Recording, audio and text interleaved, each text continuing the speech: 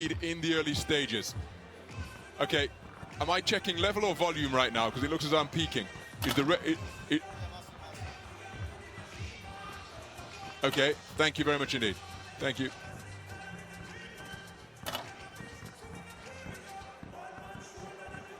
The FIBA 3x3 All-Stars is the season ending event of 3x3 basketball and rewards the top players in the FIBA 3x3 individual world ranking from all around the world.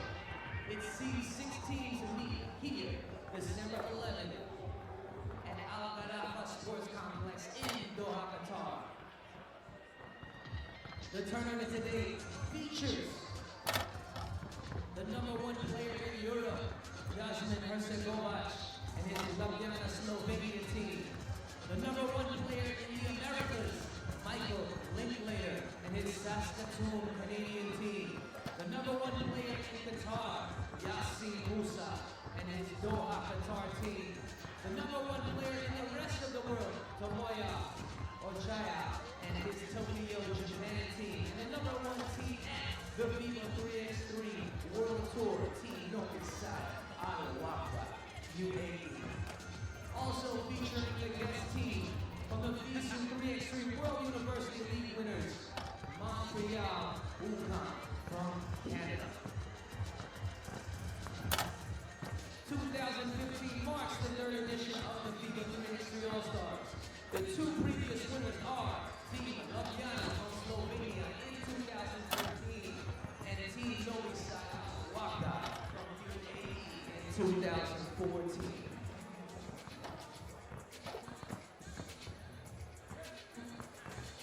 Besides the 3-on-3 tournament, you will also be watching one of the best dunk contests in the world, featuring the all-time rivalry between European dunkers and dunkers from the Americas.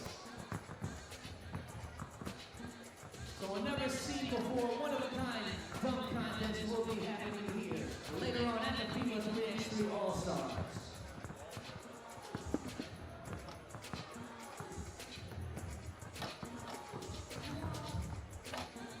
Once again, don't forget, guys, sign up, y'all, for the raffle. Just go outside, they have a little box outside where you can sign up for the raffle.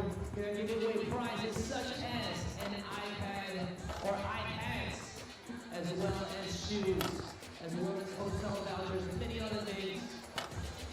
But the key is you have to pick up your prize tonight. You have to claim it tonight. As well as you're choosing 50 people from the audience for a photo opportunity with the PBA Legends as well as Team Las Filipinas, the 3-on-3 team representing here today at the FIBA 3x3 All-Stars.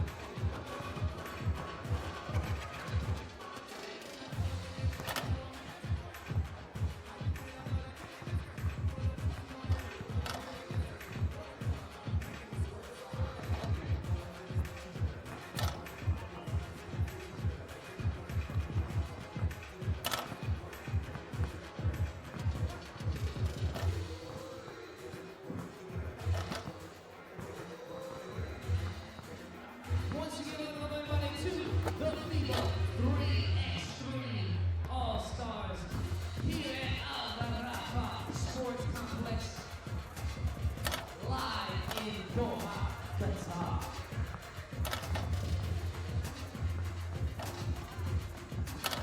Big shout outs to all the sponsors, the Qatar Basketball Federation, Wilson, the Look Company, as well as Nike.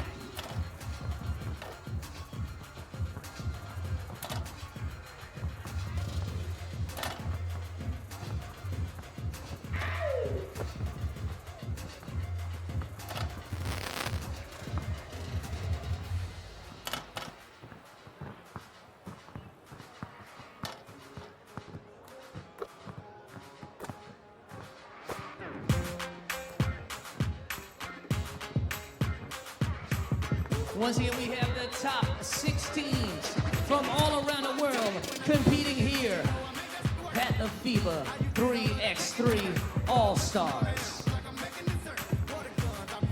The rules are a little different. If you guys didn't know, it is a 10-minute game. Clear the court, please. Players, please clear the court. We are going to be getting started soon here at the AlWahda Sports Complex for the FIBA 3x3 All-Star.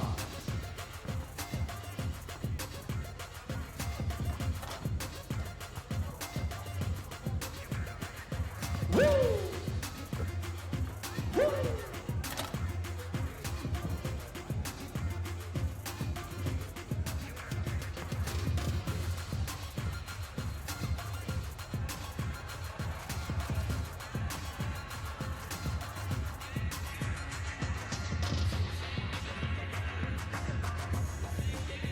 Come on, come on.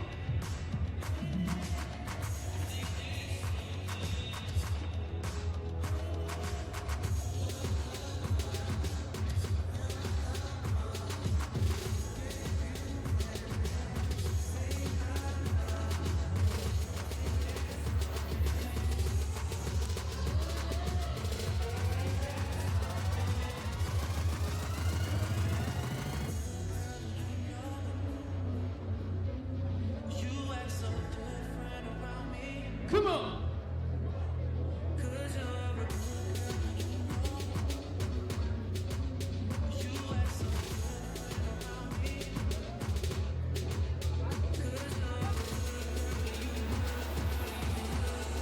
We will be starting the festivities on the shootout competition.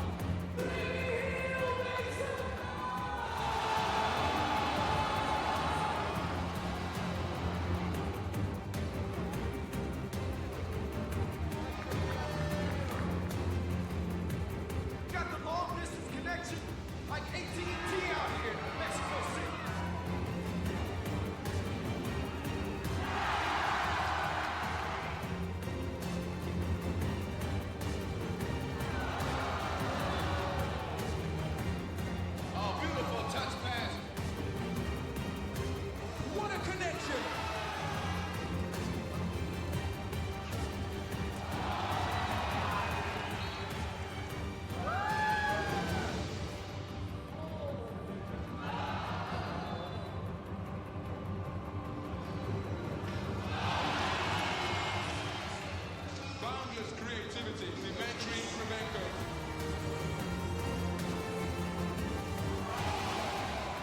Air Canada, kissing the sky. Jordan Kilgannon. Wow, what a dunk.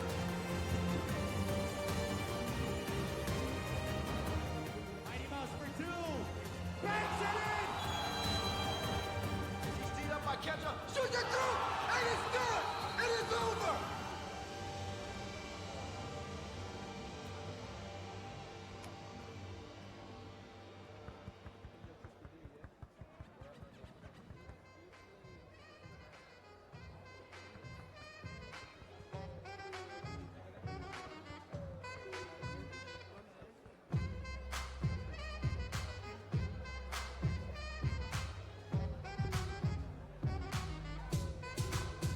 Come on.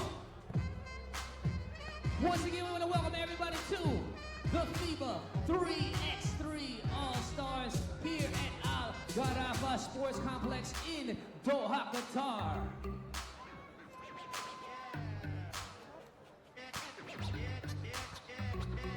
Woo! Come on.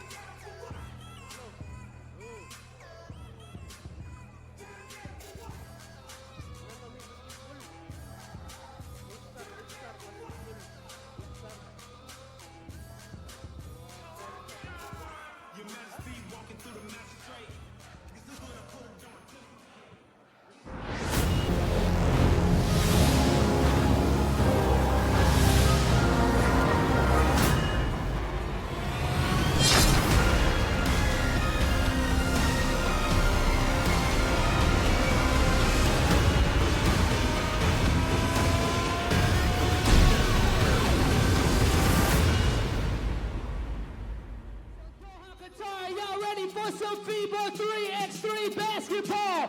If y'all ready, let me hear you make some noise. All right, we about to get started first with the QBF Shootout competition. So we're just going to announce our players here that are competing in the shootout competition. All right. And we'd like you guys all to stand here. So first we have Nolan Brudel. Mr. Nolan Brudel. Hello and a very warm welcome to the AlGafra Sports Complex in Doha, Qatar, a state-of-the-art outdoor sports venue that is the host venue for the season-ending finale of the FIBA 3x3 All-Star event. Well, the players are out on court right now for the QBF Shootout Contest. The Qatari Basketball Federation are hosts for this final event. It was the end of year 3x3 awards ceremony last night. All of these players were in attendance. Many of them were honored. And there is the #1 ranked player in the world, the man who received his honor, Dusan Domovic Bulut, of the reigning world champions from this year's World Tour. And he's looking to defend his 3x3 All-Star title here in Doha after claiming victory last year. But the first order of business is the QBF Shootout Contest. Here you see the players lining up who will shoot the balls from 3 positions on the court before the final money ball rack from the end of the court. Just give you a quick rundown of the participants. There is Dusan Domovic Bulut of NoviSad AlWahda. Also got Nolan Brudel of Saskatoon out of Canada. Gresh Clerjus from Montreal, UQAM, the first time at an all-star event that we have had 2 teams from one nation being represented. We've got Blaž Kresnar, the tallest player in the competition, the Birdman.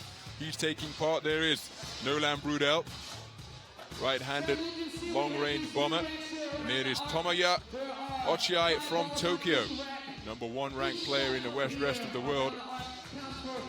Gresh Clerjus from Montreal, UQAM, the wildcard entrance in this year's All-Star festivities, courtesy of their FISU win. That's the University Championships, where they came away with the gold medal from the tournament in China just a couple of months ago. And then we have Boney Watson. There's the tallest man in the tournament. There is Boney Watson, the Doha guard. So there are the 6 players who are competing in this straight final.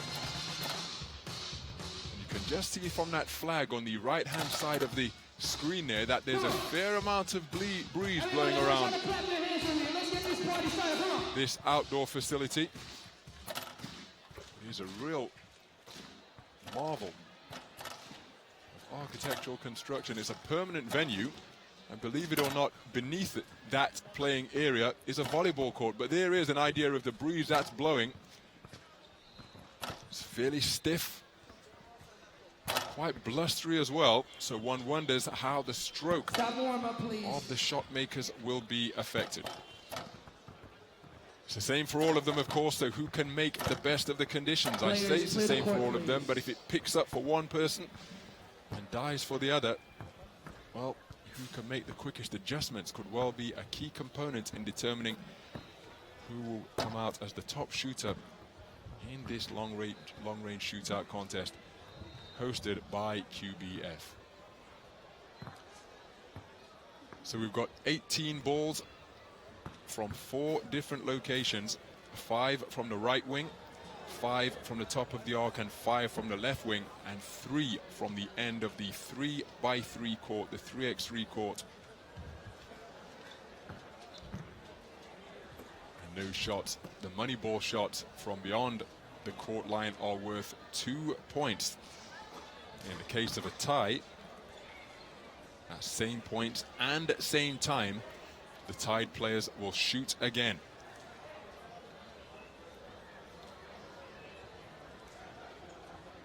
So a straight final on this occasion. No culling, no paring down to get through to a final stage. So once again, there is a 60-second shot clock and 5 balls here each around the arc, which count for 1 point each, so 15 total. 1 minute on the clock. There you see it beneath the rim in 3x3 basketball. The shot clock built into the stanchion, rather than traditionally. Often sits above the backboard and in the corner as well, just waiting. All right, so then on the starting orders is Nolan Brudel. Mr. Nolan Brudel, representing Team Saskatoon. Everybody give it up. So he gets a generous round of applause. Court facilities laid out for 1,200 spectators, and they have been coming in by the busload throughout the course of the afternoon. Approaching 5 p.m. local time, sun is setting, the floodlights are on, and the clock just about to count down for Nolan Brudel. So 60 seconds underway, and what a rapid start. First ball was good, so 1 for 2 so far. Watch Brudel and his Saskatoon teammates practicing this morning, and all 4 of them capable of filling it up in a hurry. 2 for 5 on that first rack. Let's go, come on. 4, let's go. 5, 6. Terrific shooting from Nolan Brudel. Perfect from that top rack. 5 out of 5 to move to 7 points total.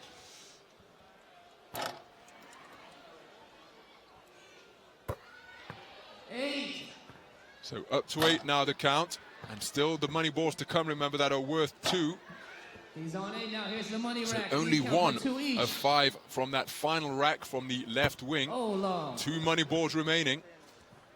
And he's getting closer with the money ball stroke, but doesn't get any. So a total of 8 points for Nolan Brudel. Terrific shooting on that second rack in particular, a perfect 5 out of 5. He sets the pace with 8 points. Representing UQAM University. So the balls will be re-racked, and just stepping up into position is Gresh Jus.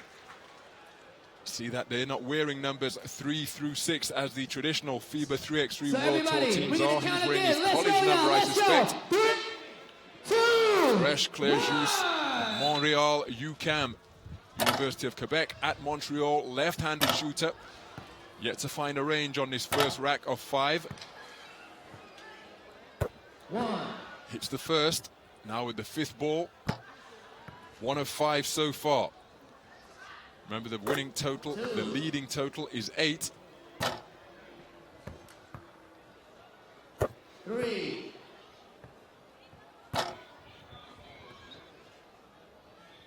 So 2 of 5 from the second rack. Onto the left wing. Hits his first from that left wing to move to 4 points total. 5. Closing in. 6 now with the money balls to go. Oh, and my goodness, he's tied it up by hitting that first money ball. So a total of 8 points for Gresh Jus. So that will come down to see who prevails between these two, if that is the leading mark, to see who did it in the quickest time, who shot most efficiently. But right now we have a tie at the top of the leaderboard between the opening 2 shooters, Nolan Brudel of Saskatoon and Gresh Jus of Montreal, tied on 8 points apiece. Now here's Blaž Kresnar from Ljubljana. Despite being the tallest player in the competition, he possesses a sweet stroke, Kresnar. 1. Makes 1 for 5 on that first rack. 2. 3.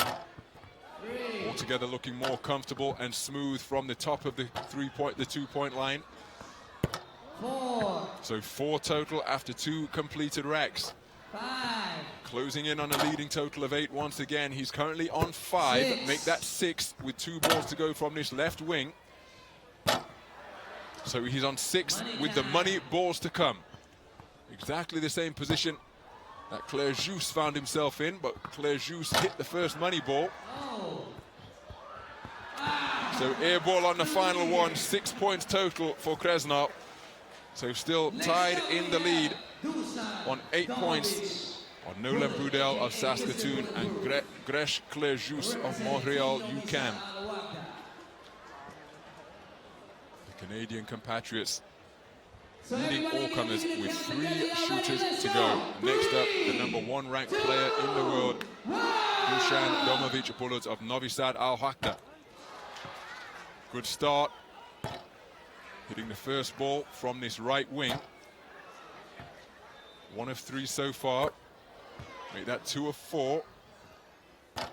2 of 4 on the first rack for Domovic Bulut. Moves to 3 points total. 3 of 3 on this rack from the top of the arc so far. 4 out of 5, move to 6 points with the left wing and the money balls remaining. 4 out of 5. Didn't get the roll on that occasion. Back iron there. So he's on 7. Money balls now. One shot will give him the lead outright. Front rim on the first effort. Right iron on the second effort, and he's out of time. Now, does that count? There was a klaxon which sounded. I'm not sure whether it was an inadvertent one. If that third and final money ball is counted, Dusan Domovic Bulut will move into the lead with 9 points. Let's see if we can get confirmation on the total.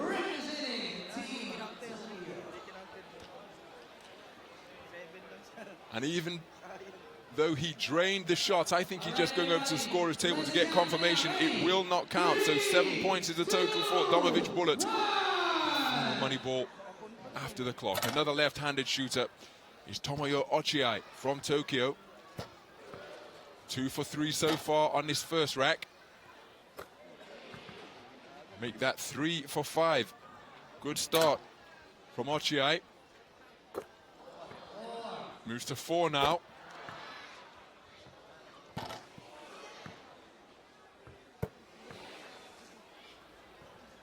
Six points total for Ochiai after 2 completed racks. So very solid shooting. 3 of 5 on both of the opening 2 racks, from the right wing and from the top of the arc.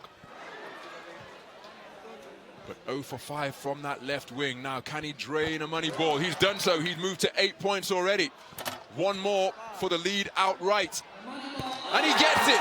We have a new leader. Tomoyo Ochiai of Tokyo moves into the lead with a 10-point total. Terrific performance from Tomoyo Ochiai, the #1 ranked player in the rest of the world, beyond Europe and the Americas, and that is how he and his Tokyo team have qualified for the All-Star festivities here in Doha.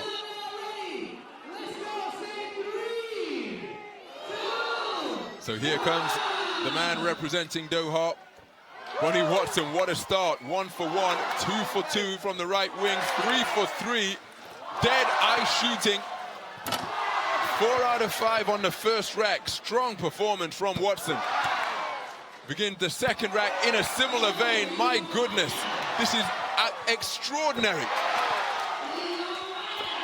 Perfect from the top of the arc. He's moved to 9 points, and he's still got the left wing 5 balls remaining.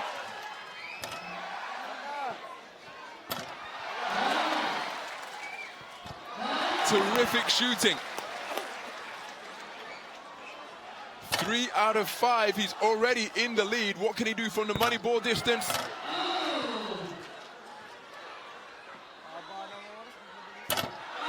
No money balls connected, but Bonnie Watson brings delight to the local fans here in Doha with some terrific shooting. 5 out of 5 from the top of the arc, 4 out of 5 on his first effort. 12 points total to give Bonnie Watson the QBF Shootout title here at the All-Star festivities in Doha, Qatar. Terrific performance. Bonnie Watson is your QBF Shootout Contest winner. 12 points his total, and didn't he start well and maintain it throughout the course of the Shootout Contest event. Congratulations to him, and delight for the local fans here in Doha. Contest winner, Mr. Bonnie Watson. He takes home an iPhone 6. And the winning prize is... So, Bonnie Watson acknowledging the local crowd here after a brilliant performance which saw him put up a total of 12 points. And he is the recipient of an iPhone 6.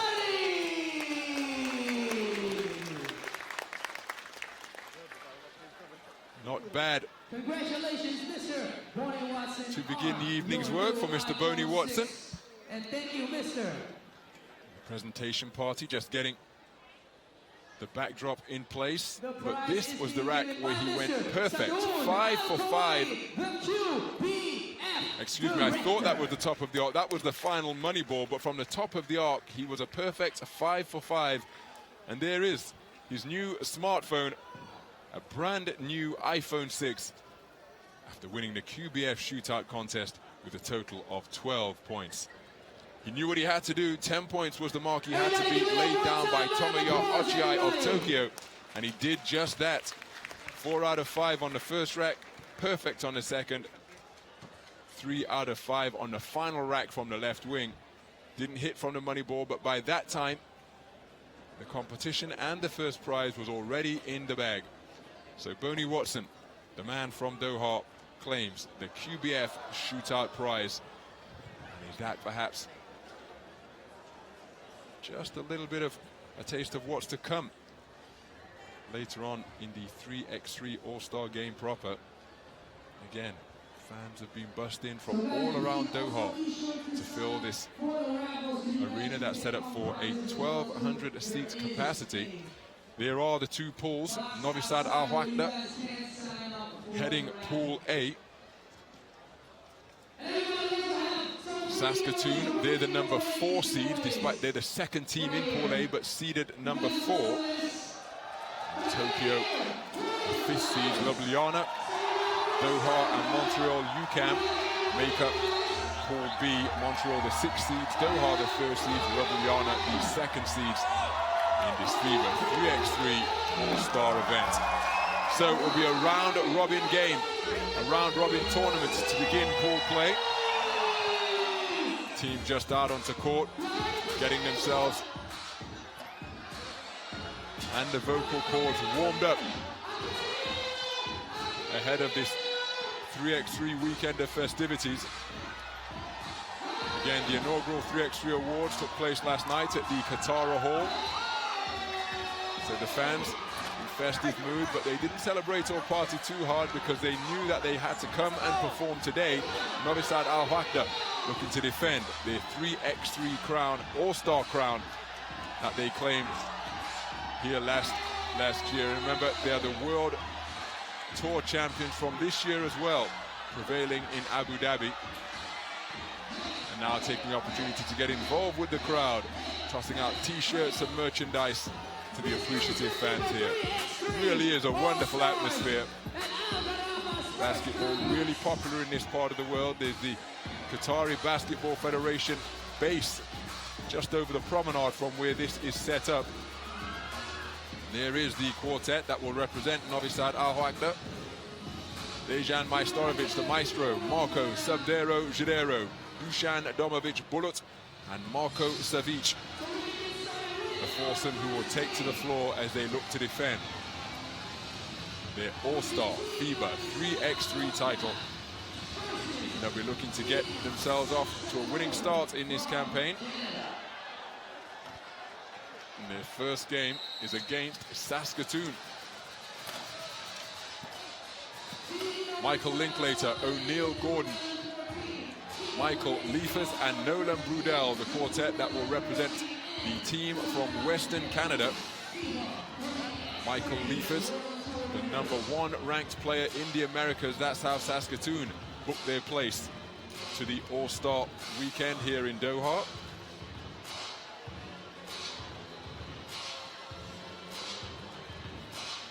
Such a familiar routine for these players now. NoviSad AlWahda, 2014 FIBA 3x3 All-Star winners. And remember, the World Tour winners for the previous 2 years, 2014 and 2015, back-to-back victories on the World Tour. Can they replicate that success by defending their title here in Doha in the All-Star event? It was Doha they beat in the final of the FIBA 3x3 All-Stars.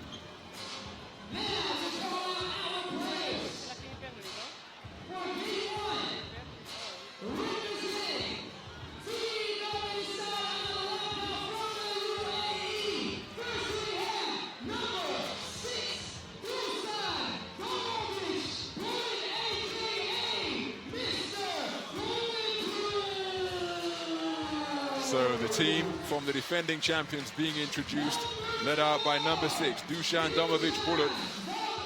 nicknamed Mr. Bulletproof, the #1 ranked player in the world. He wears number 6. And here's the maestro, Dejan Majstorovic. 2 meters tall, 100 kilograms, #2 ranked player in the world. Marko Savic, 28 years of age, #3 ranked player in the world, 1.97 meters. And here is the man nicknamed Sub-Zero, Marco Giuliero, 1.9 meters tall, 4th ranked FIBA 3x3 player in the world. Your quartet from the defending All-Star champions, NoviSad AlWahda. So Michael Linklater, wearing #3, leads out the Saskatoon team. 1.78 meters tall, lightning quick point guard. And his backcourt partner is O'Neal Gordon, nicknamed Flash, from Toronto, based in Manitoba. Michael Leifers, tallest player on their team at 2.07 meters, a high flyer as well.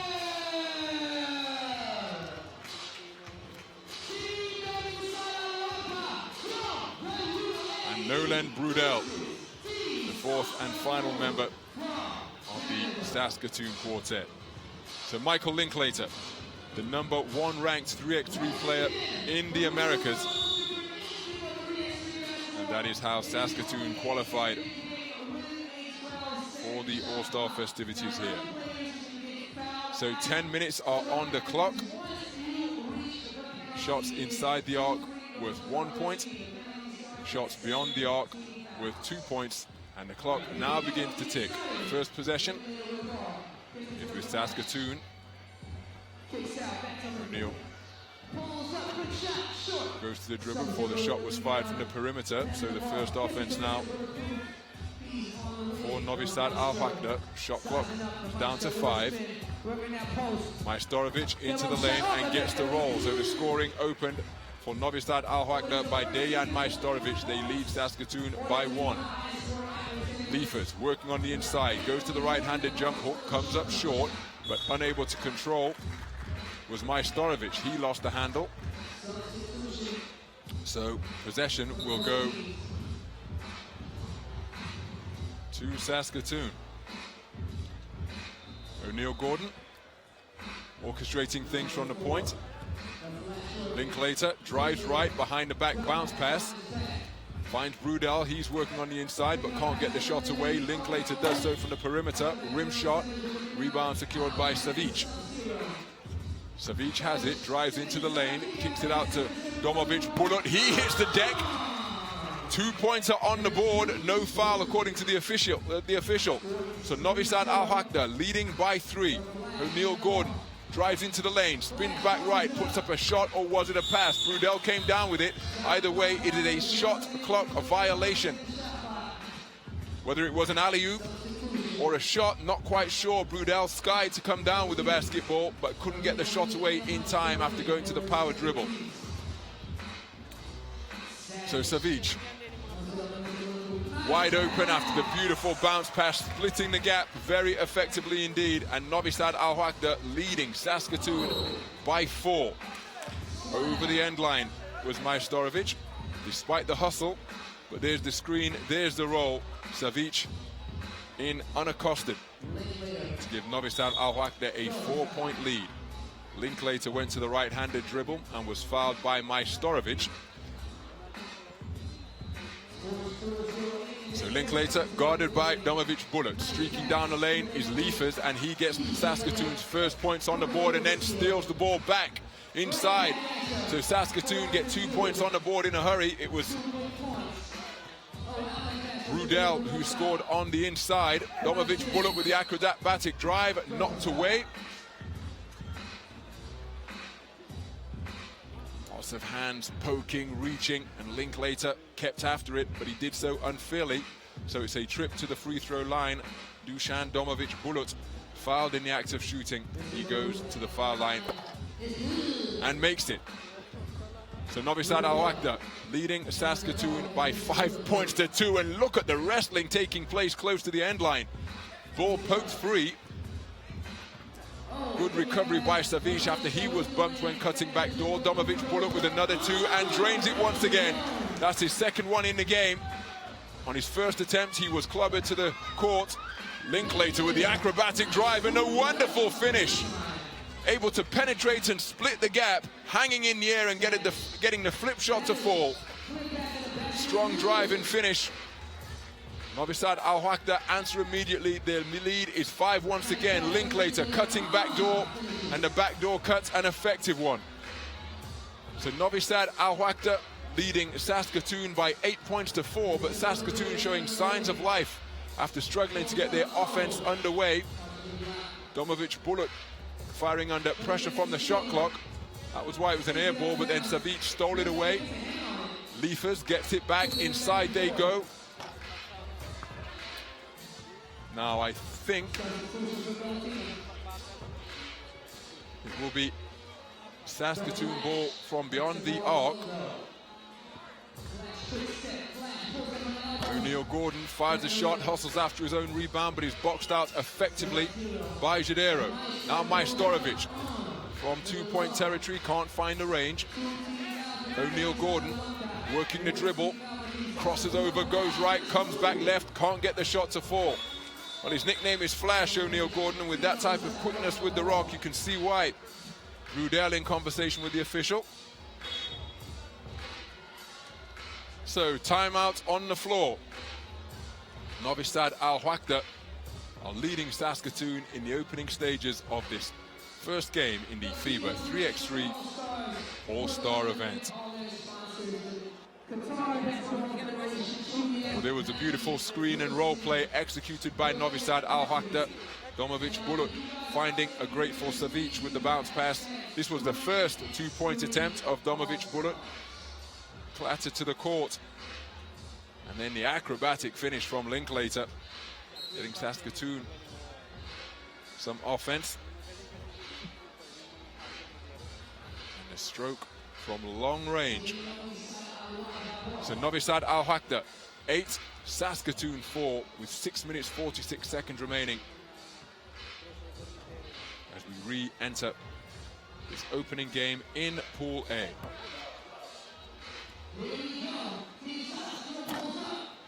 So Brudel can't hit.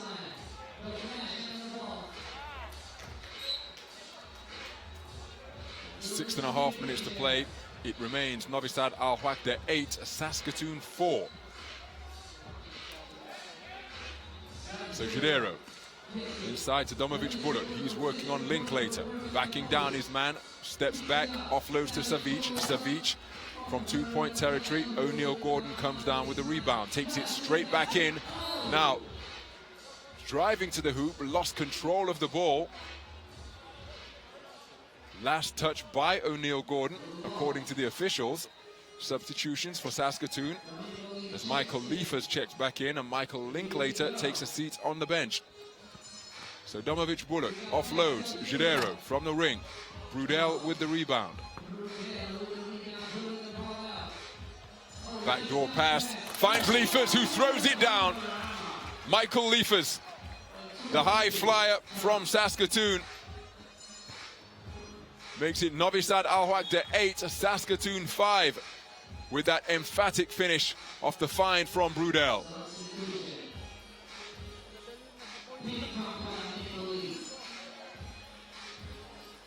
Two players who were teammates at the University of Saskatchewan linking up on that particular play. So Savic finding a streaking Domovic bullet. Has been an effective offensive weapon for them today, the backdoor cut, as it has indeed been for Saskatoon. Both teams using the backdoor cut to good effect, making no mistake with a close range shot.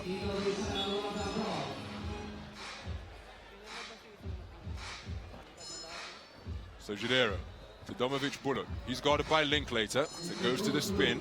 Backing down his man now, surrounded by two players as Liefers comes across to help. Fires the shot as the shot clock was ticking down. Couldn't find a range. O'Neal Gordon comes down with the board. He's guarded by Maestro. Air ball on the shot, so Linklater's going to have to fire. secured possession of the basketball, but didn't get the shot off before the shot clock expired. Shot from O'Neal Gordon didn't draw any iron, so the shot clock continued to elapse. And now it's the trio on the floor, who all won a national title with the University of Saskatchewan in 2009, 2010. O'Neal Gordon played his collegiate basketball in Canada as well, but played at the University of Manitoba.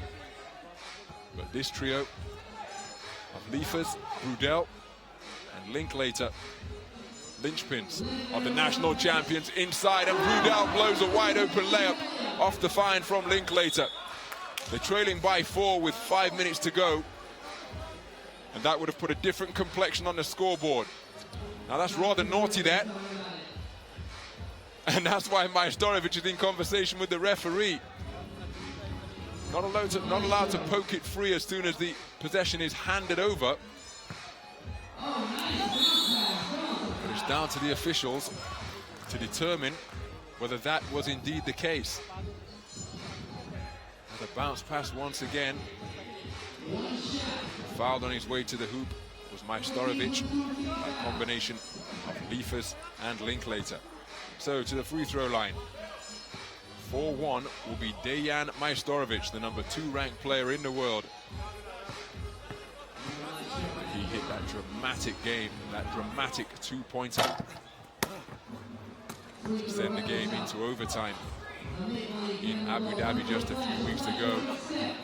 Enabling NoviSad AlWahda to defend their title. Brudel gets the finish on the inside, the whistle as well. He'll go to the free throw line looking to complete a 2-point play. Terrific finish on the inside by Nolan Brudel. Heaviest athlete on the Saskatoon team at 107 kilograms. Packed onto his frame of just over 2 meters, 201 centimeters. And O'Neal Gordon fires from the perimeter. Shot dancing around on the rim and fighting and coming away with it is Brudel. It's now in the hands of Gordon. Players getting tied up on the perimeter. Domovic Bullet can't believe he's been whistled for that. He feels he's standing his ground. So Linklater, guarded by Domovic Bullet. He backed off, and so Linklater pulled the trigger and drained the long-range 2 inside to Savic off the nice touch passing around the perimeter. NoviSad AlWahda answer immediately and extend their lead to 2 once again. NoviSad AlWahda 10, Saskatoon 8. And this has been a very good fight back by Saskatoon, who took a while to get their offense going up strong, or looking to go up strong. Was Michael Liefers. He was bumped as he went to explode off the court. There's the power dribble. Domovic Bullet ensuring that he couldn't get off the ground, so instead it's a trip to the free throw line for Michael Liefers. And he drains it, so we have a 1-point basketball game. NoviSad AlWahda, the defending all-star champions, 10, Saskatoon 9.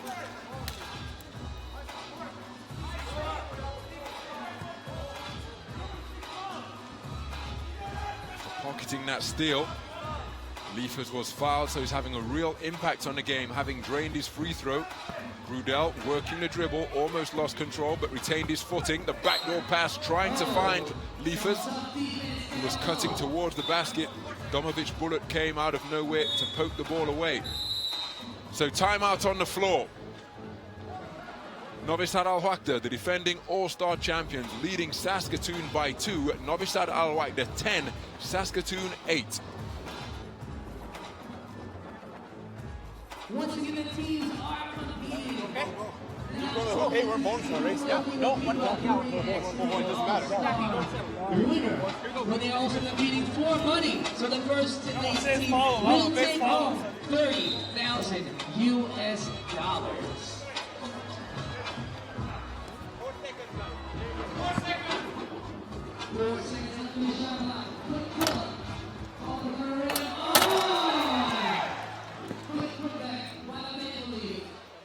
So it's a 1-point game, and NoviSad AlWahda have turned possession over once again. This is a terrific fight back by Saskatoon. Linklater goes behind the back, drives the lane, gets all the way to the basket, but can't get the shot off.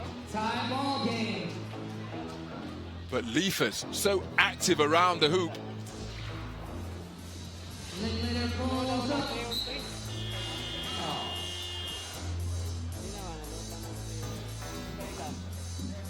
So just over 3.5 minutes to play.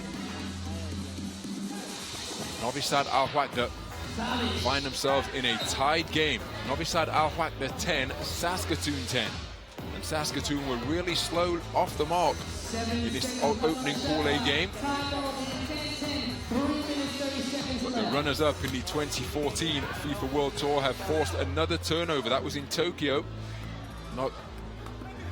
Saskatoon finished as the runners-up in that particular edition of the World Tour. The step back from Majstorovic, back iron, Domovic bullet, soaring for the rebound over the back of Linklater. That's why he's looking quizzically at the referee, but the call will go in favor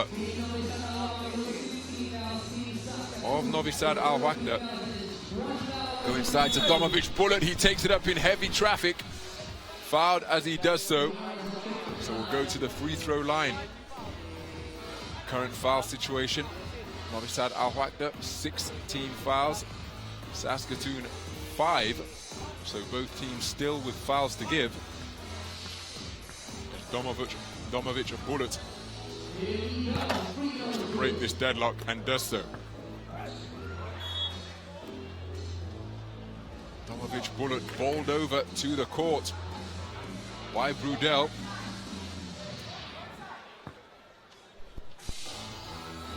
Turnover. I thought it was a turnover. And now you see there is a talking to Jadero as he poked the ball out of Linklater's hands, indicating to the ref. That's what Saskatoon have been doing all game long, and Linklater drives to the hoop to tie things up at 11. The acrobatic spin and drive, and so active on the inside. And while NoviSad AlWahda are remonstrating with the referee, Saskatoon have taken the lead. They come straight back to the #1 seeds, and it is a tied game at 12 points apiece. Stolen away by Jadero.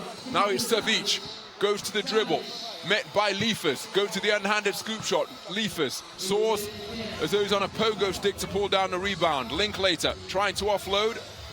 The ball bouncing as though it's a rugby ball at the moment. Liefers elevates, back iron with the shot. And now it's in two-point territory once again. Majstorovic for two, back iron, rebound Brudel. We are tied at 12 with 2 minutes to go in this opening Pool A game here at the FIBA 3x3 All-Star event. Brudel goes to the turnaround fadeaway and gets it to fall. Saskatoon leading by 1, but the answer from downtown, Majstorovic with the 2-point shot gives NoviSad AlWahda a 1-point lead. NoviSad AlWahda 14, Saskatoon 13, courtesy of that long-range 2 from Dejan Majstorovic, connecting when his team needed it most. But this is a real dogfight here in this opening game at the FIBA 3x3 All-Star event.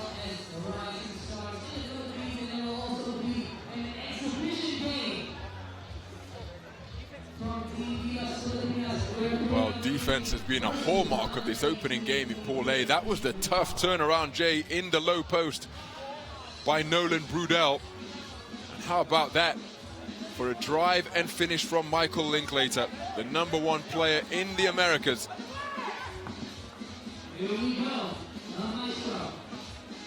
And again, so active. The long arms and anticipation of Michael Liefers wreaking havoc in the passing lane.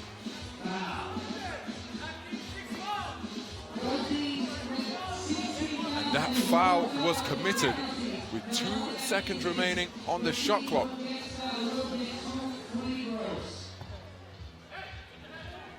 Majstorovic for 2, back iron. O'Neal Gordon with the board. Linklater drives in from beyond the arc, goes to the turnaround, hangs in the air and bottoms it. We are tied at 14 points apiece in this opening Pool A game. Domovic bullet had to explode off the court to secure that ball, and again Linklater shadowing his man all over Majstorovic.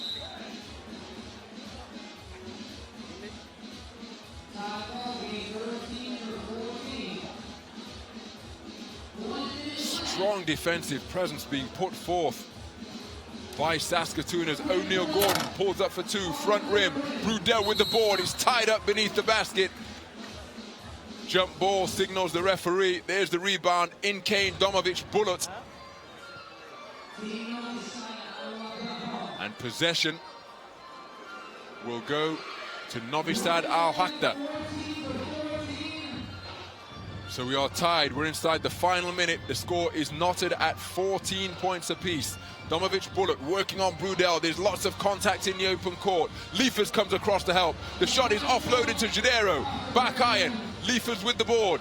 Spins back baseline. Drives into heavy traffic. Taken away. Now, unfairly so. What's the call from the referee? Marco Jadero pocketed the ball. We are tied at 14, 40 seconds remain in the game, and in trying to recover the ball back from Jadero, it is Liefers who has been whistled for the foul. So to the free throw line for two shots, but Jadero cannot convert the first. That was Saskatoon's 7th foul. One free throw remaining as Jadero looks to break the deadlock. And does so. Marco Jadero 1 for 2 on that trip to the free throw line, making it NoviSad AlWahda 15, Saskatoon 14. 30 seconds to go. Linklater drives off the glass, can't get the shot to fall. Majstorovic. Now Domovic Bullet, guarded by Linklater. Gets free, drives the lane, rejected by Gordon. Terrific defensive play. Nolan Brudel recovers, he fires from two, back iron, Linklater with the board. 8 seconds remaining in the game, trapped in the corner is O'Neal Gordon, and now NoviSad AlWahda can keep possession and run this one out. They lead by 1, they have been fouled with 3 seconds remaining, but this was a high-flying rejection by O'Neal Flash Gordon, denying that shot attempt at the rim. But now, with a timeout on the floor, 3.1 seconds remain in this game. And NoviSad AlWahda will have possession on the free throw line. This was the drive. It was the defensive help. O'Neal Gordon planted his 2 feet after shuffling across, hung in the air, extended the arm, and swatted that one away.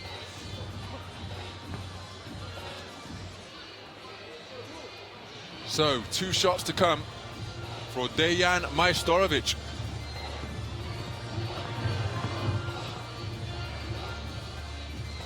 Saskatoon.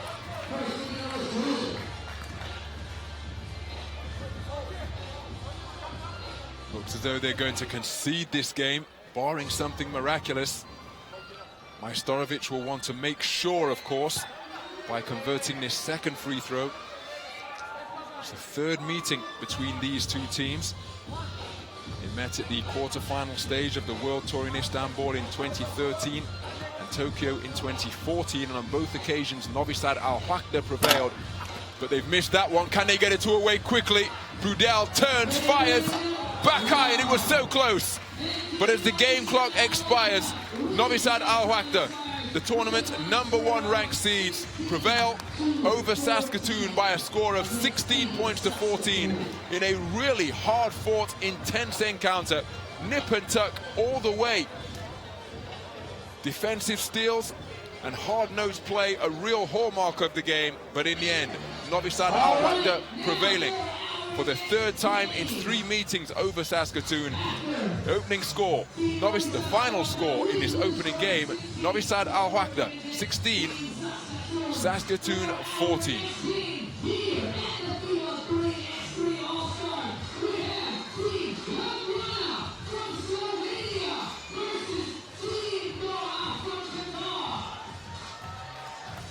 So some of the highlights from that opening game in Pool A.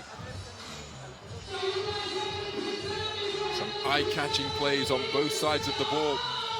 From Saskatoon in particular, Michael Liefers got close to the rim on occasion. There were some beautiful cuts off the ball by both teams. It was Michael Linklater the beneficiary there. But here's Liefers getting loose close to the hoop.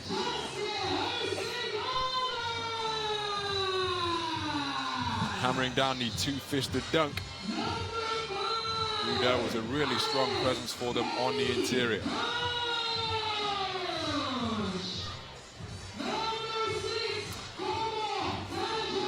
Liefers again collecting the ball off the rim. And that's like a layup drill for the high-flying Michael Liefers. Nip and tug all the way, tough shots hit all the way as well. That was when the game was tied.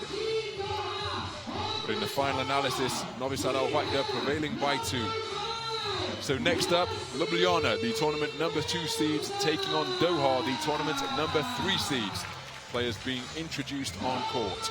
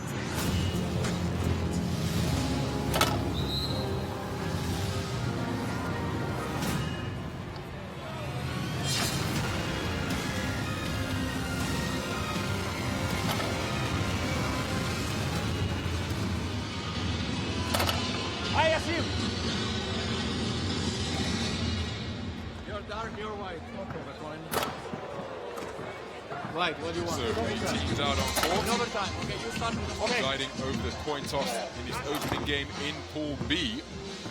And it's often interesting that the team who wins the coin toss will often elect to defend first. Because by giving up possession to begin the regulation period of the game, if it goes to overtime, that means the team which defends first to begin the game will have possession first in overtime. And remember, overtime can be decided in one possession, so possession in the extra period can be absolutely crucial. So Ljubljana wearing black trimmed with orange, taking on Doha. Qatar representatives wearing orange trimmed with black. So much experience on the Ljubljana squad. The number 2 seeds in the tournament, Yasmin Herzegovats wears number 4, Aleš Kunc, the veteran of 2 Eurobasket tournaments, wears number 6. Tomo Kajc wears number 5, and Blaz Birdman Kresnor, the tallest player in the tournament at 2.16 meters, wears number 3. So first possession is to Ljubljana, fired from the perimeter, in and out.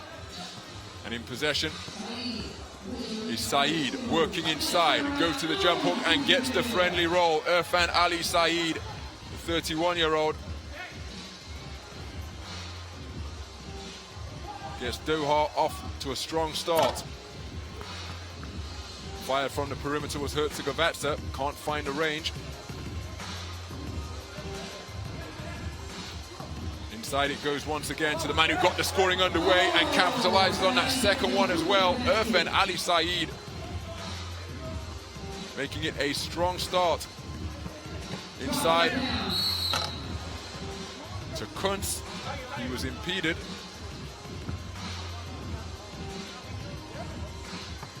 Take a look at that finish on the interior. Irfan Ali Saeed, and to the free throw line is Aleš Kunc.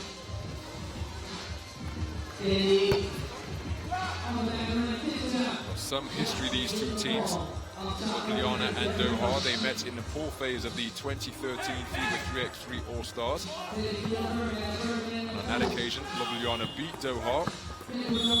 Working on the inside is Kresnor. Foul while the play was on the floor. There you see him getting dream shake Yassine Musa up off his feet. Air ball as Chaich fires from 2-point territory but can't find a range. But after beating Doha in the pool phase of the 2013 FIBA 3x3 All-Stars, Ljubljana have lost twice to Doha this season. The quarterfinals of the Manila 3x3 Masters and the final of the World Tour Masters in Beijing.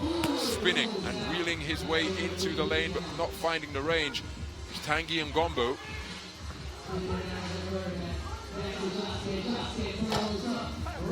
Rim shot, fighting to keep it alive and ultimately hustled down. Ali Saeed reeled it in, but only into the hands of Ljubljana. Boney Watson able to hustle that one down. Some intelligent play to bounce it off the foot of Kresnar.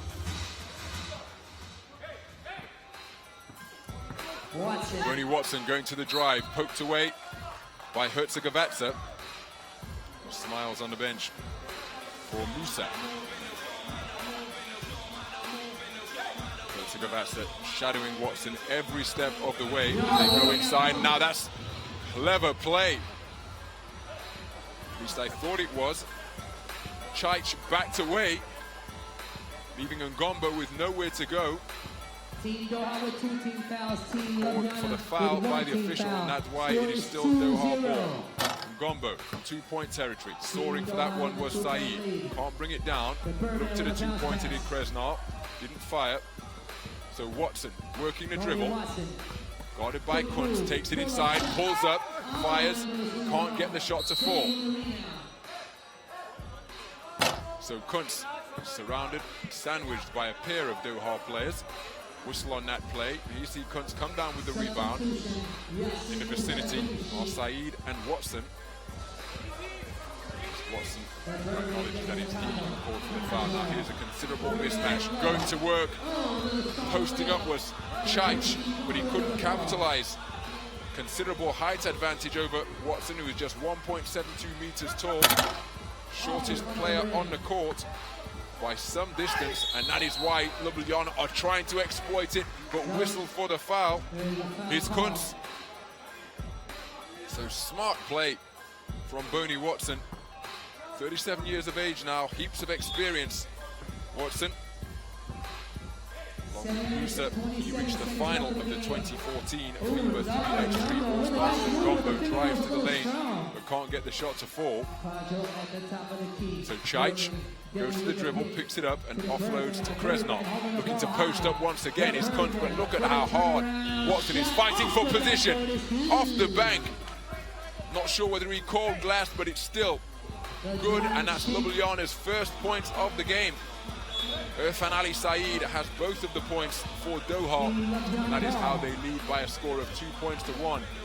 Goes to the turnaround, goes to the fadeaway, gets the shot to fall off the glass. So Kresnar inside, now back outside to Kresnar, who fires from 2 and drains it. Ljubljana take the lead in the early stages of this Pool B game.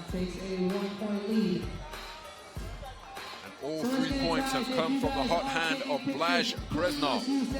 Fadeaway shot off the glass on the interior, and then a long range 2 to give Ljubljana the go-ahead score. The opening exchanges of this opening Pool B game.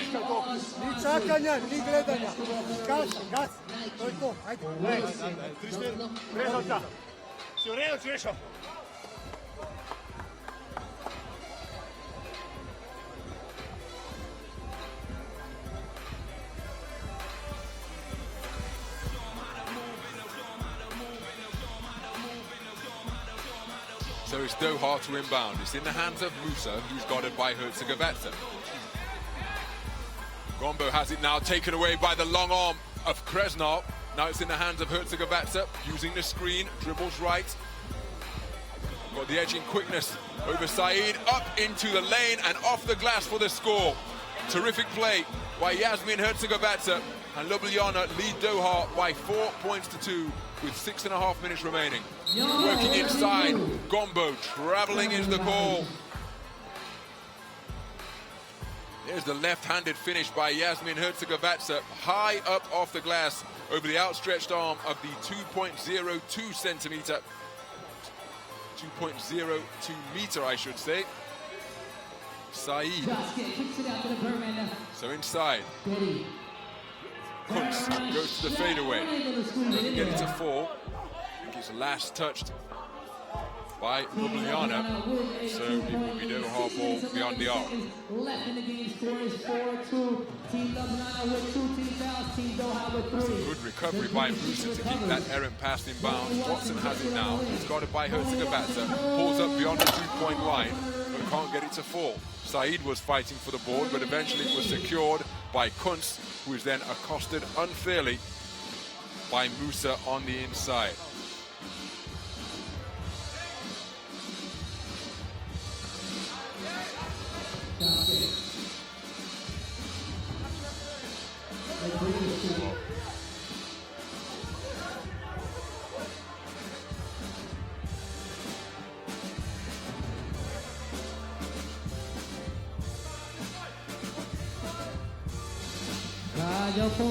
So 2-point territory. Chaich can't find the range. The trio that's on the floor right now for Doha. Well, the trio that shocked the world, I say that, just as Musa leaves the court, but Musa, Said and Watson won the 2014 FIBA 3x3 World Championships in Moscow in 2014. As we have another traveling violation. So Doha, in this particular 3x3 format of the game, have real pedigree. Don't pass, Chacho in the key. Chaich, that slap on the hand of Chaich by Bernie Watson was audible from my commentary position, way up in the stands, but any basketball veteran will tell you the hand is part of the ball. Chaich not happy though. Here's the play again. There's the slap. Now I think that strays into the realm of forearm, but no call from the official. So it's Ljubljana 4, Doha 2, with 5 minutes 20 seconds remaining in this opening Pool B game. Remember, there will be 2 games in each pool. Now lots of contact. Herzegovats guilty of leaving his feet. And Watson using his intelligence and experience, firing a shot when Herzegovats couldn't control his body, couldn't fight the gravity pulling him back to earth. And now it will be a trip to the free throw line for 2 shots for Boney Watson.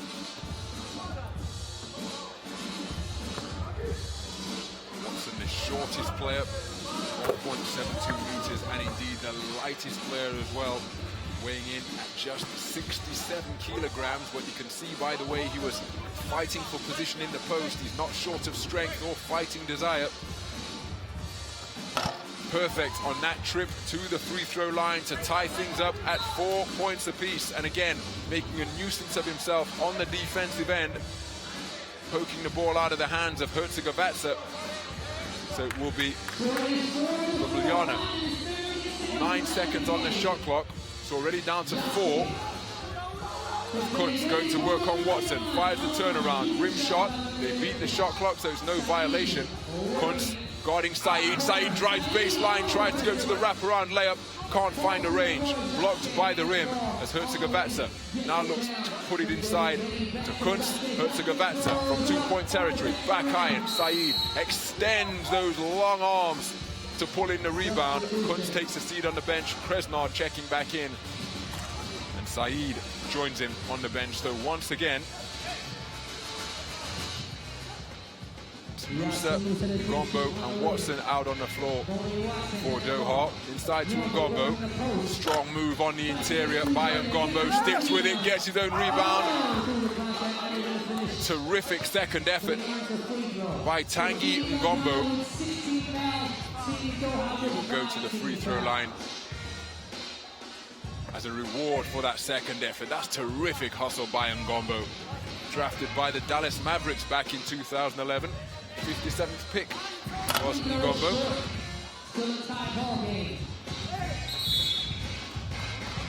So it remains tied.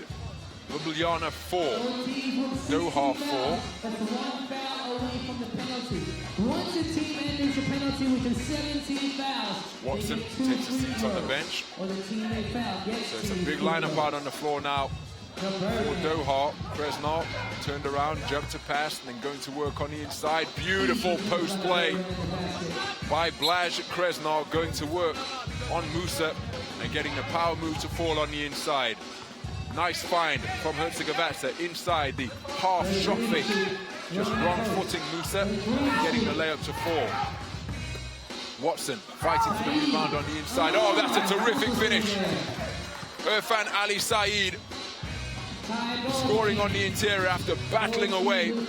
Herzegovina with a long range two. Gives Ljubljana some breathing room. He makes it Ljubljana 7, Doha 5, with just under 4 minutes to play in this Pool B game. Herzegovina with the good hands to poke it away. Čajč finds Kresnal. Herzegovina, 2-point territory once more. Gombo backs off. Herzegovina keeps it on the dribble and gets all the way to the glass to just beat the shot clock and open up a 3-point lead for Ljubljana. Ljubljana 8, Doha 5 with 3.5 minutes to play in this opening Pool B matchup.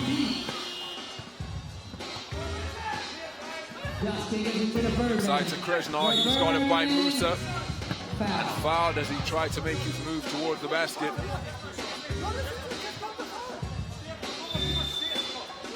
Yassine Musa called for that foul. We have a timeout on the floor. Ljubljana leading, not Doha, by 3. Ljubljana 8, Doha 5. And that's the foul committed by Musa. As Kresnal went to the dribble and that the long range two by Herzegovina.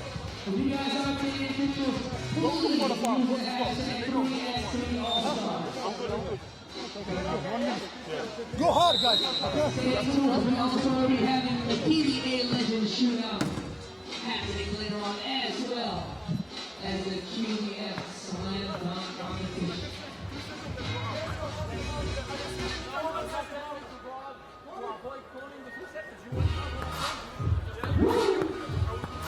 So Doha have now committed 17 fouls, so to the free throw line for 2 shots. Blaj Kresnal.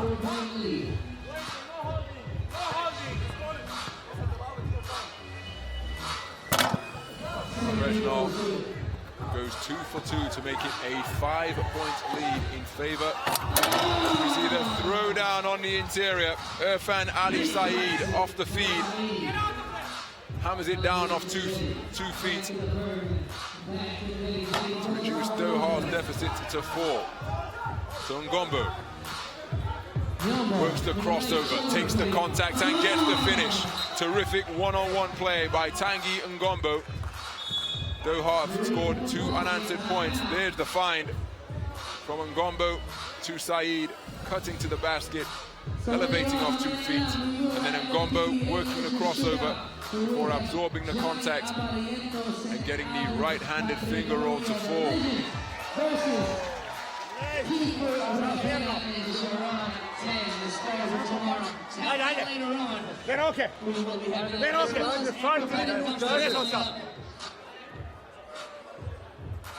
And the QBF Slam Dunk competition.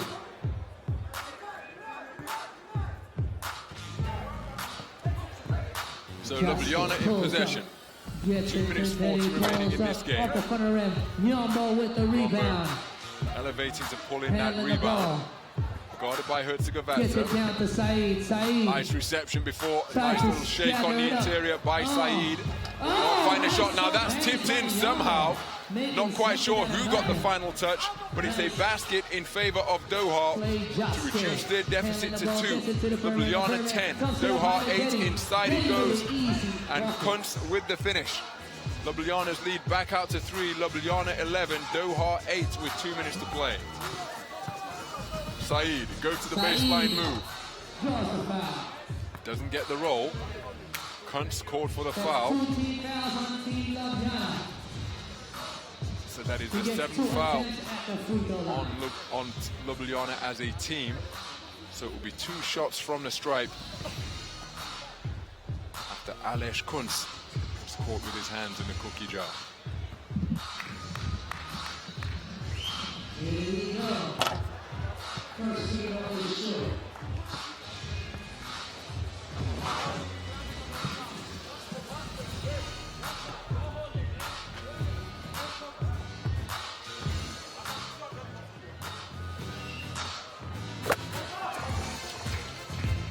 So the second is good. Herzegovina right back into the teeth of the defense. And then broken up. Doha come away with it. Musa has it. Saeed, guarded by Chaich. Gombo working on Kresnar, goes past him. Now is that goaltending? Terrific second effort once again. Tanguy Ngombo showing persistence, showing commitment, coming down and getting the second effort to fall. He makes it a 1-point game. As Chaich blows the layup, Doha can go ahead or tie things up here. Nice reception in the low post. Ngombo backing his man down, initiates the contact with the shoulder. Saeed keeps it alive and then finds a teammate in the form of Musa. Offloads to Ngombo, and we have a tied basketball game. Tanguy Ngombo is having a terrific impact on this contest. He's the helper, he's scoring on the inside. Kresnar can tie the deadlock and break the deadlock, and does so with a long-range two. Blaz Kresnar showing his prowess from the perimeter, makes it Ljubljana 13, Doha 11 inside the final minute. Inside and the finish from Yassine Musa. It's a 1-point game. Herzegovina for two. Nothing other than glass, so the shot clock continues to tick.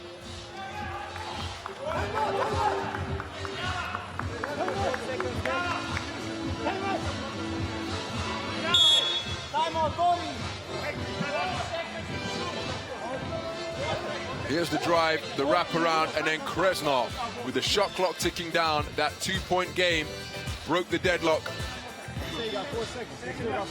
and gave Doha a 2-point lead. There are 32.2 seconds remaining. Doha, the home team, trailing Ljubljana by 1.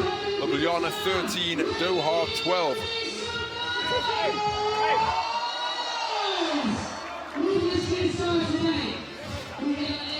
Ljubljana looking to repeat the All-Star success that they earned in 2013 when they were the champions of this event. And that was after winning the 2013 World Tour as well. Firing from two and draining it from long range is Chaich. And all of a sudden, it's a 2-possession game. Ljubljana 15, Doha 12, and there are just 20 seconds remaining. Saeed puts the ball on the floor, goes to the hoop, gets his own rebound and gets the stick back to fall. Bit of confusion amongst the ranks in Doha. They're trailing by 2. Why are they not fouling to make Ljubljana earn it from the line? It looks as though they're willing to run this one out. Chaich, oh my goodness, that is a dagger through the heart. And the head of the Qatar Basketball Federation, His Excellency, looking on from the VIP seats like that one. And in the final analysis, it is Ljubljana who have beaten Doha by 4. Ljubljana 17, Doha 13. But that perhaps not a fair reflection of how close this game was. But Ljubljana using long-range shooting to blow the final score wide open. These are some of the highlights. Saeed got Doha off to a terrific start. All right. So as Kresnar got the first point on the board with that shot glass, and then made it 3 points in a row with that long-range two.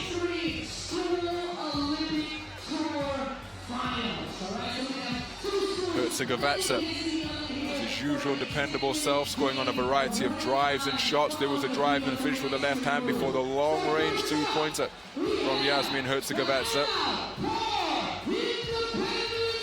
Throwdown was secured on the interior by Saeed, but Kresnar again breaking the deadlock with that long-range two. And then Chaich came up big in the closing stages from downtown. 17-13, the final score in favor of Ljubljana, the number 2 seeds.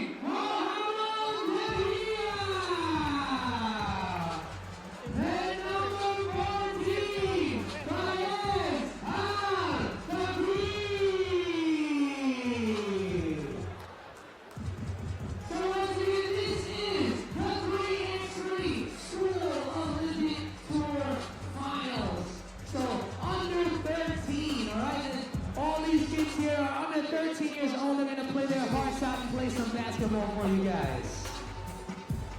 So it is a 10-minute running time game, which means time will continue. So it is the first team to 21 points or the team with the highest score after 10 minutes. So here we go. Doha, Qatar. Lahat ng mga Pilipinos nandito. Y'all having a good time. Let me hear you say, oh! All right, we have a lot going on today. So we're going to have these kids play some basketball here, a little exhibition game for you guys.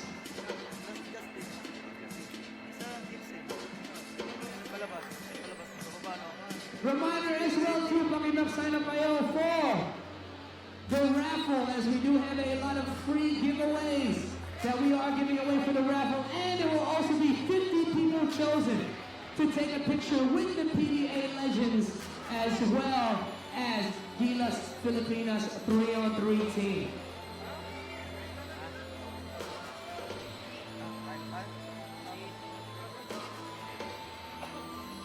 So after this first game, we will be doing our first set of raffle choosing. All right, so you guys have to be here in order to win the raffle. Here we go. Number 11, he kicks it out to the wing. Out front. Once again, it's only a 12-second shot clock.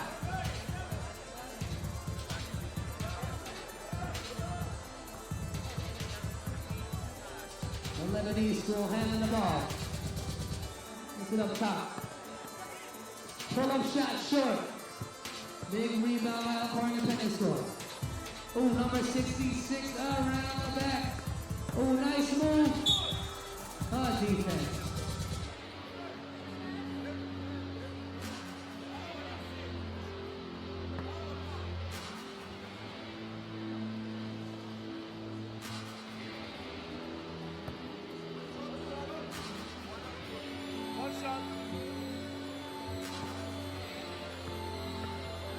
Pound on the line.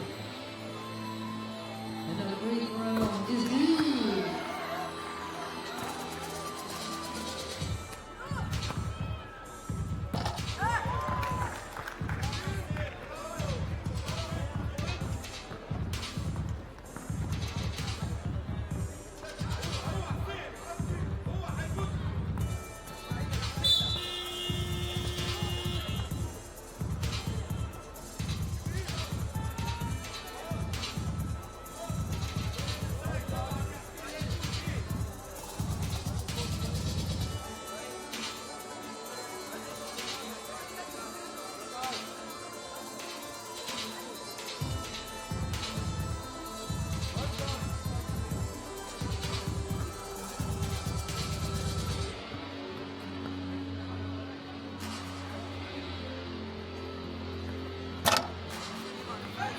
Score is 1-1.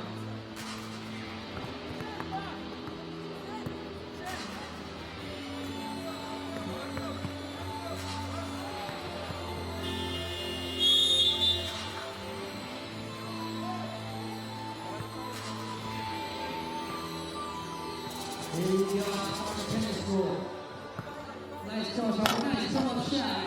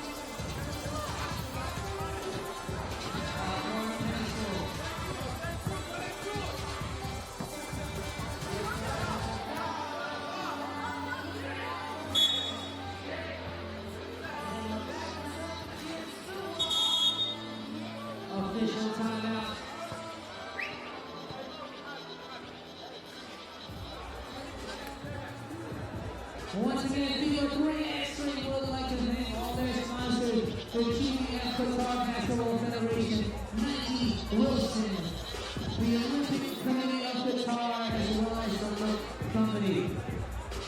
So guys, we also will be having the early bird draw for our raffle coming up next after this.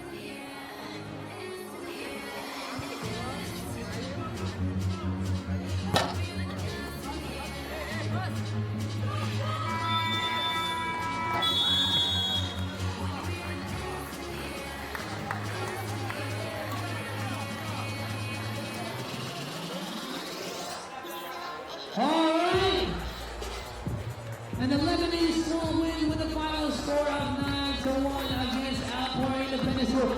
Give it up, everybody, for the young kids playing some basketball for you guys, the future here of basketball. All right, so we're going to announce our first raffle winners. We have here Mr. Alex Sanchez, the FIBA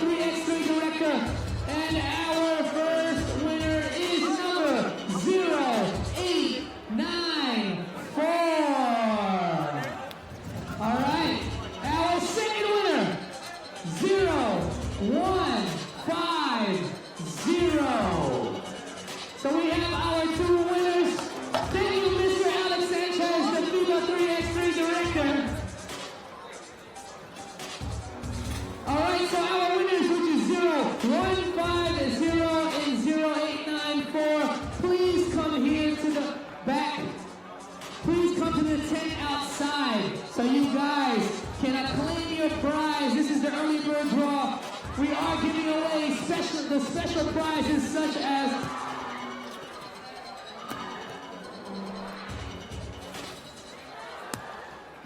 alright, so whoever won those, you win an iPad and one shoe and a hotel voucher.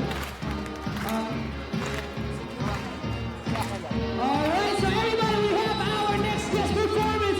Give it up, everybody, for PBA Dunkers! Oh, here we go!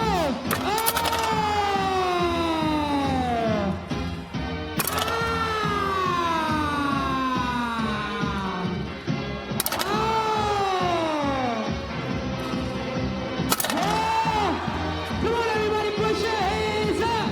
Come on, clap your hands!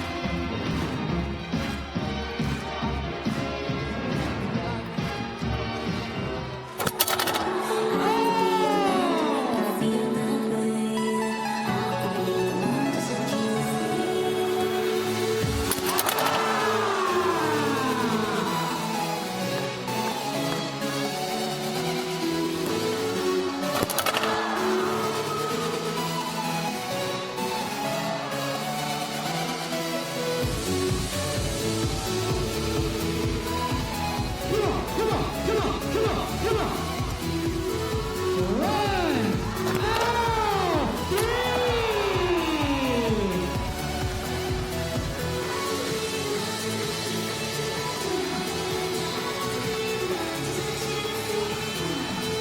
Here we go!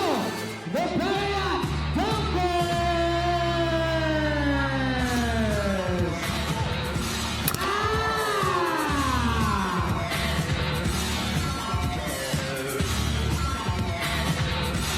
Here we go. Oh, it's like a video game.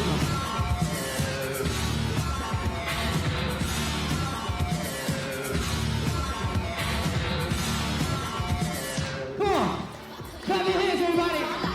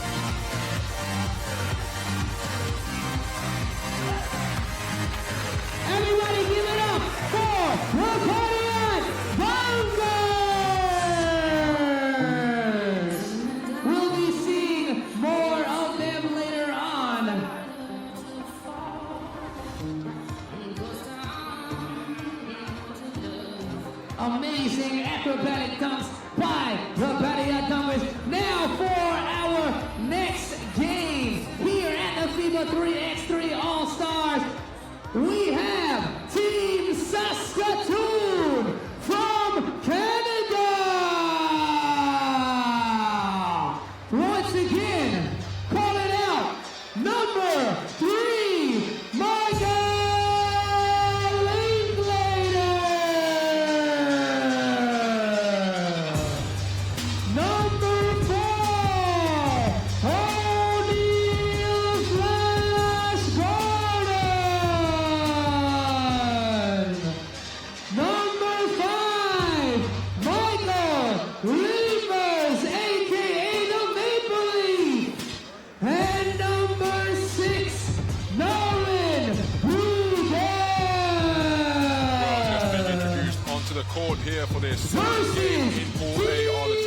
number 4 seed, Saskatoon, currently 0-1 after their opening Pool A game, where they conceded that matchup 16-14 against NoviSad AlWahda. And their opponents preparing for their first game here at the 2015 FIBA 3x3 All-Stars are Tokyo, the tournament number 5 seeds. Tomoya Ochiai, just introduced, number 1 ranked player in Japan. Seon Eddie, his teammate, the shooting guard, Mustafa Erdogan from Turkey, but representing Tokyo in this 3x3 tournament. And here is the 2-time defending King of the Rock champion, one of the best, well, the best King of the Rock one-on-one player in the world. That is Kristaps Dargais.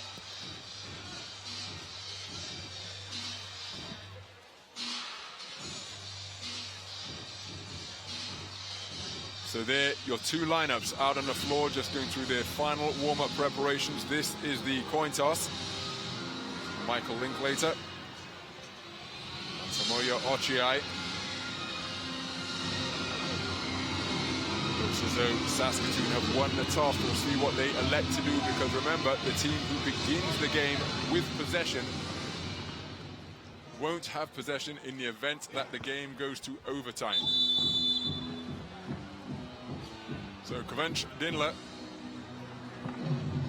Mustafa Erdogan, the Turkish representatives on this Tokyo outfit.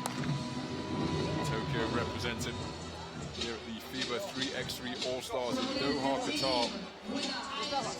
Courtesy of Tomoya Ochiai, number 1 ranked 3x3 player in the rest of the world.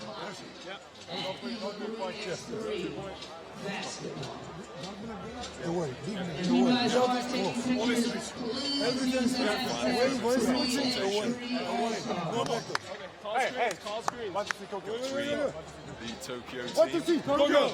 Remember, no coach, so they're responsible for setting the strategy themselves.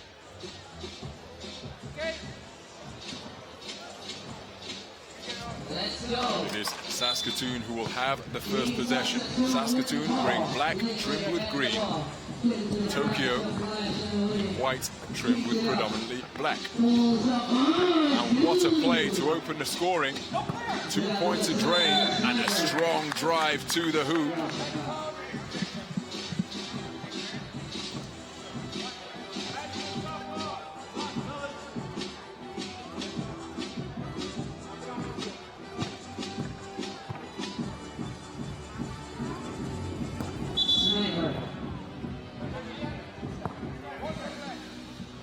So Saskatoon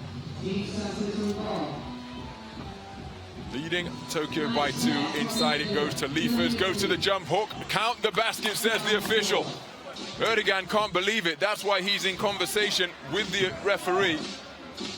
Now with the opportunity to complete a 2-point play, put the brakes on effectively, went to the spin move. Erdogan saying, what? You serious? But now, chance to complete a 2-point play. Liefers gets his own rebound, fighting for it on the inside, still battling, exploding off the floor. O'Neal Gordon gets the rebound, goes to the crossover, into the lane. Linklater dancing behind the arc, got the edge in foot speed over Dargais.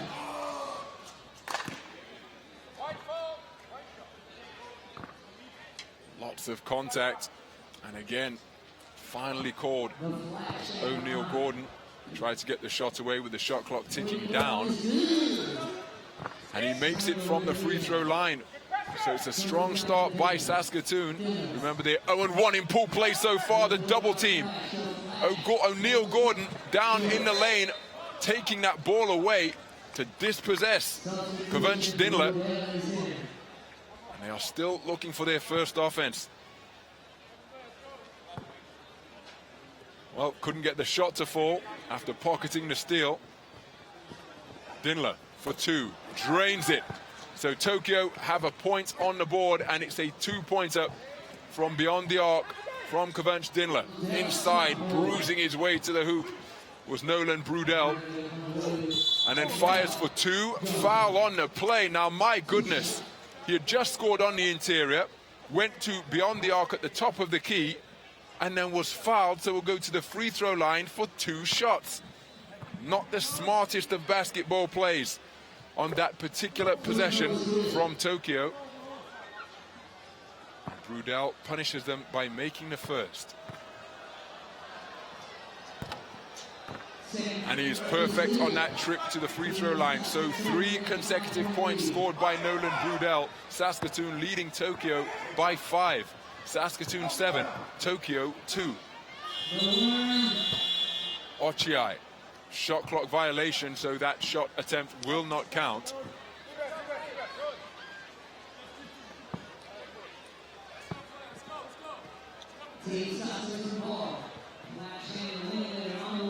So Linklater trying to find Brudel, who was cutting back door, but only found the end line, and so the ball goes out of bounds, turnover, and it's Tokyo's possession.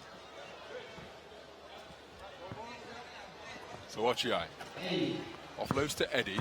He's handling on the perimeter now. Back to Ochiai, fakes the two, goes to work on Gordon. Dinler, rim shot from 2-point territory. Turnaround J fired by Eddie. Pump faking like crazy on the inside was Ochiai. And it's Linklater who comes away with it. Looked at the two with all kinds of time. Offloads to Gordon. He slices to the hole before Eddie comes away with it. Inside, Dinler working in the low post. Gets his man off the floor. Traveling violation. Shuffling those feet without bouncing the basketball.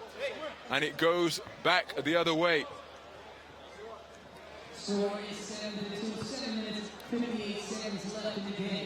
So, Eddie guarding Linklater. Linklater dribbles right, offloads. Brudel, rim shot, rebound secured by Liefers. Linklater has it once again. Despite the low defensive stance of Dinler, you'd back Linklater to blow past him. Shot from the perimeter. Liefers was soaring high for the rebound, couldn't control it. It looks as though he got the last fingertip touch. There's the rim shot. There's the big effort to try and pull in the board by Liefers, but just couldn't grasp it securely. So foul called, I think, on the perimeter. Linklater wrapping up his man as though it's a rugby game beyond the 2-point line. Dinler for two and drains it. Late on the rotation was Michael Liefers, and he was punished by Kavunch Dinler, who reduces it to a 3-point deficit. Saskatoon 7, Tokyo 4 in this Pool B game. Remember, it's this Pool A game. It's the second Pool A encounter for Saskatoon here in Doha. Tokyo in their first. Big rebound pulled in by Erdogan. Mustafa Erdogan, the tallest player on the Tokyo squad, 204 centimeters. Solid citizen as well.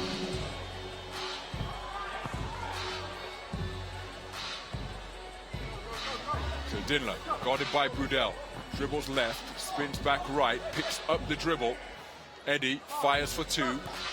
Nothing on that particular shot, hustles after it, but his foot was out of bounds, comes into contact with the advertising hoarding on the end line.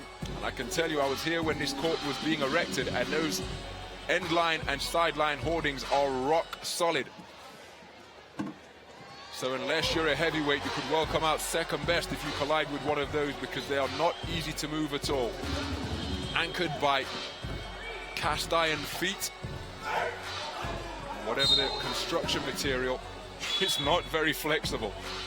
I suppose you could take the point of view that most of Doha, given the region of the world that we are in, most of Qatar is a plethora of sand, but we are literally on top of a beach volleyball court here, part of the Qatar Sports Academy. Qatar Basketball Federation is just across the promenade. The Qatar Olympic Center is within this campus as well. It's a magnificent all-sporting facility. and the temporary 3x3 court has been built and constructed on top of a beach volleyball arena. There's beach soccer just over the way. I can see a game of beach soccer taking place just to our right, beyond the end line of the 3x3 court here. But back to matters on the 3x3 court as Lipek goes way up high to take that rebound down from above the rim. Inside it goes to Dindler, and he has been a real high point and bright spark for Tokyo on the offensive side of the ball. Linklater using that quickness to dance into the lane. The ball is bumped free, and it's last touched by Canada. But Linklater getting Gordon off his feet. Lipek couldn't get there in time.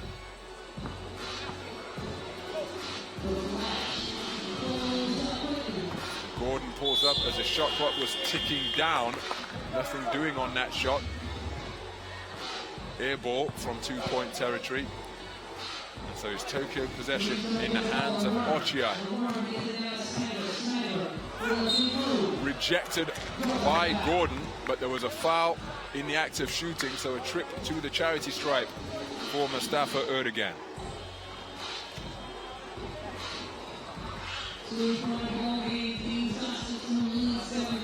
Erdogan, a last-minute addition to the Tokyo 3x3 outfit, replacing the legend Angel Santana, who suffered a knee injury, preventing his appearance here. But in this particular game in Pool A, it is a 2-point contest. Saskatoon 7, Tokyo 5, 6 minutes remaining in this game. Erdogan guarded by Linklater, inside to Ochiai. Ochiai back iron on that shot. Linklater fakes left, drives right into the lane, absorbs the contact, goes to the right-handed layup. Lipek comes away with it. Dindler's asking for a travel. Linklater working on Dindler and drains the two right in his eye. 5.5 minutes to play. Saskatoon extend their lead to 4. Saskatoon 9, Tokyo 5 off that long-range two, despite the defensive attentions of Kvench Dindler.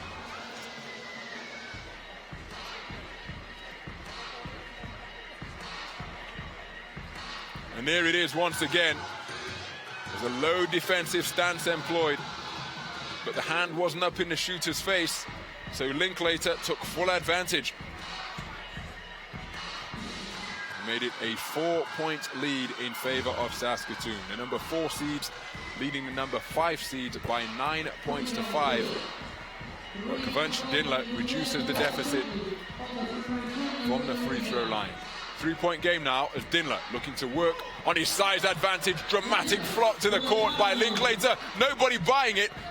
Acrobatic shot completed, but that will not count. There's the flop. Goes flying across the court, but you can see the whistle. There was a fair amount of contact, but whether it was enough to knock him flying like that, I'm really not sure. Linklater weighs in at 84 kilograms, Dindler 110, so it is a catch-weight contest down there in the low post. But perhaps just a little bit of embellishment on the backward thrust from Michael Linklater. The Worm takes out the ball. Gets it to Eddie. Eddie uses the jab step before driving right, traveling violation from Seyoun Eddie. Seyoun Eddie called for that travel. Inside. Erdogan comes down to help out. Ochiai turns around and gets the left-handed shot to fall. 2-point ball game. Left-handed shooter, and then terrific activity on the defensive side of the ball by Eddie. He's in possession now, having secured this new offense. Drives the lane with the left, traveling violation. He's having real trouble with his footwear out there on the court, because when he attempts to stop, his feet are going beneath him like the Flintstones. Can't apply the brakes and come to a complete stop to prevent that travel violation from being called. Here we go. So Brudel to Linklater, fires from mid-range, front rim, gets his own shot after Eddie was slow on the rotation. Linklater hangs in the air, and somehow, Nolan Brudel came down with that basketball when sandwiched in between two Tokyo players. Score is 9. 7. Team Saskatoon with a 2-point lead. So Tokyo still trailing by 2. Saskatoon 9, Tokyo 7. Just over 4 minutes to play. Erdogan comes down with the board, offloads to Dinler, back inside to Erdogan, and doesn't get the roll. But a beautiful give and go between Erdogan and Dinler. It was the give, there was the cut to the basket, there was the pass back to him, but he couldn't convert. And instead it will be a trip to the free throw line. Mustafa Erdogan, nicknamed the Sniper, looking to reduce the deficit to 1, but gets his own rebound before Brudel takes it away. So Linklater drives the lane in between all 3 Tokyo players. Traveling violation called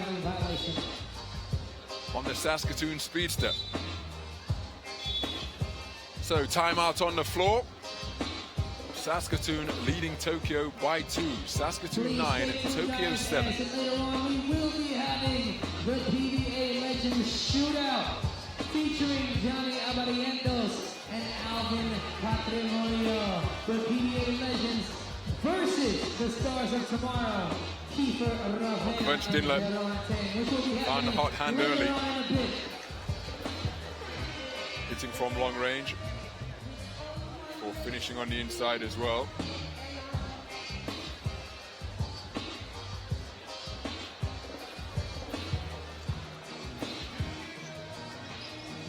Linklater with the long range too. So the players back out on court. Tokyo in possession with Erdogan. He's guarded by Brudel. He drives right, shadowed by Brudel. Dinler with the 2 and gets into 4, rattle it home over the outstretched arm of Liefers. Dinler can't believe that he's been called for the foul there as Linklater left his feet. He felt he jumped into him, but there was the dead-eye 2 from Kavunch Dinler. And that, well, he feels he was perfectly within his cylinder. Mustafa Erdogan. Referee saying otherwise, it's in the act of shooting, so Michael Linklater goes to the free throw line. Can't convert the foul shot. Eddie has it, guarded by Linklater. Bounce pass, finds Erdogan. 3-second violation. Dinler can't believe it. He had offloaded the ball out to beyond the 2-point line. Despite tying the game up at 9 points apiece. Turn the ball over. Linklater with another 2. Front rim on this occasion. Gets his own rebound. In 2-point territory once again. Fighting for position on the inside is Brudel. He's guarded. But despite the good defensive attentions of Mustafa Erdogan, Nolan Brudel still able to hit the shot from the low post. Nice reception on the inside. Count the basket on the continuation. Wonderful finish from Kavunch Dinler. But here was the tough turnaround, Jay, from Nolan Brudel. Strong defensive presence from Mustafa Erdogan. But then there was a wonderful reception by Kavunch Dinler, slicing to the basket. Here it is. 2 shots. Team Saskatoon is now in penalty. 2 shots. Once again, no player can foul out. Once it reaches the penalty with 17 fouls. So potential 3-point play here for Kavunch Dinler. Saskatoon now in a penalty, so it's 2 free throws following the made basket, the made field goal by Dinler.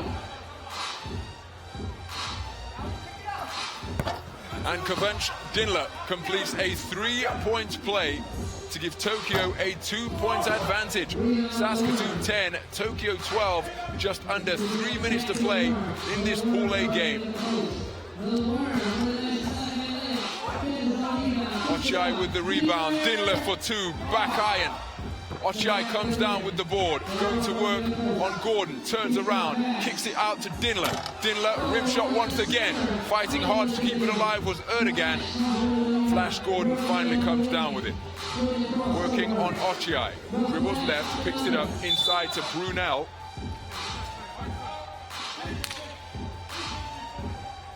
foul called on Tokyo. Just trying to see where that foul was committed, and there it is. The man nicknamed Worm. In homage to the man he really respects, the basketball player, Dennis Rodman. OCI, one of only 5 players played in all 3 editions of the FIBA 3x3 All-Stars, along with the Dream Shake, Yassine Musa of Doha, NoviSad AlWahda's Dusan Domovic Bullet. They're the type of moves he can produce. Left-handed player with a sweet stroke from the perimeter. Did fairly well in the QBF 3-point shootout or shootout contest. QBF Shootout Contest from 2-point territory, and they did pretty well, posting 8 points during that particular competition. So Linklater tries to offload inside, put out to Gordon, front rim on that shot. Erdogan comes down with the board. So Tokyo leading by 2, Linklater takes it away, drives to the hole, gets the shot away with the left hand, can't get it to fall. Liefers on cleanup duty, sticks it home. Saskatoon back to within 1. And the activity of Saskatoon on the defensive side of the ball paying dividends once again. Flash Gordon dances his way into the lane. Liefers keeping it alive once more. And on 2 successive possessions, he has got the stick back to fall, and we have a tied game at 12 points apiece. So the shot clock's still ticking here. Did that ball... I said it was still ticking, excuse me, there must have been contact with the iron. Eddie from the corner. Back iron, short on the shot. Gordon with possession for Saskatoon. And he drains the 2. Erdogan was slow on the defensive help, and he was punished by Flash Gordon, who makes it a 2-point advantage in favor of Saskatoon. Saskatoon 14, Tokyo 12, with just over a minute to play. The slow rotation of Mustafa Erdogan was punished without mercy by O'Neal Gordon. And he has broken the deadlock to give Saskatoon a 2-point advantage. 1 minute, 19 seconds remaining in this Pool A game. Remember, Tokyo could have eliminated Saskatoon from contention here. If Saskatoon were to lose this, they would be 0-2 in pool play with no chance whatsoever of progression. But Saskatoon have fought their way back in. There were 2 scrappy baskets on the inside, then a dead-eye 2 from O'Neal Gordon. I think that's 4 unanswered points if memory serves. But answers does Kavanch Dinler. Crucial that they don't get fatigued now, Tokyo, as Linklater fires for 2, short on the shot. Who does it? Shot clock has sounded. It's a shot clock violation. Now they're saying that it drew iron and hence that's why it dropped, but the officials saying otherwise. So a shot clock violation. It will be Tokyo possession with 47.3 seconds remaining in the game. Remember, if Tokyo can secure the victory, it is a Saskatoon ball, so it wasn't a shot clock violation. So Linklater from 2, front rim, big rebound hauled in by Brudel. Lots of contact on the floor. Now, Tokyo whistled for that foul that puts them in the penalty. And so it will be a trip to the free throw line. That's a terrific rebound by Nolan Brudel. Didn't take advantage to make it a wider lead, but he can still make it a 2-point cushion for Saskatoon if he can drain this second one. Doesn't get the roll on either, so it's still a 1-point game. 30 seconds remaining. Dinler, guarded by Gordon, initiating the contact, goes to the right-handed hook. No call from the official. Saskatoon in possession. Linklater, guarded by Erdogan. Wide open from 2, but can't get it to fall. It's Brudel, but Saskatoon have possession. They can now dribble this one out. Surely, they've got a foul and make Saskatoon take their chances from the free throw line. They fouled Michael Linklater, but I think fatigue is a factor in his performance by Tokyo here. The defensive intensity has lessened. They've been slower on the rotations than they were earlier on in the game. So now, Linklater can make this a 2-possession game if he can ice both free throws. He's done so on the first.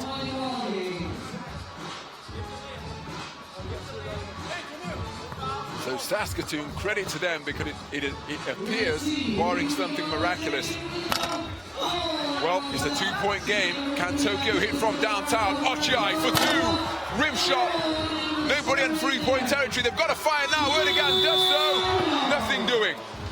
So at the conclusion of this Pool A game, Saskatoon, with their grit and competitive fire, keep themselves alive in Pool A. They are now 1-1 at the conclusion of their 2 Pool A matchups. They have prevailed over Tokyo by a score of 15 points to 13 in a terrifically competitive encounter where they scored 4 unanswered points. A long-range 2 from O'Neal Gordon, 2 battling buckets on the inside by Michael Leifers, all part of the haul that put paid to Tokyo's effort and sees them open their Pool A account with a defeat by a score of 16 points to 14.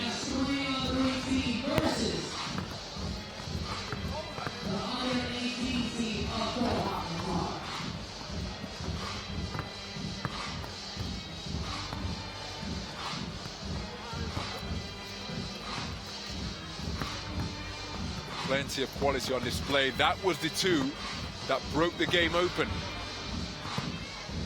And then iced from the free throw line by Linklater. 16 points to 14, a final score. Saskatoon now 1-1.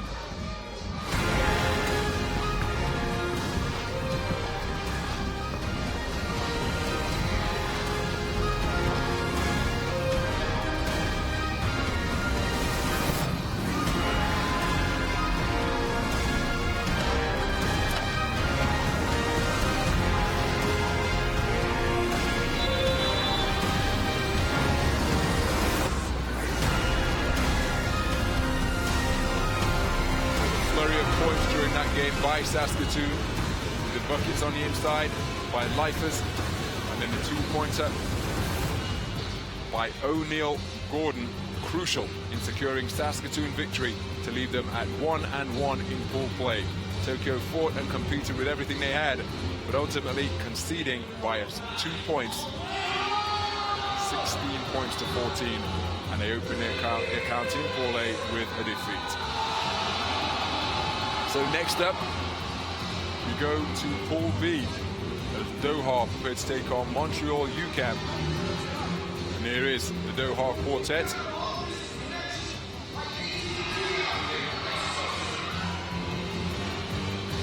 Doha conceded their opening game to Ljubljana by 4, 17 points to 13 was the score in that particular game. Looking to stay alive here. Get back to 1-1.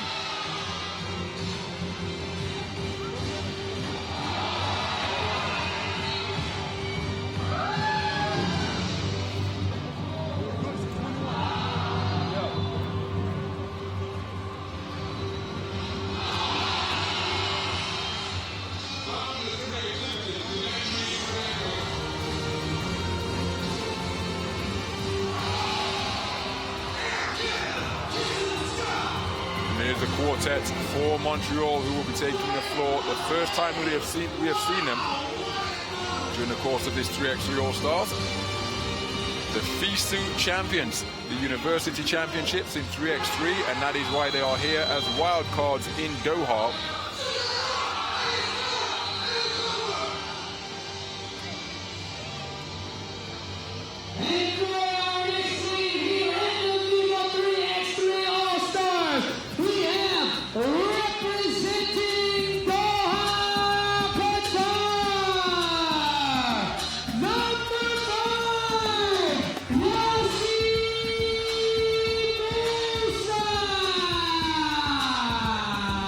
So the introduction of the 2 teams by the on-court PA.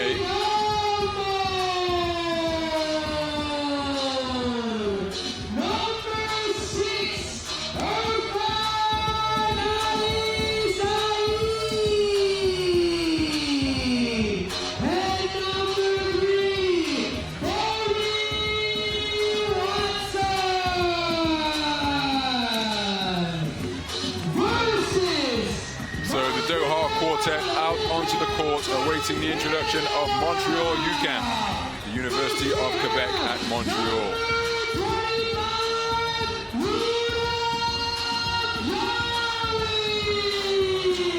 You can see these players not wearing the traditional FIBA 3x3 numbers, but their collegiate numbers.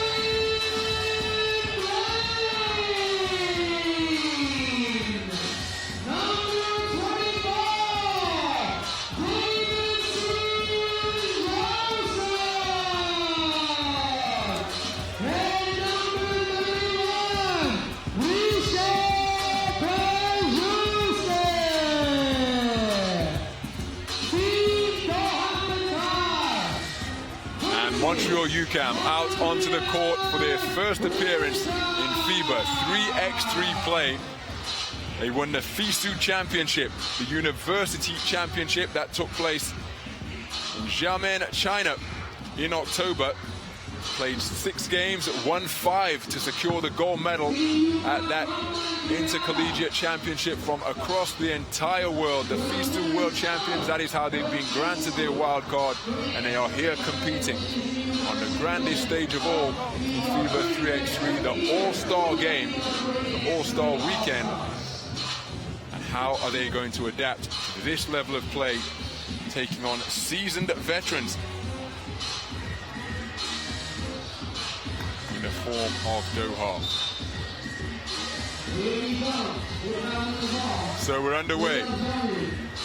And straight away, what a start for Montreal UQAM. Rudolph Joly. The power move on the inside, but answering immediately is Ngombo. Brilliant start by both teams on the offensive side of the ball.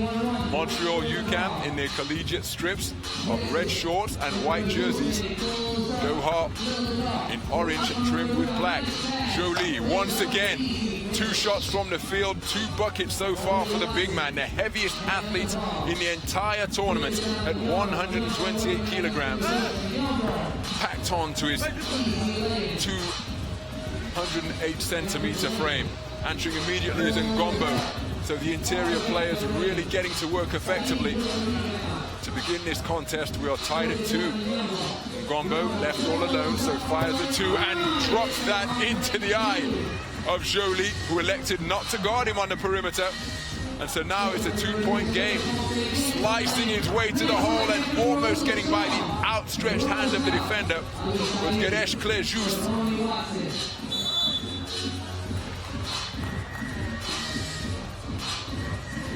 Traveled with their coach, Montreal UQAM. This was the uncontested 2, where Rudolph Joly didn't get out to his man. So Ngombo took full advantage. So Doha increased their lead to 3. Inside it goes to Joly once again. He's guarded by Saeed. And the shot off the glass is short on Kaywin Blaine. Battling on the inside and coming away with it is Boney Watson. Pulls up for 2. Oh, and he drains it. Is that a surprise?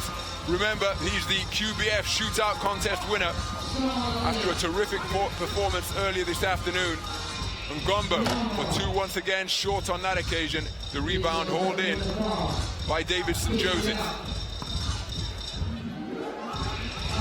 So Blaine to Joseph, goes to the floater, can't get it to fall. Ngombo with the board, he outlets to Watson. Watson doesn't need much room, pulls the trigger on the 2-pointer. Inside to Ngombo, goes to the spin, fouled on the play, and will go to the free throw line. Well, all of Montreal UQAM's points so far have come from the hand of Rudolph Joly when he got the ball on the interior. So Ngombo continues to have the hot hand for Doha. Their lead is now 6. Joly working the footwork in the low post, offloads and finds a streaking teammate.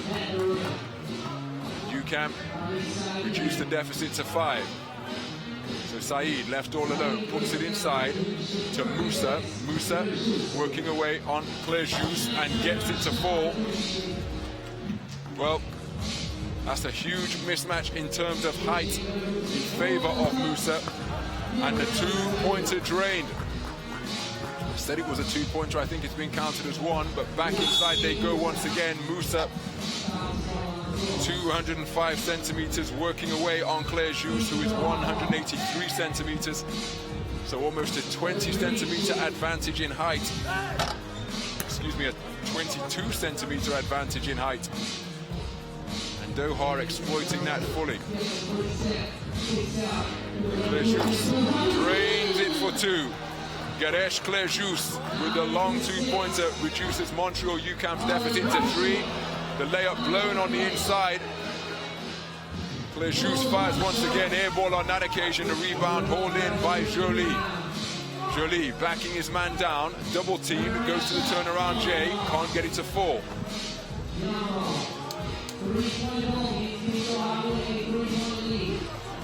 So Musa offloads to Saeed. Saeed drives the lane, sprints his way to the middle. Have a whistle on the play.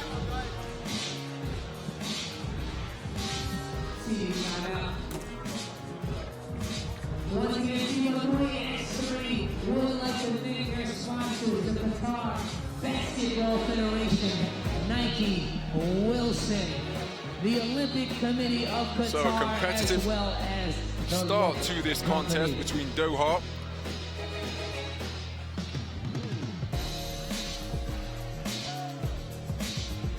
and Montreal UQAM. Nassim Musa, the #1 3x3 player in Qatar. That's how they qualified for this FIBA 3x3 All-Star event.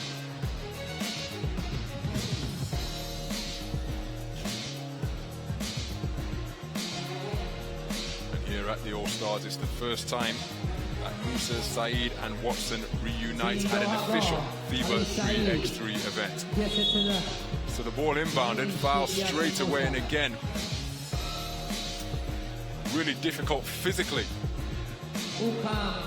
for Montreal UQAM.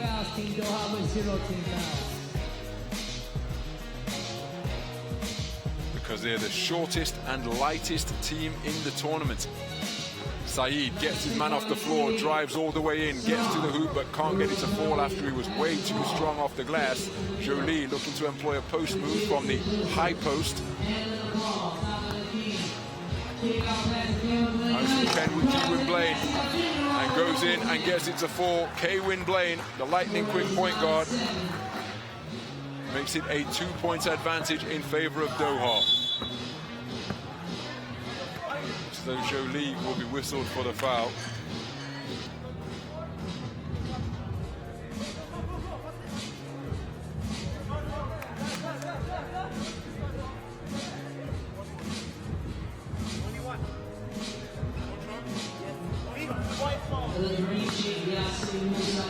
So Yassine Musa to the free throw line, looking to extend Doha's advantage to 3. Terrific rebound on the offensive boards by Ngombo.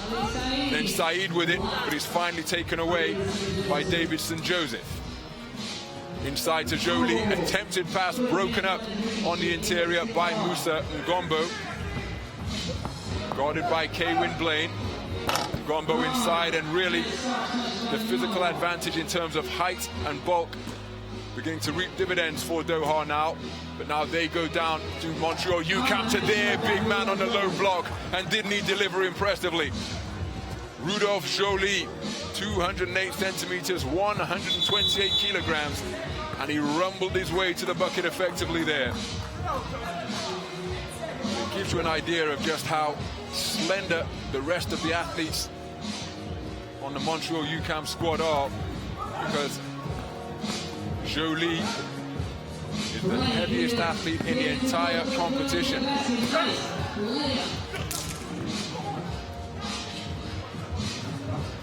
Inside to Saeed, he's working on Jolie, looking to back his man down. Jolie stands firm. Now Blaine, pump faking on the inside is Davidson Joseph, taken away by Ngombo. Shot clock continues to tick. Jolie working on the boards, gets the stick back to 4. 1-point ball game, 4.5 minutes to play.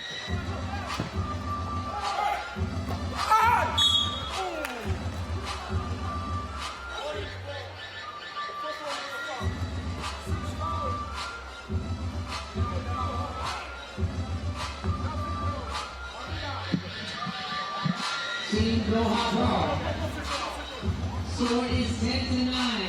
UQAM with 16 fouls. Doha with 0 teams. So inside to Musa. 4 minutes 20 on the clock. Doha retained possession. Shot clock is down to 4. Watson trying to cross over but loses the handle. Shot clock violation. Strong defensive stance by Montreal UQAM. The FIBA 3x3 World University League champions.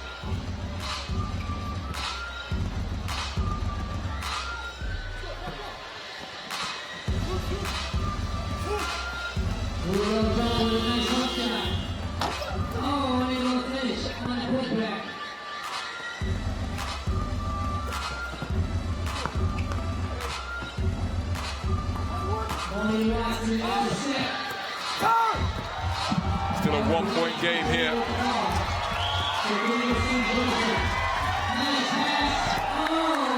And the finish on the inside by Jolie. We have a tied game at 10. 3.5 minutes to play. And we are all square at 10 points apiece. Musa with the spin move on the inside. Can't get into fall. And there's applause in the crowd because some Filipino players are making their way just to the periphery of the court. There's a huge Filipino community here in Doha. Musa for 2, back iron. Rim shot, rebound secured by Davidson Joseph. He keeps it himself, gets to just inside the free throw line. K-Win Blaine fires, air ball.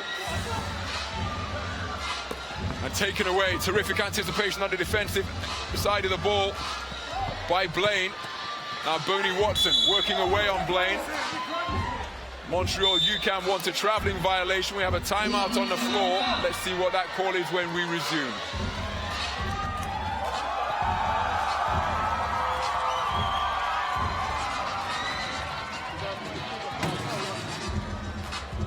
I got you after the 2 shots.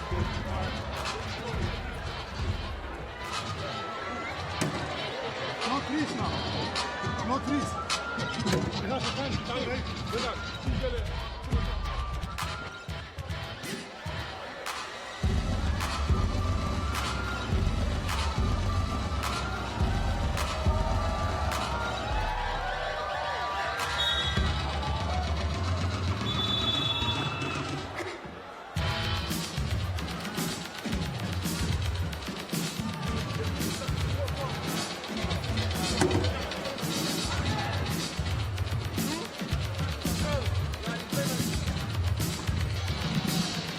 So the action resumes. We are tied at 10 points apiece to the free throw line. Boney Watson looking to break the deadlock, and he does so.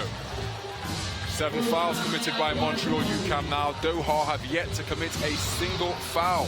So every subsequent foul from here on in, 2.2 trips. Shots from the free throw line. And Boney Watson has just taken full advantage. Perfect on that trip to the stripe.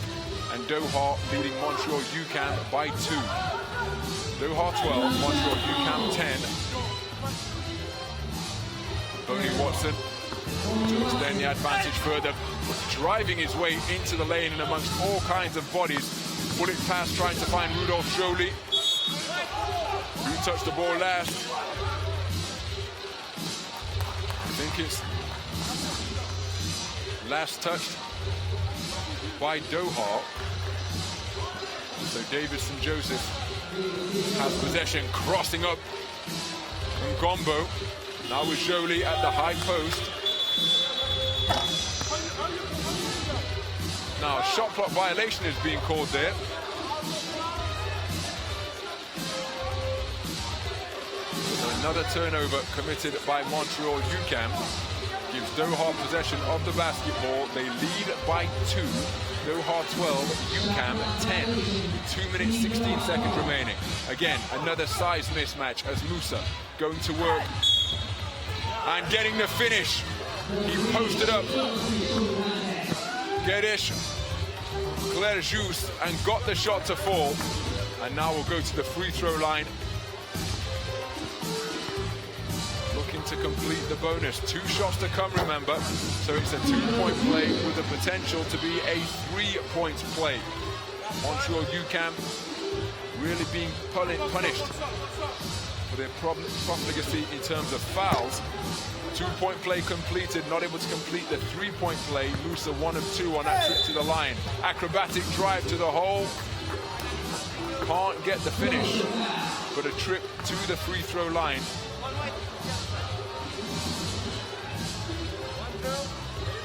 For Davidson Joseph.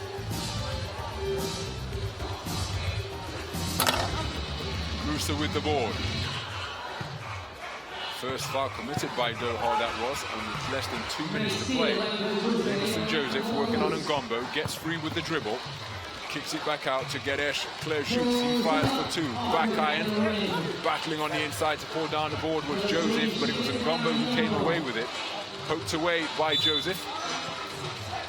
As Ngombo was preparing to set up for a low post move.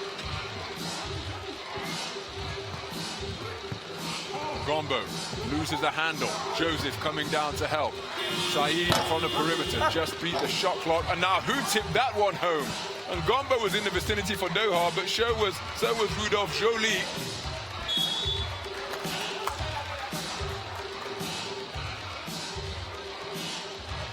So it's a 5-point advantage now, with just under 1.5 minutes to play. It's going to be a comeback of unlikely proportions. Oh, swatted away by Ngombo. Claire Jus took it up with the right hand. And Tanguy Ngombo came flying out of nowhere to send that one into the stands. So 6 seconds on the shot clock.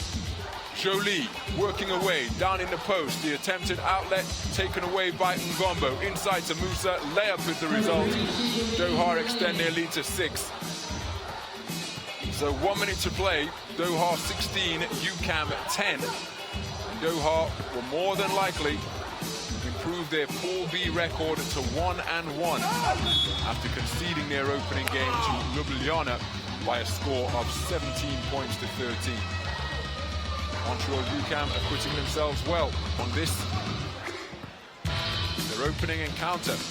FIBA 3x3 official events. Wildcards in this particular tournament only arrived last night on a direct flight from Montreal. Terrific rumbling move to the hoop once again by Rudolph Joly. In a dependable presence down in the low post for the Montreal UQAM side. And now we'll go to the free throw line. Doha still with plenty of fouls to give. That's just their second team foul. There's just one shot to come for Rudolph Joly. Joly was the MVP of the FIBA 3x3 World League final in China a couple of months ago. Oh, terrific drive and finish with the left hand by Kaywin Blaine. Reduces the deficit to 5, but there are less than 20 seconds to play. Musa with the board, too strong on the stick back attempt, but stayed with it and rewarded on the third attempt. So in the closing seconds now, points scored are important, and that's why Kaywin Blaine took that shot up hard, but it was swatted forcefully by Doha, driving into the land of the big men. Saeed said, "I don't think so," and rubbed that one out with wonderful timing. So the closing seconds. Doha have beaten Montreal UQAM by 17 points to 11. In their second Pool B game, they now stand at 1-1 after their completed round-robin matches. In Pool B, Montreal UQAM opened their account with a defeat, but they have one game to come against Ljubljana. So that is it in pool play for Doha. If Montreal UQAM were able to prevail with a victory over Ljubljana and have a tie-break there, or three-way tie-break with one win apiece, then we would go to points scored as the first tie-breaking criteria. That is why point scoring is so important.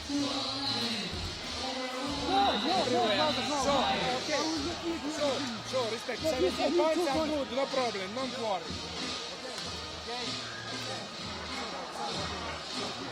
So Doha and their Pool B round-robin play with a 6-point victory over Montreal UQAM. They prevail by 17 points to 11.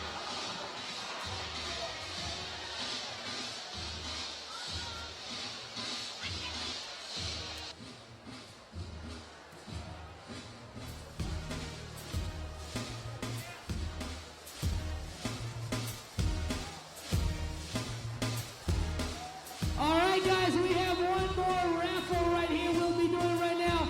We're giving away an signed Alvin Patrimonio jersey, okay? So let's see who's going to win this right here. Number 1709, all right? 1709, if you have one, please go to the tent outside and claim your prize.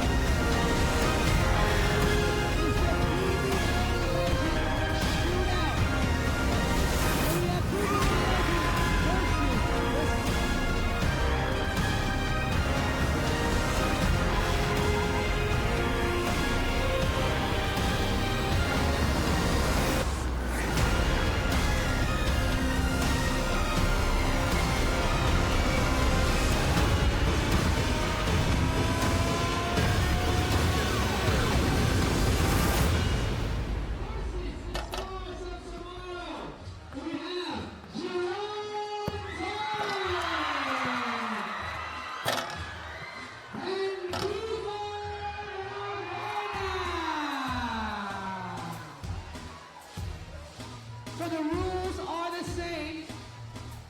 Each ball here around the arc is worth 1 point each. There are 5 balls in each rack. And then we have the 3 balls here in the rear, which count for 2 points each.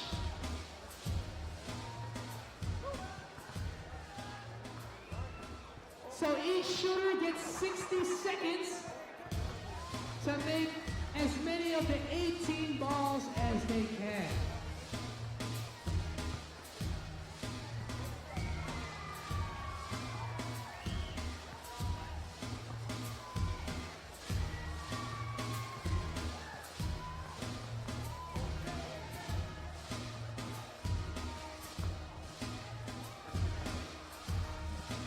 So each player has as much time as they want to make out of the 18 balls.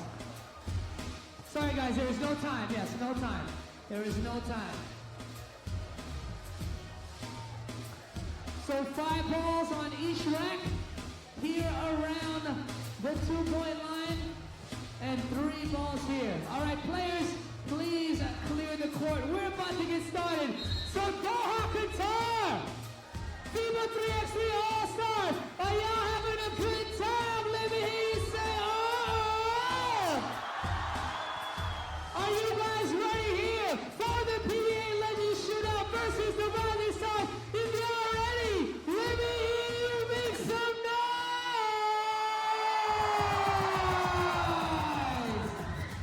All right, we'll keep that energy up there. So now, our first shooter.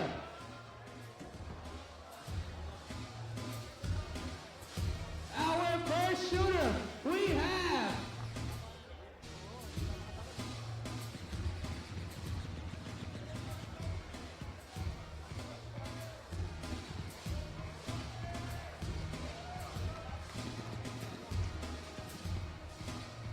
so there is no time limit.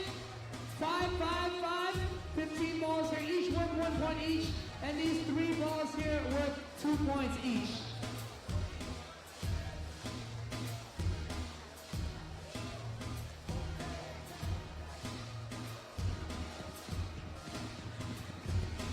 All right, so now we have our first shooter, PBA legend, Johnny.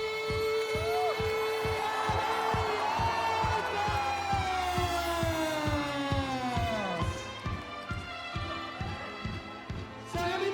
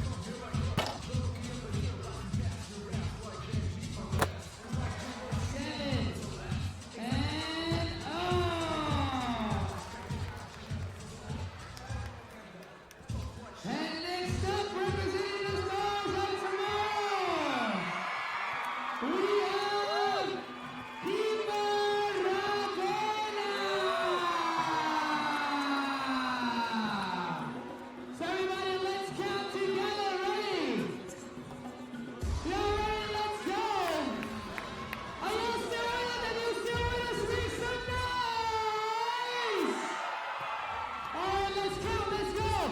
3, 2, 1.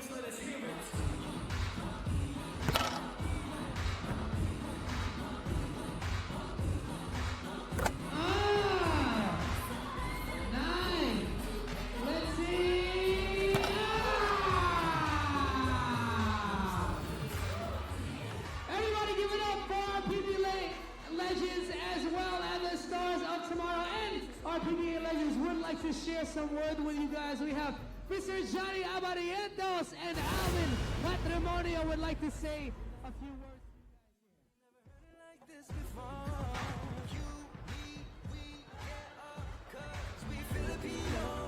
Good evening, Doha!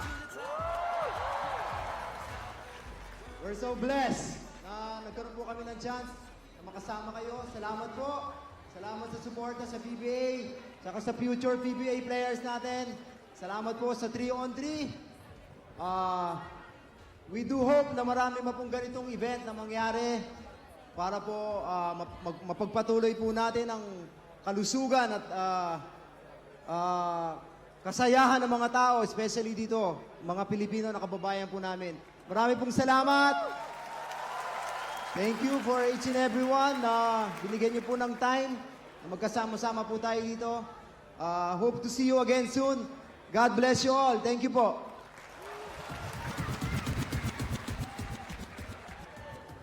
Hello!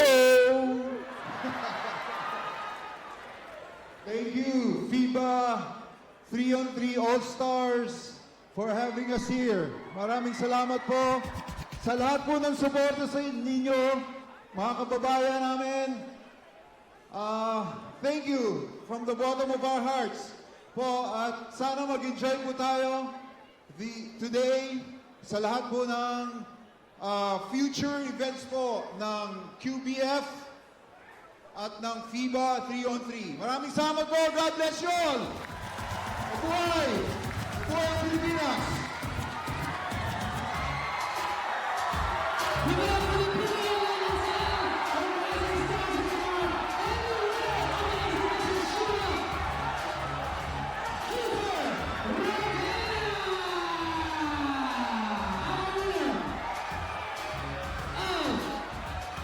The PBA Legends Shootout.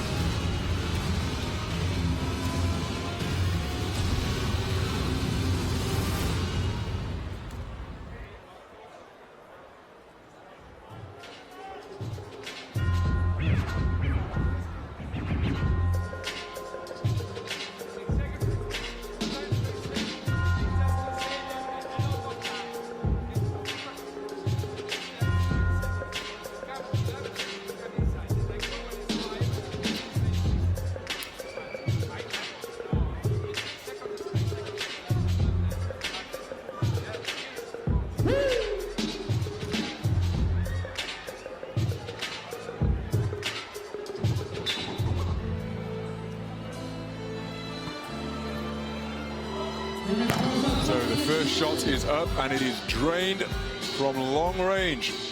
NoviSad AlWahda taking on Turkey, and Tokyo have opened their account with a long-range 2, but answering immediately is Dusan Domovic Bulut, the #1 ranked player in the world, looking to retain, along with his teammates, the 3x3 All-Star title that they won last year. What a hot start, because answering immediately to extend Tokyo's lead to 3 is Tomoya Ochiai. I said extend their lead to 3, put 3 points on the board. Tokyo wearing yellow jerseys and white shorts.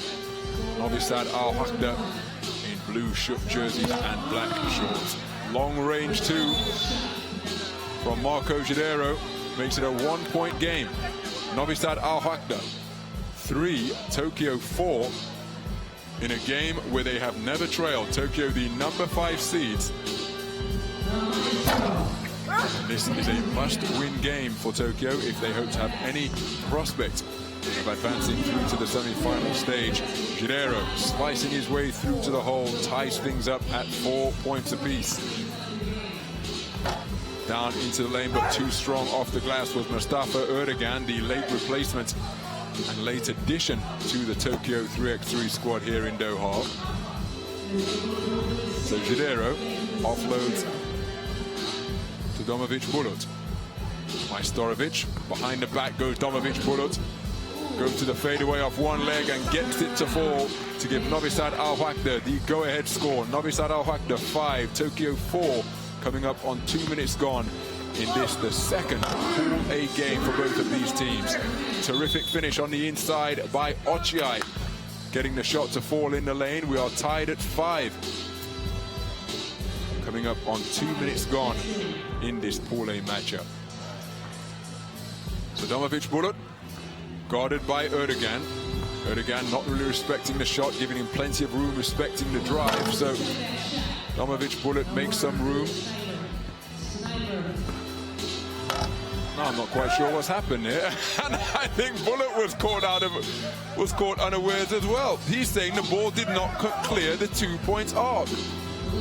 And I think that caught everybody by surprise. But the score stands according to the officials.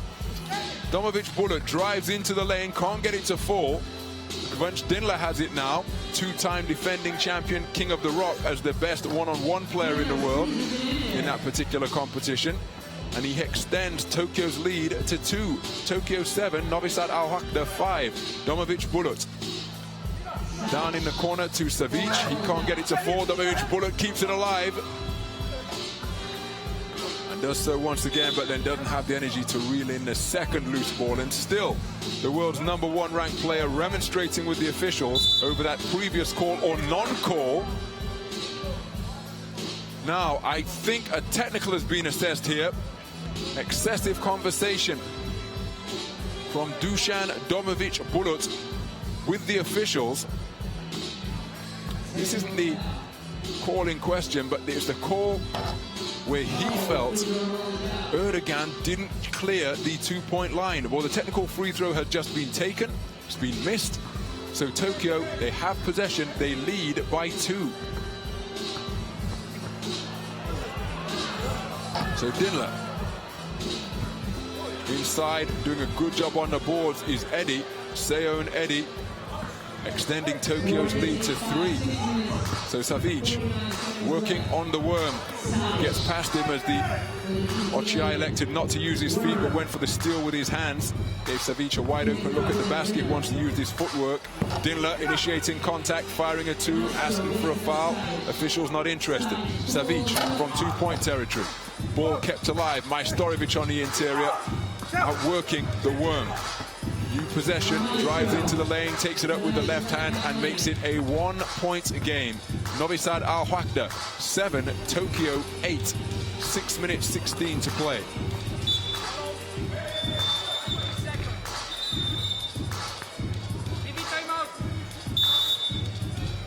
So we have a timeout on the floor. It is a 1-point game. Lots of conversation between NoviSad AlWahda in particular and the officials as to how this game is being called. Dusan Domovic Bullets has already been teed up. Immediate. 10 seconds? Crossing the line. Also follow FIBA 3x3 on all social media, Instagram, Facebook, Twitter. Some of the highlights from this game so far. Jadero from 2-point territory. Slicing into the hole with a left-handed finish. Make no mistake, Tokyo have had some as well. You see Domovic Bullet going to the fadeaway off one leg. Poked away by Jadero. Now, was it too quick or was that a foul? So he's handed over and poked away almost immediately. So technical foul, 2 shots. So Tokyo taking advantage of the rather disjointed start to this Pool A game that has been made by NoviSad AlWahda. Been teed up twice. Alert play once again from Tomoya Ochiai. Bouncing the ball off NoviSad AlWahda to retain possession.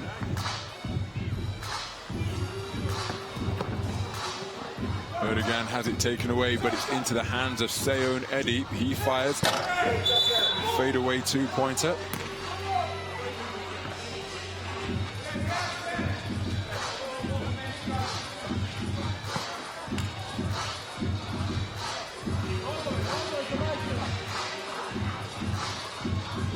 These teams met at the quarter-final stage of the Beijing World Tour Masters this year. NoviSad AlWahda prevailed on that occasion as Dusan Domovic bullet drive to the lane. Ochiai's Yokohama squad was defeated in the pool phase of last year's FIBA 3x3 All-Stars by NoviSad AlWahda.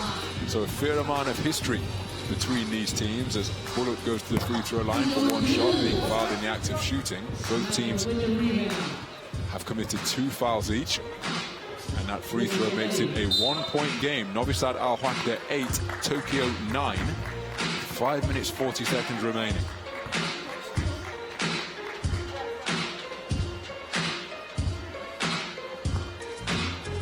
So Savic offloads to Domovic Bullet. He's guarded by Erdogan. Fakes the shot. Gets into the lane with the jump stop.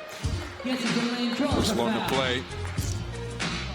If that's judged to be in the act of shooting, it will be a trip to the charity stripe for Domovic Bullet. Indeed it is. 1 shot to come. Gets the roll, and we have a tied basketball game. NoviSad AlWahda 9, Tokyo 9, with 5.5 minutes left to play in what is a must-win game for Tokyo if they hope to progress through to the knockout stages. A traveling violation is being called on Tomoya Ochiai. You can afford a wry smile. Thought it was rather harshly done by there. Ochiai, the #1 ranked 3x3 player in the rest of the world, so that's beyond Qatar, Europe, and the Americas. NoviSad AlWahda just getting that go-ahead score to lead Tokyo by 1. Tokyo between Adidas Filipinas 3-on-3 team versus exceeded their opening pool game to Saskatoon by a score of 16 points to 14. Saskatoon fought really hard during the course of that game. At one point, they had a flurry of 4 unanswered points in the closing stages. Michael Liefers fighting hard on the interior. O'Neal Gordon draining a big 2. And then the game was iced by Michael Linklater, hitting from the free throw line. Skvunch Dinler tries to hit from the perimeter, but can't find the range. Domovic Bullet shows the head fake, loses his footing, offloads to Savic. Savic front rim, Dinler with the rebound, but no, reeling it in first is Majstorovic. What a terrific finish on the interior by Savic. NoviSad AlWahda lead by 2. NoviSad AlWahda 11, Tokyo 9. And the early start, the early bright start that Tokyo made has been arrested, but look at that for a finish on the interior. The right-handed flip shot off the glass by Savic. And Majstorovic coming down with the ball. Savic fakes the 2, drives into heavy traffic, trying to thread the needle between Erdogan and Dinler. off the foot. Team NoviSad ball. The Maestro. Drive to the lane by Majstorovic, goes to the right hand, can't get it to fall, but fouled in the act of shooting by Kvench Dinle. And we mentioned the history that exists between Tokyo and Ochiai with Yokohama. While Kvench Dinle represented Turkey at the recent European Games in Baku, Azerbaijan. And his Turkish team lost in the last 16 against Serbia.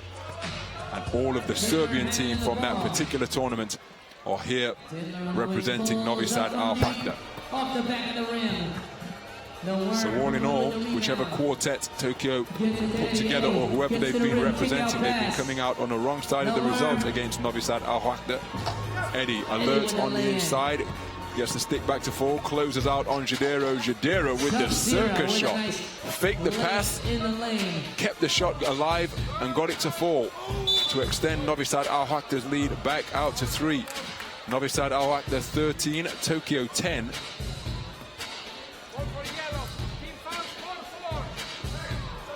And the errant pass, leading Kvench Dinle gasping for breath on the court. So timeout on the floor. Tokyo built an early lead, but it's been overhauled and overturned by NoviSad AlWahda.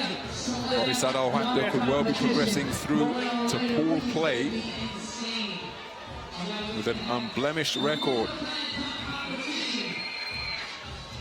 Savic with that wonderful finish on the inside.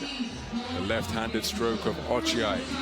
Short on that occasion, but Eddie was alert around the offensive rim and got the shot to fall.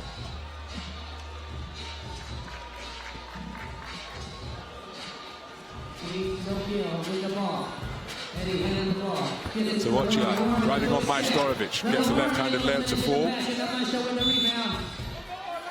Use that left-handed stroke to terrific effect during the QBF Shootout to get things underway here at the All-Star Day.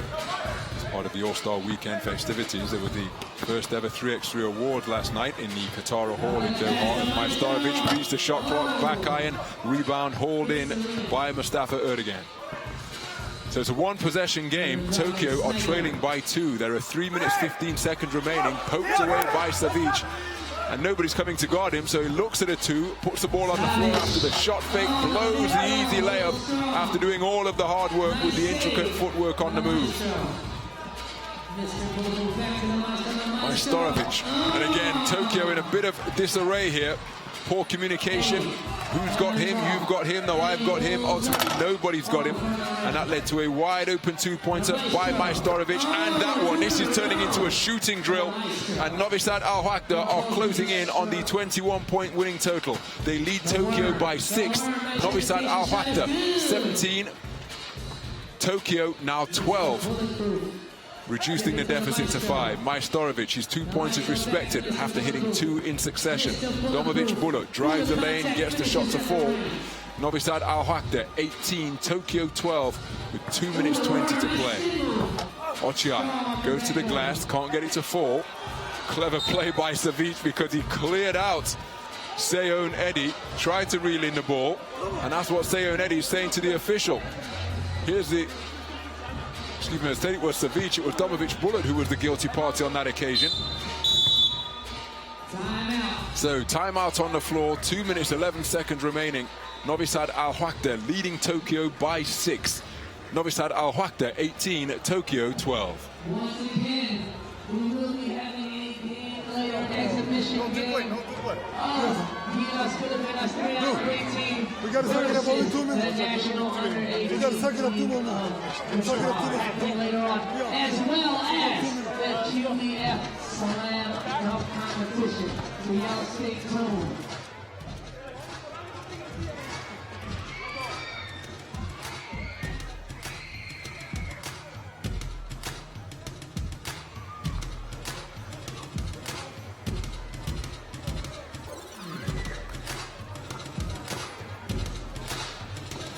So 1 minute 49 to play, and Jadero on the cut to the basket makes it a 7-point advantage. NoviSad AlWahda 19, Tokyo 12, and potentially one more hoop could see NoviSad AlWahda reach the 21-point winning line, but Ochai continuing to fight for his Tokyo team. The #1 ranked 3x3 player in the rest of the world outside of Qatar, Europe and the Americas, but there it is. The 2-pointer from downtown gives NoviSad AlWahda the winning 21-point total. They prevail over Tokyo by a final score of 21 points to 14. They are through to the knockout stage. Tokyo finished pool play winless 0-2 in their 2 completed games.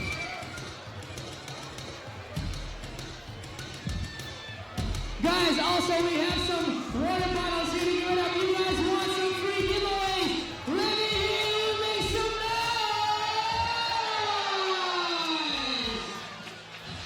noise! So Jadero from downtown. If you take a look at some of the highlights from this final Pool A game, NoviSad AlWahda progressing through to the knockout stages. Undefeated, 2 games played, 2 games won. Tokyo, on the other hand, played 2 competitive encounters but were unable to secure a victory, and their appearance at the FIBA 3x3 All-Star stage comes to an end in the pool phase of the competition.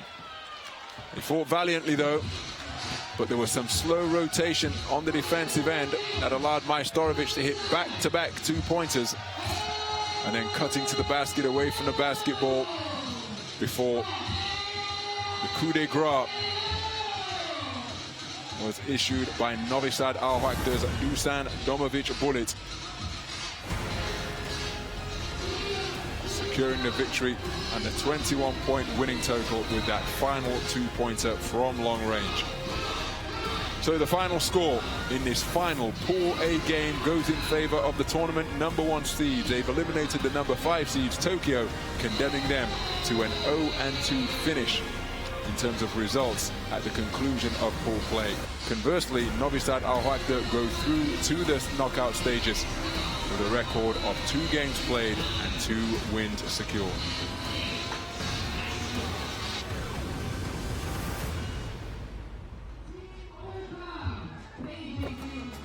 And here's confirmation of the Pool A table. NoviSad AlWahda, imperious at the top of the leaderboard. 2 wins, no losses, 37 points in total. Saskatoon had 1 win and 1 defeat, 29 points in pool play. Tokyo just behind them in terms of points, but were unable to secure themselves a victory, and that is why that bottom team will be eliminated. NoviSad AlWahda and Saskatoon through to the semi-final knockout stages from Pool A. It's all us. Cleveland on 3. 1, 2, 3.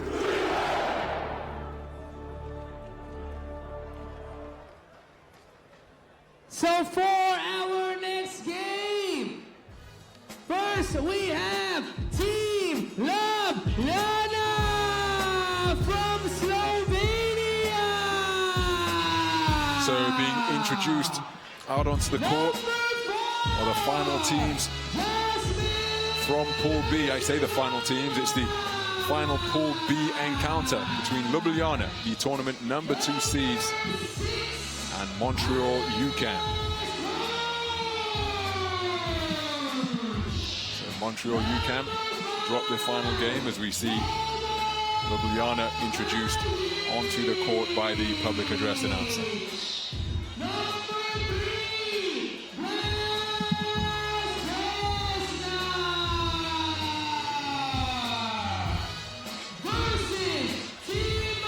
So next out onto the floor will be Montreal UQAM, the FISU 3-on-3 World University League final winners.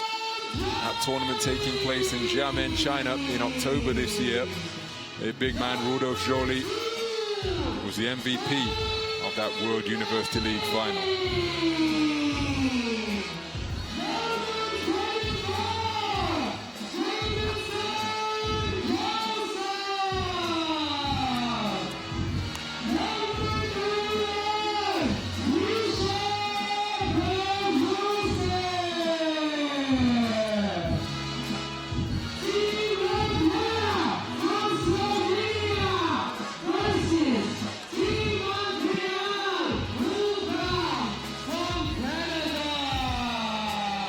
quite simply, Montreal UQAM know that they have to win this game if they want to have any hope of prevailing through to the knockout stages. They were beaten in their opening encounter by a score of 17 points to 11 against Doha. But in the final closing stages of that match, or perhaps from the middle phase of the match really, Doha used their superior size in terms of height and weight to post up the more slender, perhaps more athletic in terms of foot speed players from Montreal UQAM, pounding on the interior, ultimately told against the collegiate side from Montreal. UQAM, an acronym for the University of Quebec at Montreal, part of that vibrant city's higher education establishments. Rejected by Kresnal. Davidson Joseph had to put the shot up as the shot clock was ticking down, but he's trying to shoot that over the skyscraper that is the tallest player in the tournament. 2.16 meters tall, Blaz Kresnal swatted that shot away. Herzegovitsa from the perimeter, back iron on the shot. I think we have a whistle on that play. Rudolph Joly whistled for the foul. UQAM's first, Montreal UQAM's first. Kresnal inside to Kunz. Kunz being guarded by Joseph. Gets the rebound, does Joseph.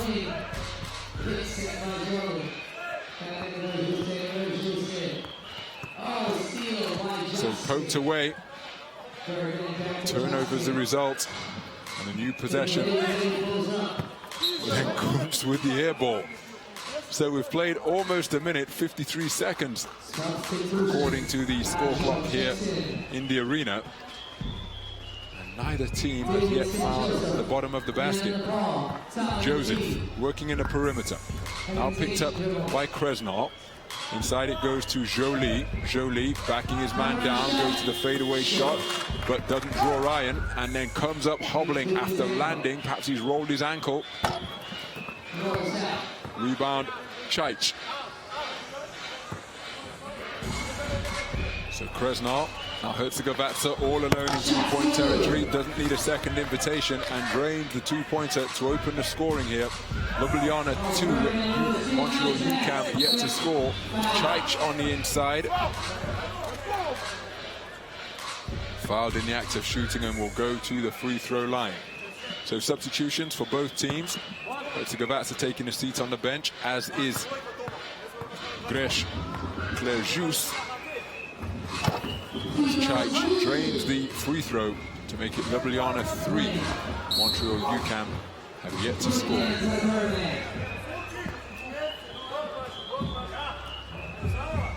So Davidson Joseph tries to go right against Chaich, but Chaich didn't move, and as a result, Joseph went into him. So it's Montreal UQAM ball. Kaywin Blaine off the one leg and bottoming the shot. Looking like Juan Carlos Navarro with that teardrop runner. But inside once again, the lack of height on the Montreal UQAM side being exploited. On that occasion, it was Kunz who got the jump hook to go. Ljubljana 4.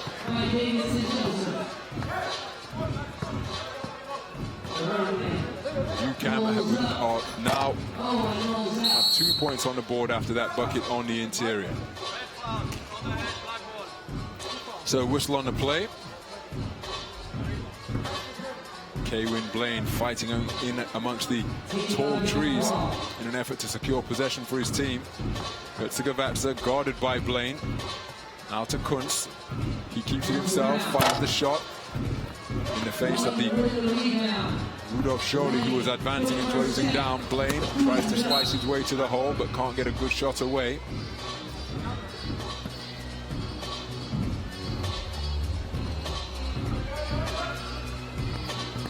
Bullet pass, but taken away by Blaine. Terrific quickness and anticipation. Joly finds him, tries to employ that quickness to go baseline, but Chaich didn't bite. Swoops his way all the way around, can't get the left-handed layup to fall. Herzegovitsa secures possession, offloads to Kunz, who finds Chaich. Front iron on the shot, barely drawing iron. And the rebound secured by Joseph. inside. Jolie hustling his way, backing his way down to the hole and gets the shot to fall with a nice move in the low post. Herzegovitsa now going to work on Blaine. Herzegovitsa, a strong-bodied guard. 1.9 meters, weighing in at 95 kilograms. Kiwin Blaine, 1.82 meters and 75 kilograms, so giving up a whole bundle of weight and mass down in the low block. But that shot falls for Montreal UQAM, and we have a 1-point game. 6.5 minutes to play. So they're trading baskets right now, these two sides. Remember, Montreal UQAM need to win to prevent an 0-2 record if they're to have any hope of progressing.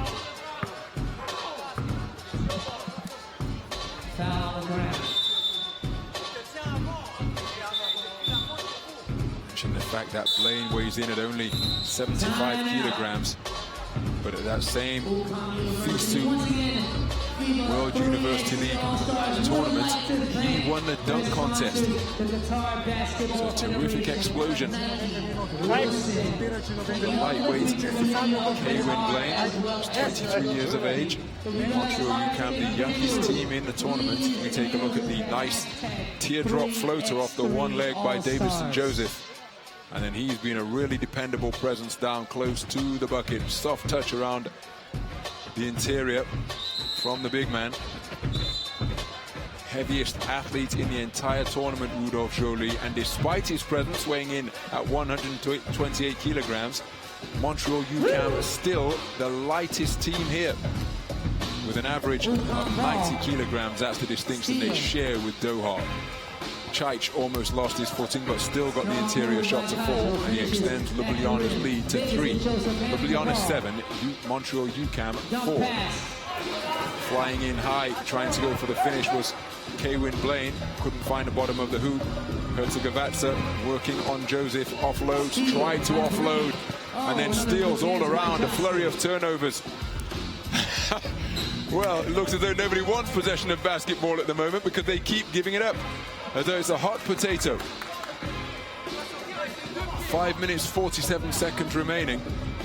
Ljubljana leading Montreal UQAM by 3. Ljubljana 7, Montreal UQAM 4. Kaywin Blaine, guarded by Chaich, takes it inside, keeps his footing on the jump stop. Kuntz comes down with it. Who touched that last? Team Ljubljana ball.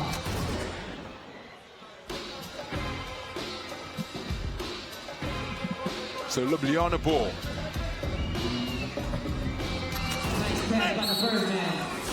Pump fake got Davidson Joseph up off his feet. So Kuntz using all of his experience.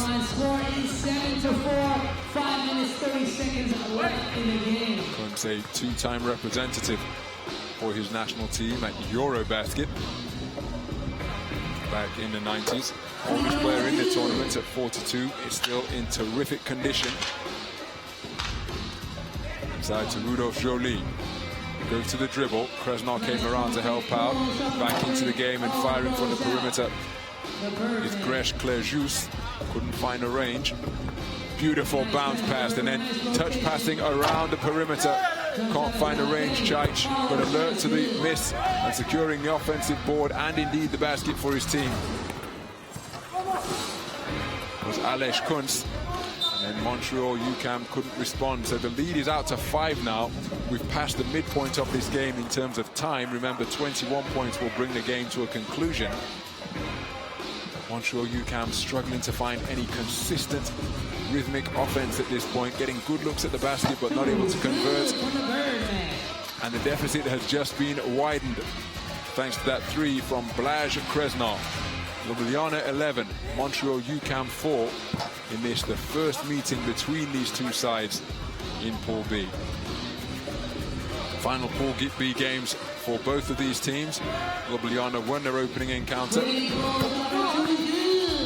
and drained that one. So again, a flurry of twos being connected on now from downtown. Acrobatic drive and finish. What a wonderful move by Davidson Joseph. Only worth 1, but aesthetically it was worth so much more. Here's the move again. Hanging in the air. Goes past Kuntz, who came across to help. The body control, keeping his eye on the prize. But back in real time, Jasmine Herzegovazza had just put another point on the board for Ljubljana. And they look as though they are rattling towards the 21-point winning total. Timeout on the floor.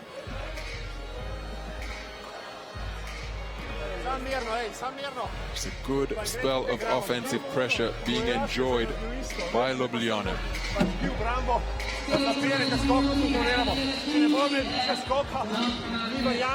To return to the top of the pile here in the All-Star festivities after winning the 3x3 All-Star tournament 2 years ago. Tough shots have been made on the interior by Montreal UQAM.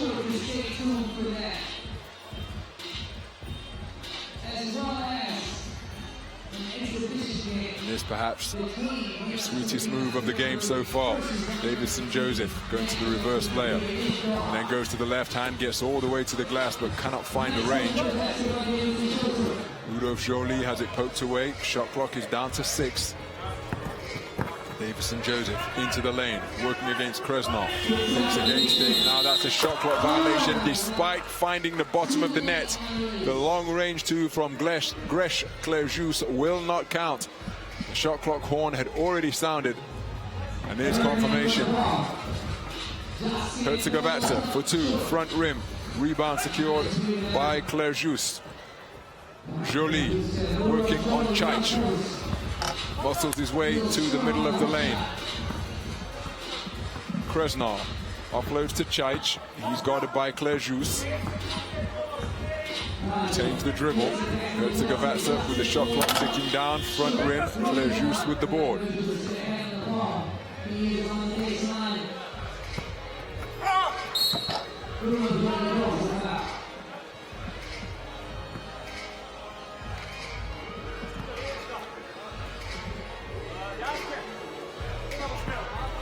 So to the free throw line after being fouled on that shot attempt will be Rudolph Joly, 23 years of age. That's the average age of the Montreal UQAM side. The youngest team in the tournament is Krasnov. Makes it a 10-point advantage in favor of Ljubljana. Ljubljana 15, Montreal UQAM 5. Herzegovazza, K-Win Blaine hurtling after the ball. Davison Joseph got himself into the mix to help as well. And a hustler's been rewarded. So Herzegovazza couldn't control as he approached the end line beyond the 2-point arc. Blaine working on Krasnov, takes it into the lane. Goes to the shot fake, goes to the fade away and over the outstretched arm of the tallest player in the tournament. He gets it to fall. 9-point lead now after that acrobatic one-pointer from K-Win Blaine. Ljubljana 15, Montreal UQAM 6. And you have a whistle on the play.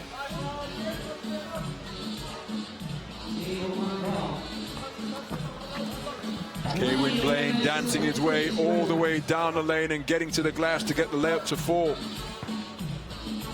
Back-to-back buckets secured by K-Win Blaine, but Kuntz answers immediately, and it's a 9-point advantage for Ljubljana once again. 2 minutes remaining. Oh my goodness, K-Win Blaine has got the hot hand. 3 buckets in succession, all of them have been of the acrobatic and eye-catching variety. Slicing his way to the hole with the quickness and using that leaping ability which saw him prevail in the FISU World University League dunk contest a couple of months ago. Davison Joseph with the rebound.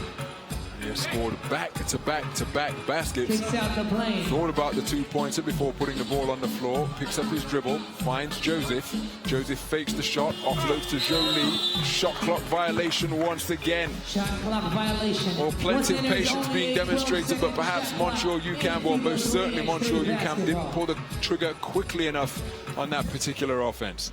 Traveled here with their head coach, Nate Phillip, who's in the stands and, well, I was about to say enjoying this game somewhere, but not being able to coach. That's a feature of FIBA 3x3, of course. one can suspect. He's chomping his knuckles in his frustration at not being able to relay what he sees from the stands.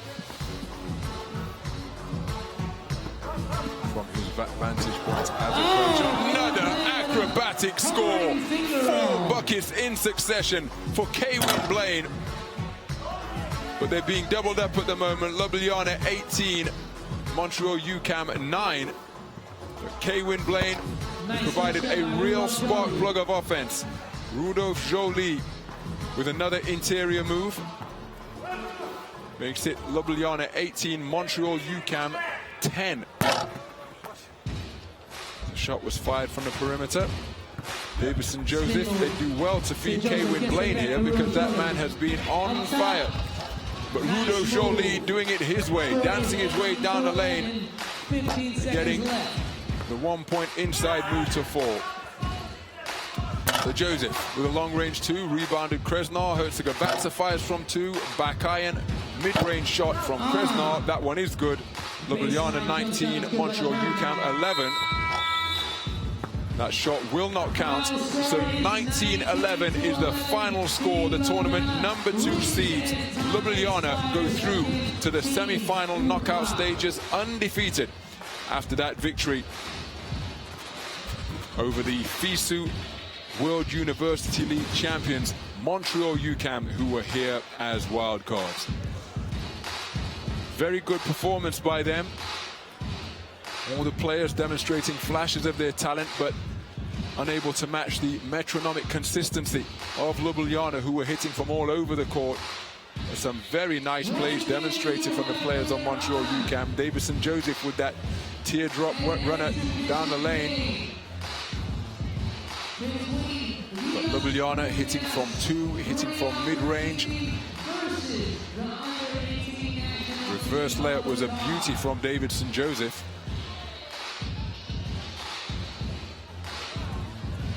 And a long-range shot from Geresh Clerjus. And then this man, K-Win Blaine, got really hot with some ridiculous moves and finishes. But in the final analysis, it's an 8-point victory for the tournament number 2 seeds. Ljubljana, Montreal UQAM eliminated at the pool phase. So it is Ljubljana, the tournament number 2 seeds, and Doha, the tournament number 3 seeds, who will go through to the knockout stages from Pool B. Montreal UQAM eliminated, and from Pool A is NoviSad AlWahda against Saskatoon, who progressed through to the Final 4. Tokyo don't make it out of pool play. So the semi-finals to come in just a few moments' time, but next up we have the Acrobatic Dunkers. The Barjot Dunkers from France, the Crazy Dunkers, and they'll be providing entertainment for the fans here as we take a look at confirmation of the final standings in Pool B. Ljubljana undefeated in their 2 pool matches. Doha splitting their games 1-1, whereas Montreal UQAM struggled to put points on the board comparatively. 11 points in each game of their 2 pool matches, and they exit at the pool phase with a record of 0-2. But what an experience for the young men from Montreal. Semi-final action coming up in a few moments' time.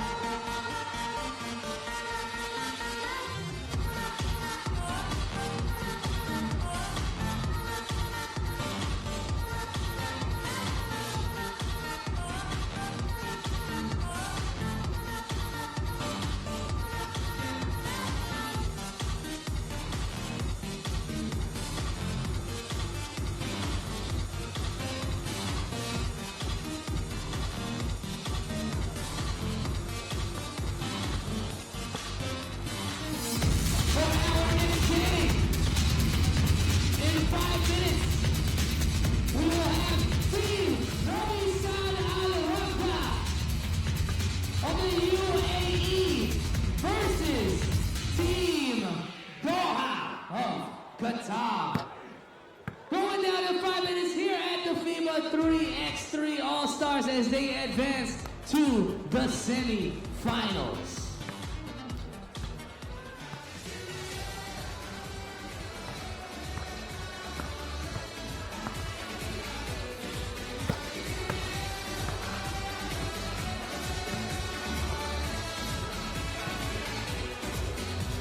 Guys, stay tuned as well, as we will have the Gilas Philippines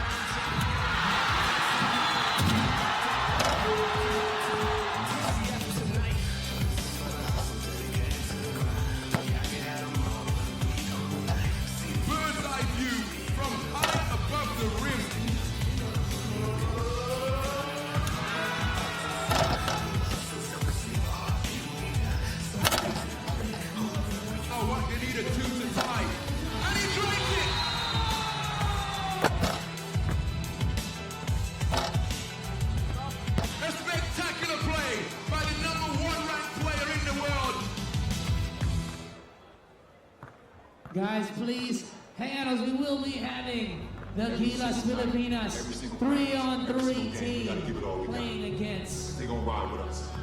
We're the gonna grind under-18 for this city. national Something team that of we have on Doha. the court, it's gonna come from this city. Everybody, the whole city of Cleveland. That's what it's all about. It's time to bring them something special. Let's go, bring it on in, everybody. Let's go, right here. Bring it in. It's all us. Cleveland on 3. 1, 2, 3.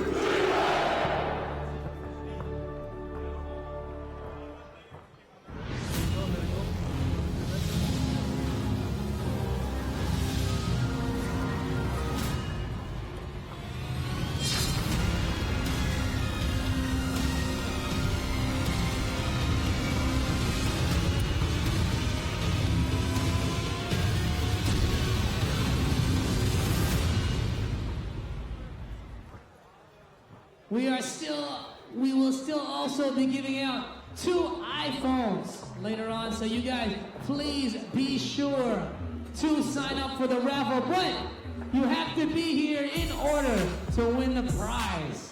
So guys, please be sure to stick around for the FIBA 3x3 All-Stars and the finals. We will be having the QBF Slam Dunk Finals. Team Europe versus Team Americas, as well as the Gilas Filipinas 3-on-3 team versus the national under-18 team of Doha, Qatar. So guys, please stick around.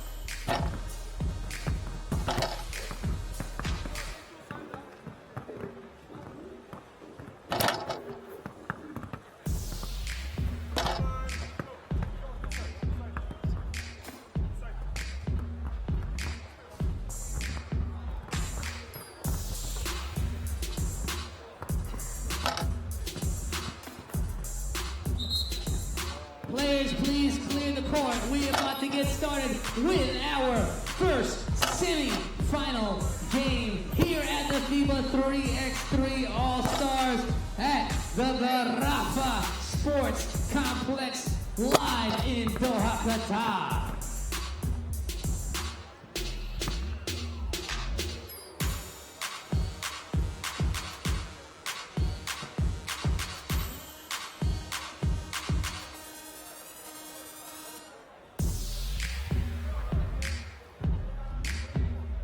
All right, it's about to go down here for the FIBA 3x3 All-Stars for our first semi-final game.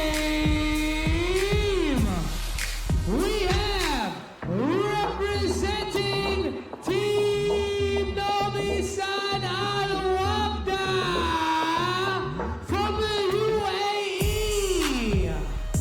We have number 6, Dusan Domovich Bullet, aka Mr. Bulletproof. Number 4, Dijan the Majstorovic.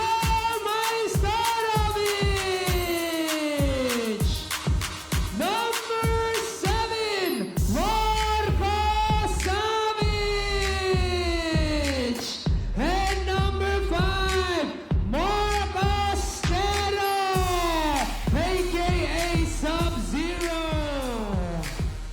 And next up versus Team Doha Qatar. Well, already introduced to the crowd here in Doha are the reigning defending champions.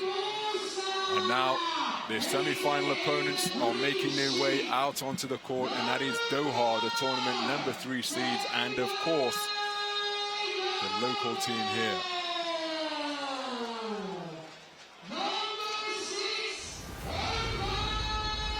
So we're at the semi-final stage here at the FIBA 3x3 All-Star Weekend. NoviSad AlWahda, the reigning defending champions, preparing to take on Doha. The winners will go through to the final. NoviSad AlWahda of the UAE. And this is a rematch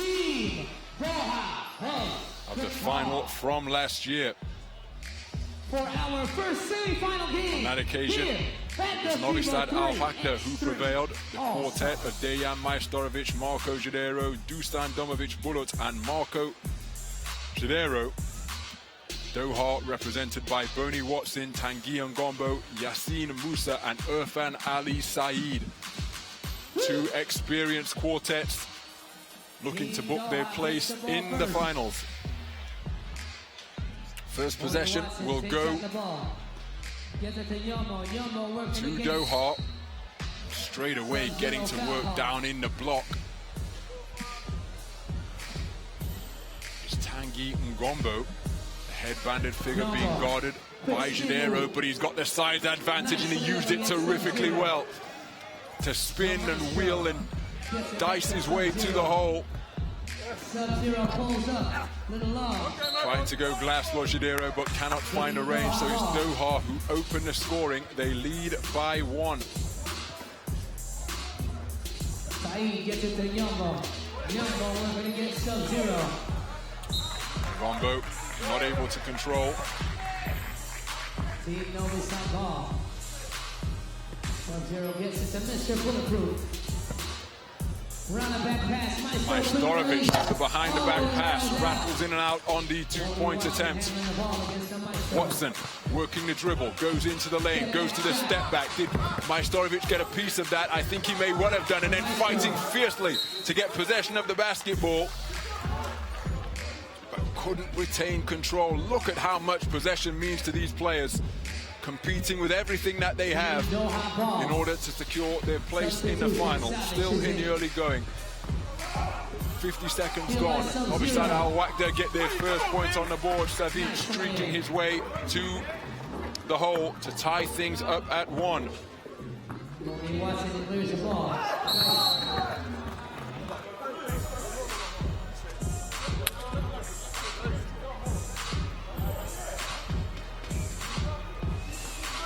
Ball, foul, ball.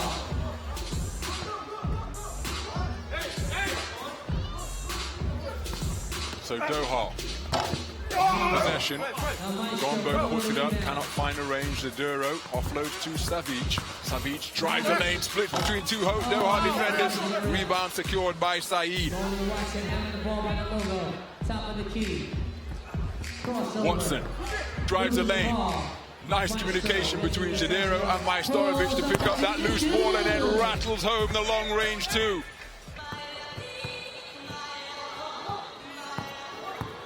Saeed posting up on Savic. Working down in the block, Saeed trying to shoot over Savic, but Savic stood firm. And drains the long range shot. So inside to Saeed, he looks like he can explode towards the basket. He does so, didn't get the throw down, but he reduces Doha's deficit to 3.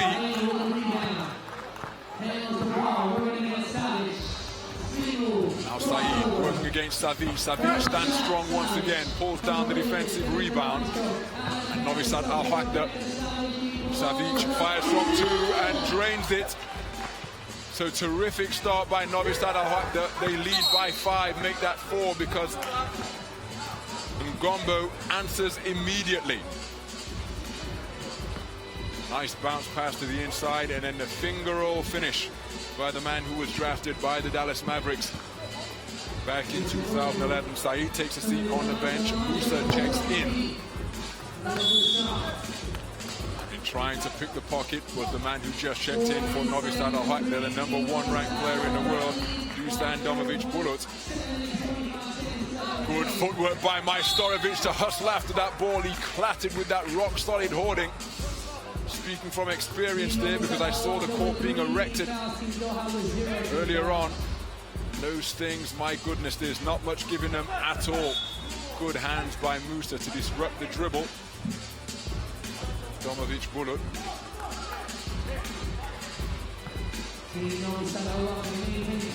So Majstorovic working the dribble. And Gombi defending him, did a very good job to force that shot and make it short.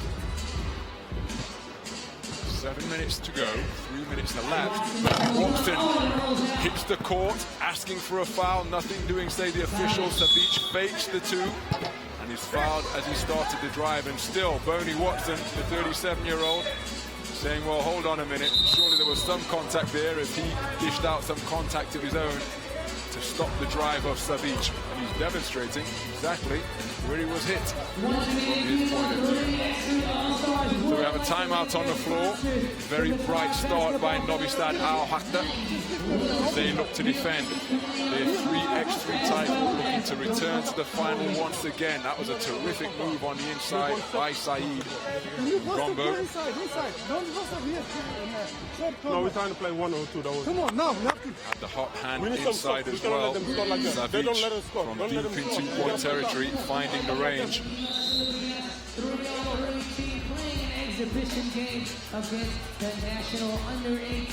Not only are there bragging rights in looking to defend their title, there's a small matter of $30,000 to the first place finishers here in Doha. So that's plenty of incentive as well, trying to find Domovic Bulut streaking back door, but Doha break up the interior pass attempt, closing that back door. Inside, Gombo can't get it to fall. Musa keeps it alive, gets the rebound once again. Terrific activity on the glass by the tallest player on the Doha team.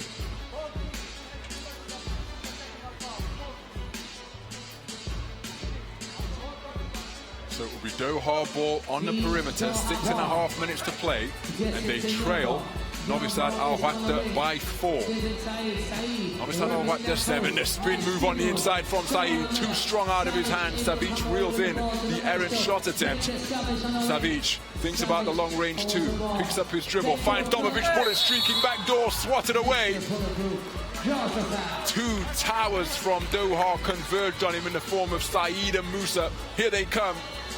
That's reminiscent of John Sally and Dennis Rodman, those long-arm defenders when they played way back in the day for the Detroit Pistons. And anybody who tried to take the ball to the lane, if they got past their fleet-footed defense, would then run into Rick Mahorn and Bill Laimbeer. Those two lengthy defenders closed down on Domovic Bulut. Just brought that image back to mind. Domovic Bulut good from the free throw line to make it a 5-point advantage for NoviSad AlWahda. NoviSad AlWahda 8, Doha 3, 6 minutes to go in this first semi-final. Off the glass, can't find the range, Saeed. So it's with Savic trying to find Majstorovic, back door, gets the shot away. Boney Watson came in streaking to pick up the rebound. A terrific step through. Oh, that's a terrific shot. Just inside two-point territory. He faked the shot and used a Kevin McHale move from the low post way out on the perimeter to get the shot to fall. Terrific offense by Boney Watson. Domovic Bulut comes back with the fade away from the low post. NoviSad AlWahda 9, Doha 4, with 5.5 minutes to play in this first semi-final. Saeed has picked up the dribble. Traveling violation, having picked it up too many steps. But here's the step through. Remarkable move, which you usually see in the low post.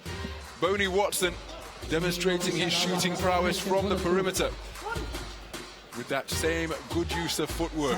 Savic, front rim, Saeed with the board. Jadero came flying in, trying to poke it away.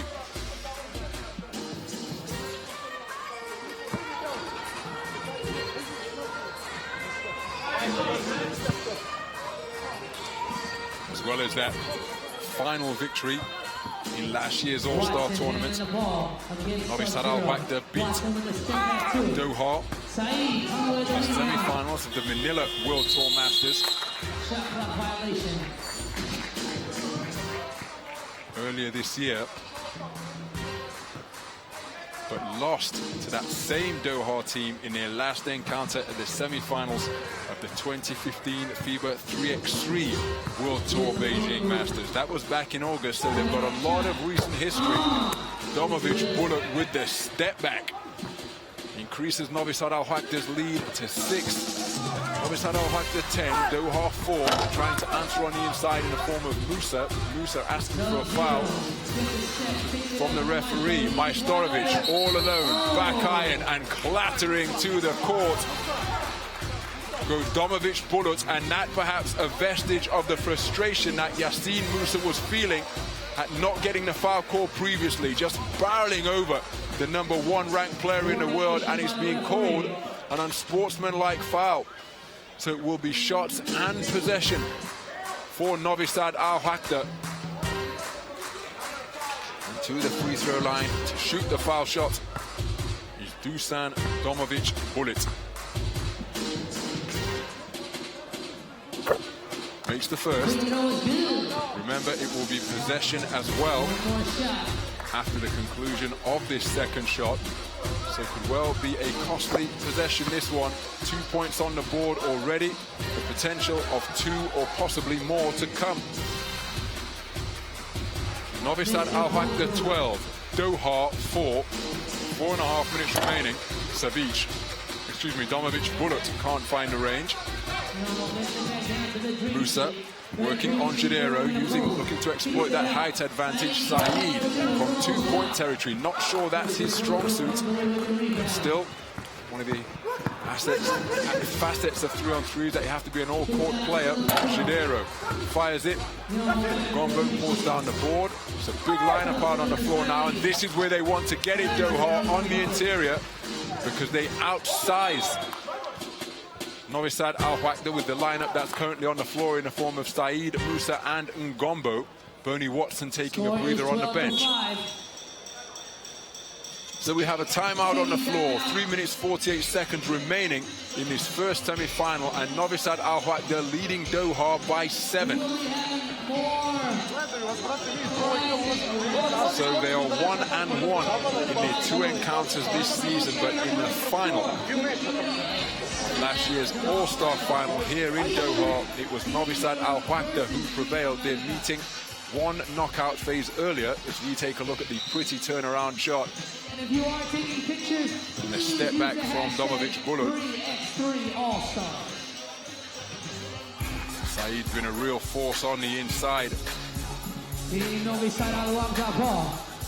Helped Qatar reach 7th place at this year's 2015 FIBA Asia Championship. Asia basket, Saeed.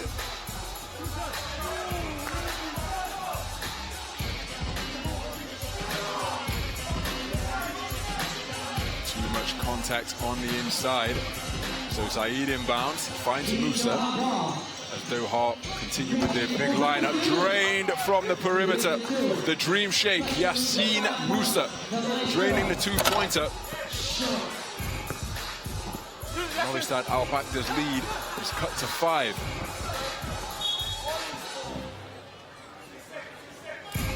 So Domovic bullet back into the game. For NoviSad AlWahda, he's guarding Musa. Gombo puts the ball on the floor, faces up his man before spinning backwards. We have a foul off the basketball. And it looks as though it's been assessed on Savic. We will be having more free giveaways. Now NoviSad AlWahda, that's their 7th team foul. 3 minutes 11 seconds remaining, so to the free throw line for 2 shots will be Tanguy Ngombo. 57th pick of the Dallas Mavericks back in the 2011 NBA draft. He is a real force on the inside. 95 kilograms, 1.94 meters, and again, the competition level being cranked up here. The players fight for possession of the basketball, but again, it's a foul assessed on NoviSad AlWahda, and this is a way back into the game for Doha if they can capitalize.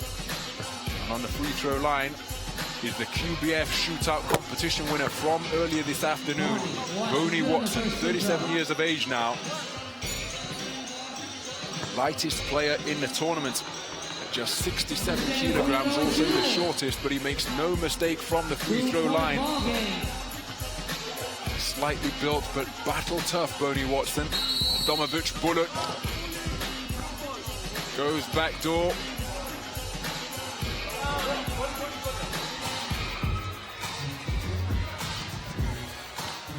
So it's a 2-point game, a 1-possession game with 3 minutes on the clock as Ngombo gets a piece of that attempted cross-court pass. Team NoviSad AlWahda ball. Inside to Majstorovic. Got a considerable height advantage, but in attempting to kick it back out, they turn the ball over. Good recognition by NoviSad AlWahda to exploit the obvious mismatch in terms of size between Majstorovic and Boney Watson. Ngombe going to work on Savic and closes into a 1-point game. Doha back to within 1 with 2 minutes 40 on the clock. Domovic bullet into all kinds of traffic, swatted away by Musa. Now he's looking to post up on the inside. Terrific defensive play by the Dream Shake, Yassine Musa. Offensive foul is the call. Doha turn it right back over. There's the rejection. Strong defense. Musa stayed in his cylinder and turned that shot attempt away. Domovic bullet had to fire that. The shot clock was ticking down, and now he goes to work on the diminutive Boney Watson. Offloads with the bounce pass to Savic.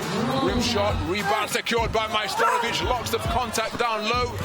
And out of that scrum of players, it is Boney Watson, the smallest man on the court, the smallest man in the tournament, who emerges with the basketball, uses the quickness, loses his footing, and is called for a traveling violation. Well, I think he had got clear of the defender, but his footwear let him down on the surface.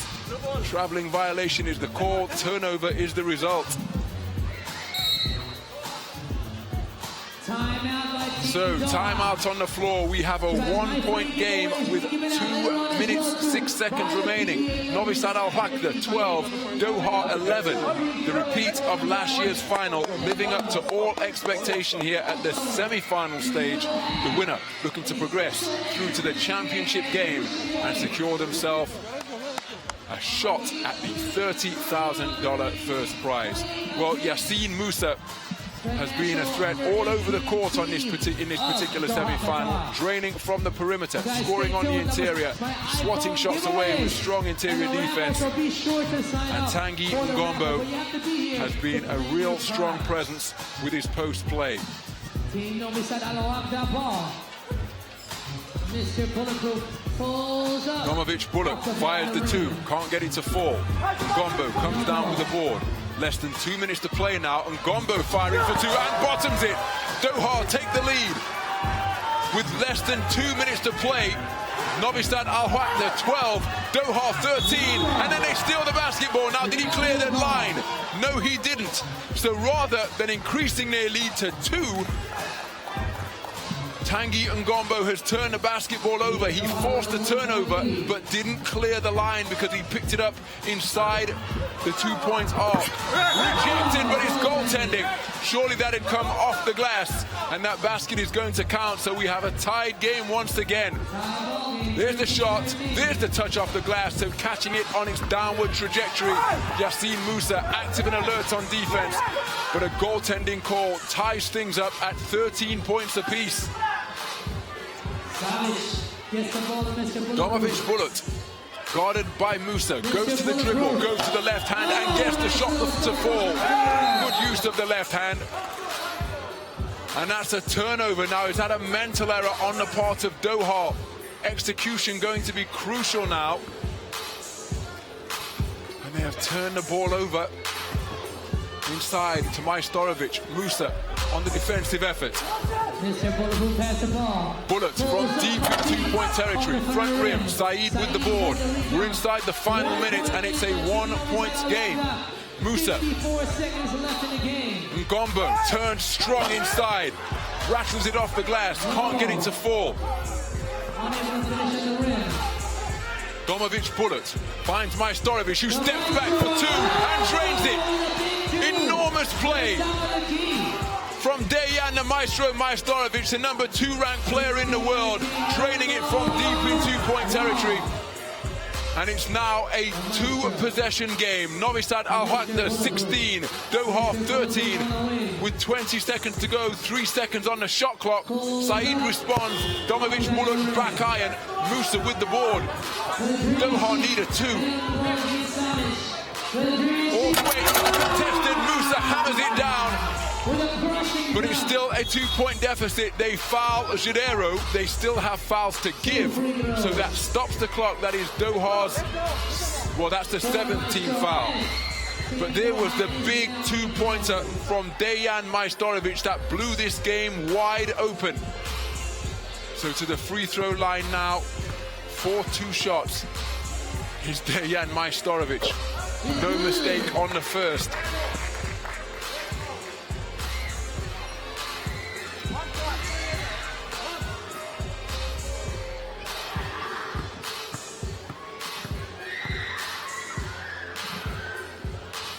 And perfect from the free throw line.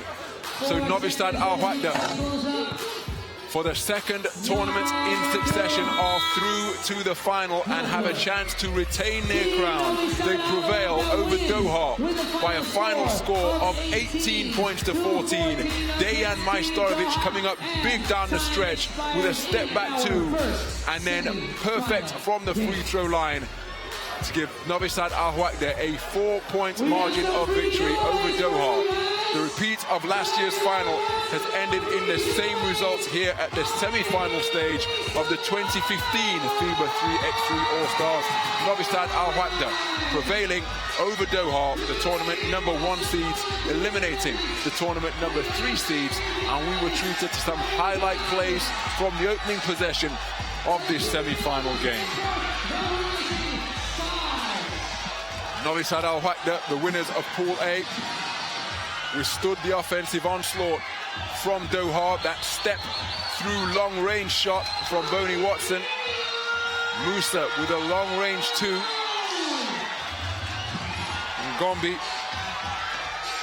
Ngombo was terrific with his post play. Domovic Bulut, the number 1 ranked player in the world. There was the step back 2, which made it a 16-13 game. It was 14-13 at that stage, and that is how NoviSad AlWahda booked their place in the final, and their hopes of retaining the title still alive here in Doha.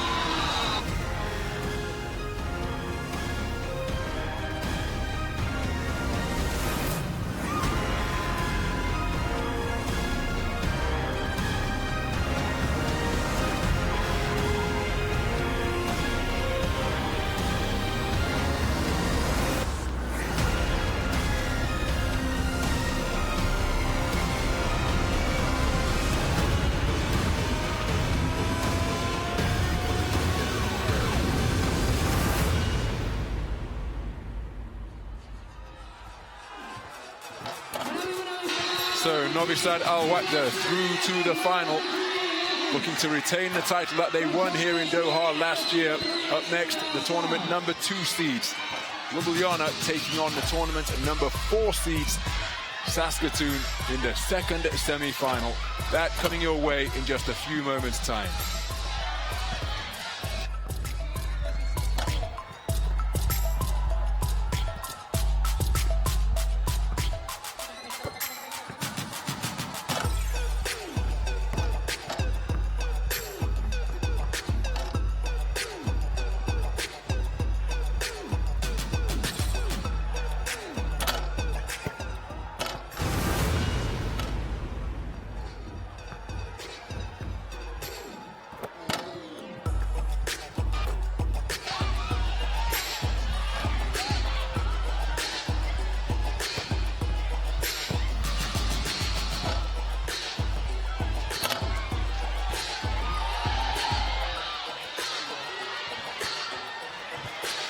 So Ljubljana with their quartet of Blaz Kresnar, Yasmin Herzegovaca, Tomo Čajč and Aleš Kunc, the foursome who will take to the floor as they look to book their place in the final, hoping to get themselves onto top spot again as they did in 2013.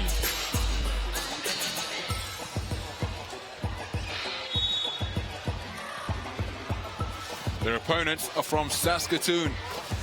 Michael Linklater, O'Neal Gordon, Michael Liefers, and Nolan Brudel here through to the semi-final stage. One win away from a place in the final. Remember, $30,000 US, the winning prize for the championship winning quartet. And the second semi-final about to get underway in just a few moments' time. So we'll hand you over to our public address announcer to introduce the teams onto the court. And first of all, it will be Ljubljana from Slovenia who get introduced to the crowd here in Doha. Number 4,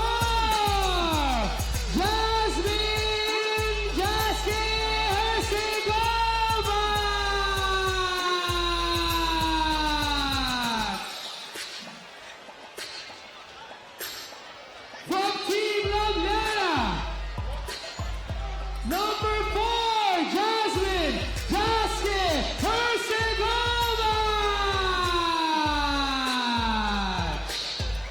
Number 6, Hales Dadikon. Number 5, Tomo Kaji.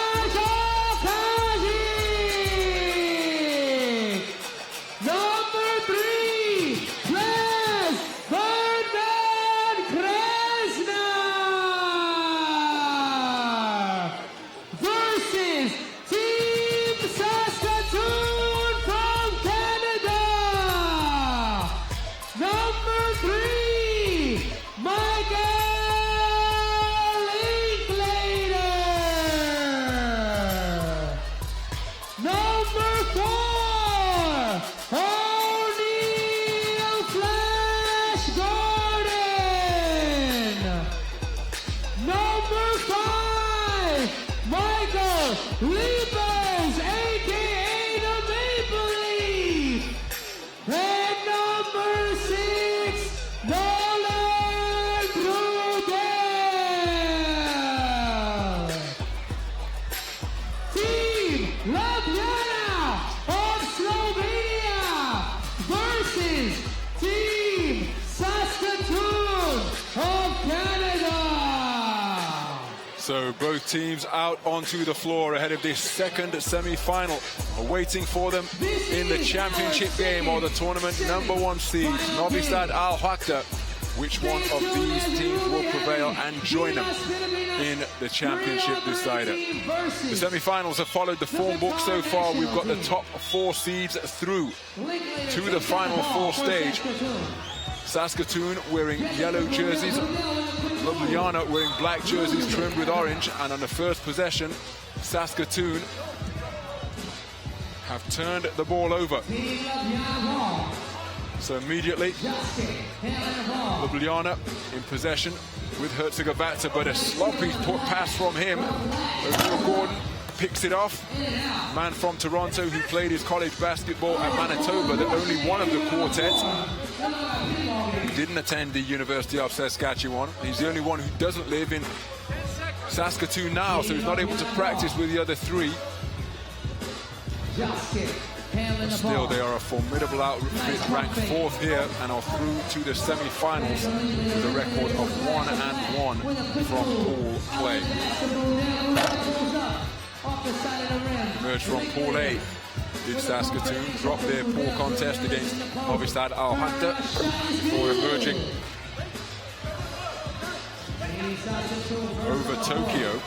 First shot secured, wiped away by O'Neal Gordon on the inside. A terrific defense from him. Inside it goes, and a throwdown. Blaz Kresnar, the tallest player in the tournament, posterizing an unfortunate Michael Linklater, who happened to be in the vicinity but rotated late. He's the shortest player on the court, Linklater, and he got caught beneath the hoop and may well end up with an embossing of the brand name of the basketball somewhere on his body if that happened to catch him on the flush through. Inside, to Liefers. Linklater with the acrobatic drive. Now does that tip count? Crashing the board very hard was Michael Liefers. It has been counted. There was a hint of a shot clock violation there, but it goes on the board for Saskatoon. They lead Ljubljana by 1. Saskatoon 2, Ljubljana 1. Rim shot from the perimeter from Nolan Brudel. And the trio on the floor now for Saskatoon as Linklater fires from downtown, can't find the range. But this is the championship-winning trio from the collegiate basketball scene in Canada. Terrific hands from Nolan Brudel as he poked it away. Liefers goes to the turnaround in the block and still able to come up with it. Wonderful activity and energy from Michael Liefers. Rejected by Krejnar. So hard-fought defense being demonstrated by both sides. Linklater went behind the back. But that, again, a catch-weight contest between the shortest on court and the tallest on court. O'Neal Gordon going back door. What a wonderful touch pass. And Michael Liefers was getting ready to explode and hammer that one down.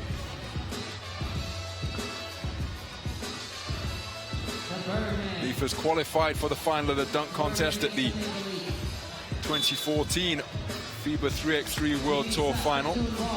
Possesses a serious set of hops. There's a man who measures it up at 207 centimeters, right around the 6'8" mark.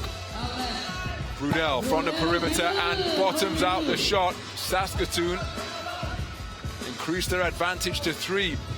Ljubljana 1, Saskatoon 4, 3 minutes gone in the second semi-final. Chaich unable to connect from downtown. And finishing with the right-handed layup on the drive is Nolan Brudel. So Saskatoon with a really strong start. They lead Ljubljana by 4. Just beating the shot clock. O'Neal Gordon again getting a hand to keep it alive. Linklater comes down with it. He's got the edging quickness over Chaich.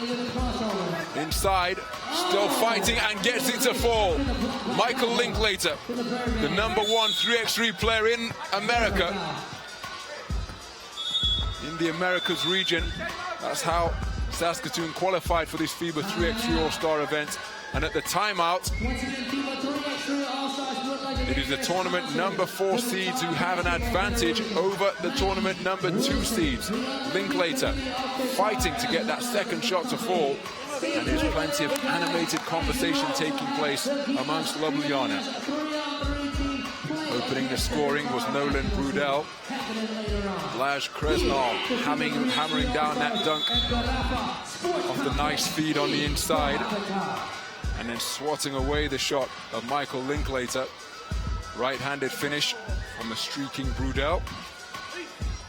So 6.5 minutes to play. And Ljubljana have only 1 point on the board. Can they at least double it up here as Blaž Krejnar goes to the free throw line? They can indeed. So he has got both their points so far. 1 dunk, 1 free throw. And it makes it Ljubljana 2, Saskatoon 6, just over 6 minutes to play. Brudel. Gordon. Guarded by Chaich, excuse me, by Kuntz. Gets inside with the acrobatic drive. And it was Chaich on defensive duties, excuse me. Herzegovina has it now. Skip pass out to Krejnar, fires for 2. Back iron. O'Neal Gordon soars for the board. Pulls up for 2. Rim shot, rattles around. Far more activity being demonstrated in this phase of play by Saskatoon. Inside it goes, and once again, it is Krejnar who comes to Ljubljana's rescue. All 3 points have come from the hands of the tallest player, nicknamed the Birdman. Blaž Krejnar as Herzegovina fires, back iron, hustles after his own rebound, but O'Neal Gordon beats him to it. Chaich comes to guard O'Neal Gordon. Air ball on that, a shot attempt from Nolan Brudel. Substitution for both teams. So Saskatoon leading Ljubljana by 4.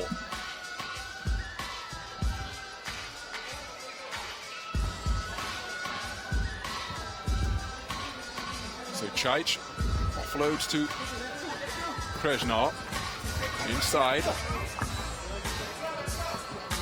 Kuntz couldn't get the finish on the interior. Čajč now guarding Linklater. All alone is Brudel. Rotating was a long arm of Krejnar. He then fires for 2, receiving it on the perimeter. Too long on the shot. Linklater tumbles to the court. Linklater drives with the right hand, goes to the step through, can't get it past the long arm of Aleš Kuntz. Right around the 6'8" mark is the Slovenian veteran. That score on the inside, the first time somebody other than Krejnar has put a point on the board for Ljubljana. Inside it goes. Kuntz goes to the shot fake, but taken out of his hands by Nolan Brudel, who then couldn't apply the brakes and prevent himself from going out of bounds. Here's the poke away. Then the hustle to go after it. Just reaching the baseline. Nolan Brudel. Krejnar for 2. Back iron. Linklater with the ball. Oh, the terrific dribble move. Offloading but taken away and then sent tumbling to the court, holding his back in some discomfort. You see the ankles get broken of Čajč. It was Kuntz who ended up on the floor. Looks to be moving freely under his own steam, but he is taking a seat on the bench after being shaken up after that trip to the playing surface.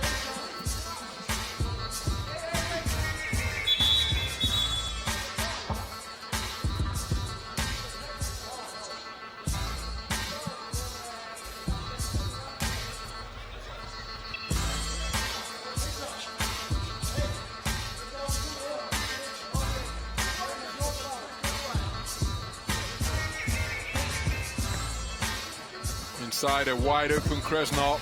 Liefers comes across to help but can't prevent that power move from falling. So Ljubljana edging their way back into this game. It's a 1 possession game now as O'Neal Gordon goes to the crossover. Almost lost his man. And it was only unfair impediment that prevented him from getting to the basket. Krejnar with the reach, preventing the progress of Flash. So timeout on the floor. It's a 1 possession game. Saskatoon 7, Ljubljana 5 in this second semi-final. To Instagram, to Facebook, that is FIBA 3x3.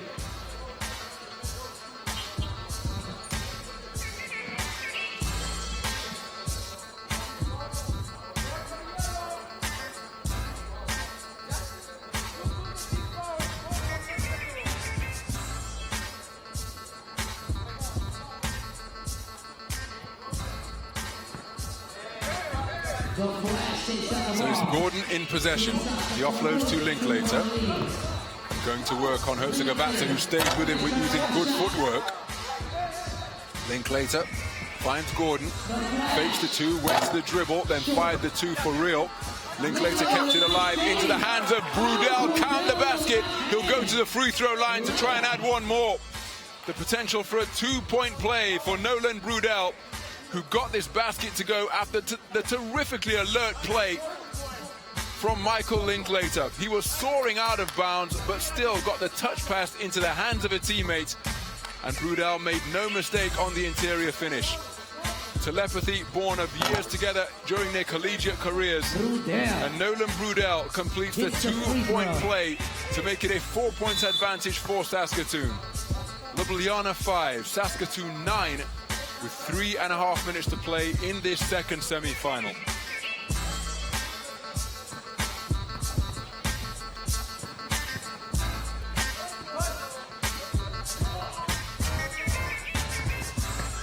Linklater.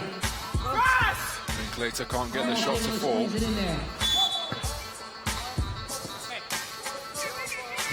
Looks as though he'll be called for the hold as he was trying to prevent Kuntz from posting up.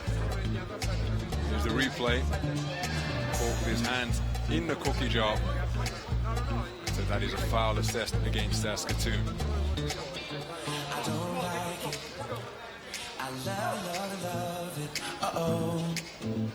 So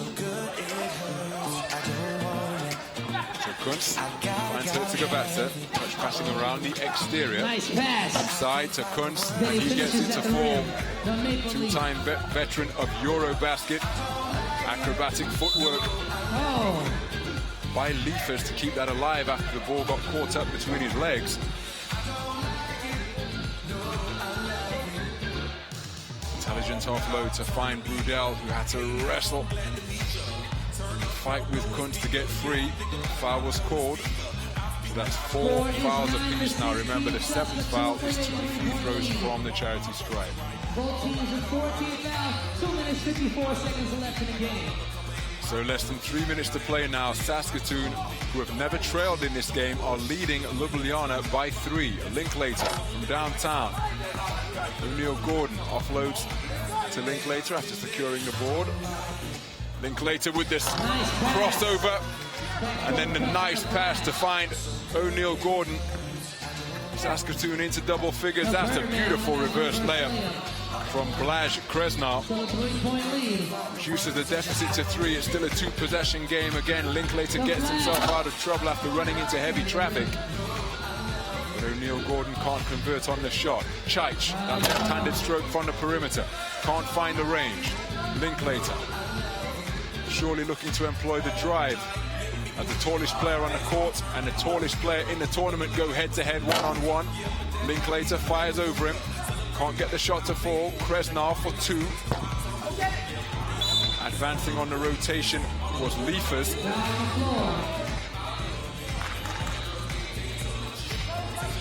So less than 2 minutes to play now, and Ljubljana, well, it's a 2-possession game. They are trailing by 3. O'Neal Gordon driving, but it's off his knee. Last touch by Saskatoon. Turnover is the result. Ljubljana ball from the end line. 1 minute 52 seconds remaining in the game. The second semi-final. Ljubljana, the winners of Group B, taking on the second-place team from Group A. Ljubljana prevailed from Group B with a perfect 2-0 record of their 2 full matches. A nice finish by Herzegovata. It's a 1-possession game. Ljubljana 8, Saskatoon 10, with 1.5 minutes to play. Linklater from downtown drains the shot, and all of a sudden it's a 2-possession game once more. Ljubljana 8, Saskatoon 12. The dead-eye 2-pointer from Michael Linklater could well have put this game on ice. Lots of time left, of course, but Saskatoon, well, if they can defend strongly, it's going to make it an uphill task. The clock is ticking. Both teams have fouls to give. Back iron on that 2-point attempt from Brudel. Chaich with the 2-pointer makes it a 1-possession game. So a flurry of 2s have changed the dynamic of this game in an instant. Linklater again with the good vision to get himself out of trouble. Liefers short on a turnaround shot attempt. Would have been a shot clock violation because it's an air ball. But Ljubljana have possession. Front rim on that 2-point attempt. Hustling after it was Herzegovata, but neither he nor Linklater could prevent it from going out of bounds. And we have a 2-point game. Next up, we will be having in the closing stages. We are less than a minute to go to the final buzzer. 45 seconds to be precise. Saskatoon looking to put their place in the championship game. Acrobatic finish from O'Neal Gordon.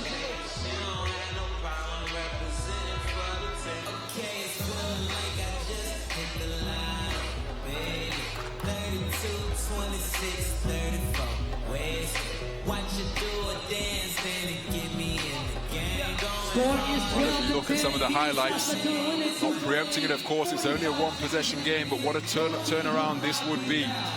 Saskatoon participated in the All-Star event last year as Linklater goes to the drive, can't get it to fall. Herzegovina in two-point territory. Inside they go, but collapsing of players like a house of cards.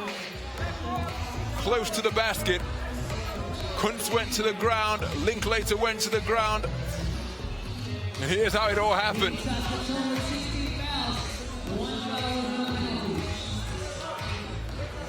Foul called on Saskatoon.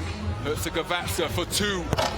Rim shot, rebound, and touch passing on the inside, but too much touch passing between Kunz and Chaich, and it's taken away by O'Neal Gordon. Surely somebody should have had a shot at the hoop. O'Neal Gordon knifes his way to the hole. Foul before the shot. But that perhaps a crucial error. This was the passing. You have it, no, I'll have it. And then O'Neal Gordon said, no, I'll take it, thank you very much. And that could well have been the last shot for Ljubljana, and they are trailing by two. They need possession of the basketball now. The next foul will send Saskatoon to the free throw line. O'Neal Gordon for two. Linklater hurtling after it. Keeps it alive for his teammates. Finding Brudel. They've got to foul. They do so now. But surely it is too little too late, because only 1 second remains. Only 1 second remains. That's the 7th foul, so it will be 2 shots from the free throw line for Nolan Brudel. If he makes both, well, one would suspect this game is over. If he doesn't make any, still, it's going to have to be a last gasp 2-point attempt by Ljubljana, but he's made the first and he's made the second. So it's a 2-possession game, and that is confirmation of the final score. Ljubljana, the tournament #2 seeds, have been eliminated by Saskatoon, the tournament #4 seeds. We have an upset here in the 3x3 tournament All-Star weekend in Doha. The tournament #2 seed, the champions from 2013, have been eliminated at the semi-final stage by Saskatoon. Saskatoon, who finished 6th last year, are through to the championship game, where they will take on the reigning defending champions, NoviSad AlWahda, in the final here at the FIBA 3x3 All-Star weekend.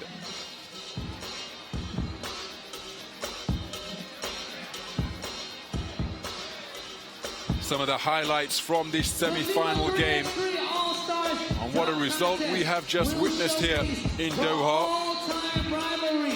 Ljubljana never led during the course of that game. Saskatoon started strong and maintained an advantage all the way through. Ljubljana fought, they scrapped, they tried to keep themselves in contention, but ultimately couldn't get themselves over the hump.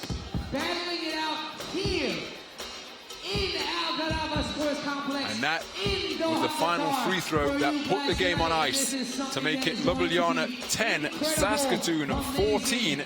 Saskatoon are through to the championship game here at the FIBA 3x3 All-Star weekend, and they will face the defending champions, NoviSad AlWahda.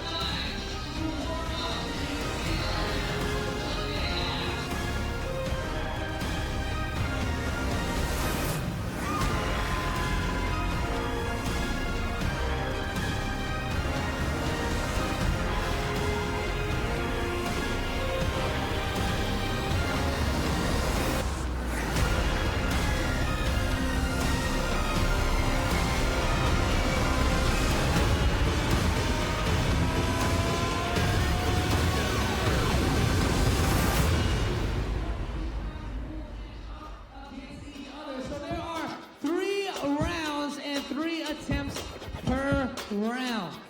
75 seconds per round and 3 attempts per round to complete a dunk.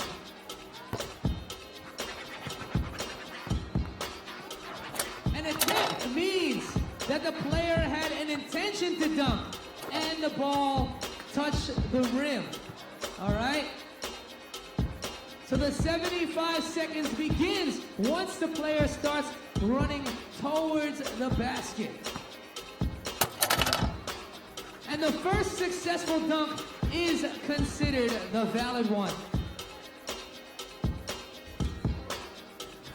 A dunk is considered successful if the ball does not bounce off the rim in an upward vertical direction after it has left the dunker's hand. The dunks will be scored 0 or 5 to 10 by each one of the 3 members of our prestigious jury after each dunk. A missed dunk is an automatic 0.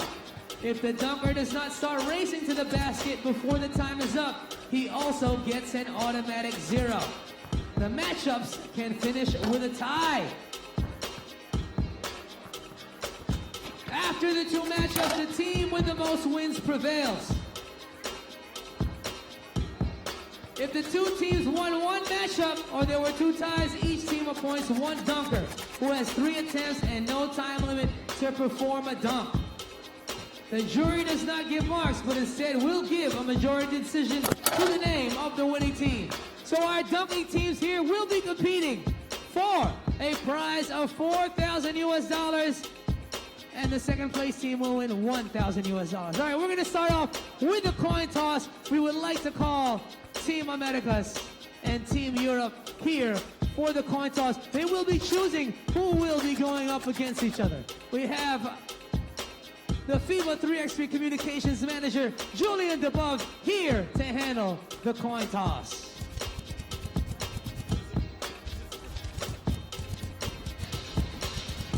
Well, you see the players going through their final warm-ups here in the QBF Dunk Contest. And this a dunk contest with a difference because it features the all-time rivalry between dunkers from Europe and the Americas. 2 teams of 2 players are battling it out here in Doha. Let's see, Team Americas. And it's going to be a combined effort. There you see the team from the Americas, Jus Fly Darlington from Canada. He's the man with the locks on the left. And his teammate is Porter, nicknamed What's Gravity Maberry. There he is, wearing number 1, the shortest professional dunker in the world. Just 5 feet 5 inches tall, 1.65 meters. And they're going up against the team from Europe, the man who just threw down that warm-up dunk, Kristaps Dargais from Latvia, 6 feet 6 inches tall, 1.98 meters. The winner of the All-Star Dunk Contest in 2013. Versus Porter Maberry. Going up first for Lipek. And here is the man nicknamed Jus Fly from Canada. Winner of the dunk contest at the Mexico Masters event earlier this summer. And here is Rafal Lipek Lipinski, the 4-time FIBA 3x3 World Tour Dunk Champion. 6 feet 2.5 inches tall, and he possesses incredible explosion off 2 feet. After his victory at the World Tour final in Abu Dhabi, I was having a conversation with him. He was talking me through some of the training that he does to maintain that explosion. That sees him perform such spectacular dunks. The dunk contest coming your way in just a few moments' time. Each dunker gets 75 seconds and 3 attempts to finish their dunk. The first successful dunk is the one that will count.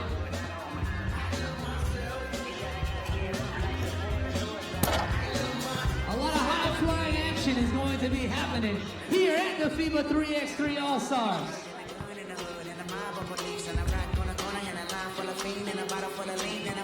So now introducing our jury for the QBF Slam Dunk Contest. We first have the Assistant Secretary General of the QBF,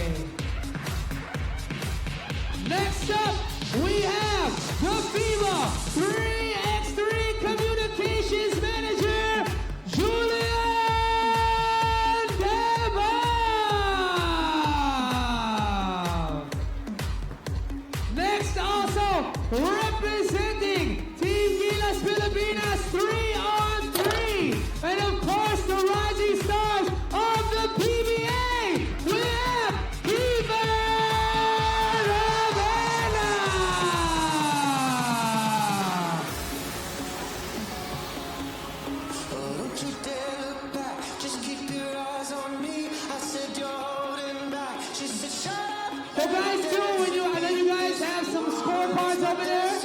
When you guys see something you like, please put up the score. So, we are going to introduce, while they warm up right here, we have our team. Team Europe and Team America.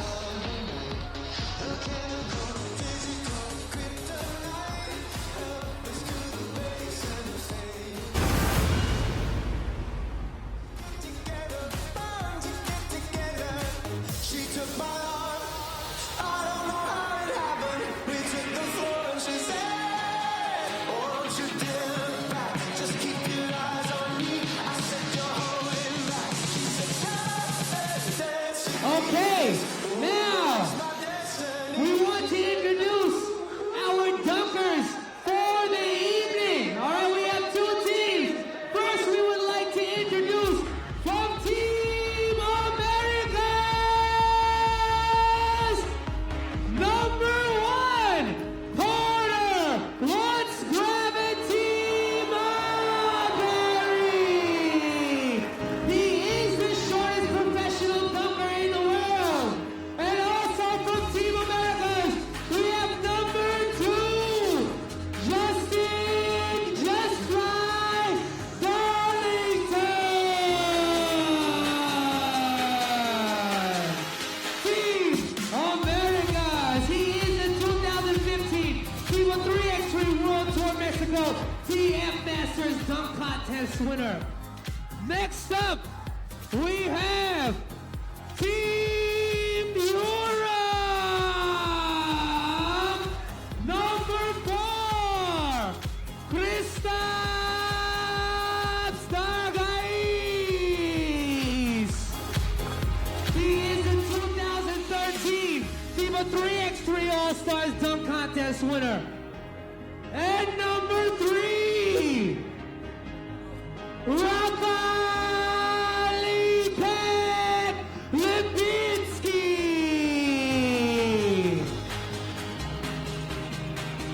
He is a 4-time FIBA 3x3 World Tour Slam Dunk Champion. All right, one more warm-up dunk for our dunkers this evening. And then we are about to get started. So Doha, are y'all excited if y'all ready to see some slam dunk action? Well, the dunkers for Team Americas and Team Europe have been introduced to the crowd here in this dunk contest with a difference. Going through some of their final warm-up routines. I can tell you that some of these warm-up efforts have been spectacular. One warm-up dunk each. Kristaps Dargais from Latvia, 6 feet 6 inches tall, 25 years of age. He and his partner Rafal Lipek Lipinski are the European representatives. You hear that? Ooh, that just went up from the crowd because the shortest professional dunker in the world, Porter Maberry, just threw down something spectacular in warm-up. So, make no mistake, all of these guys can get up and get up in a serious way. So once again, it is Often looking down on the hoop when they complete their dunks. Our first matchup, we have What type of creativity can they unleash here?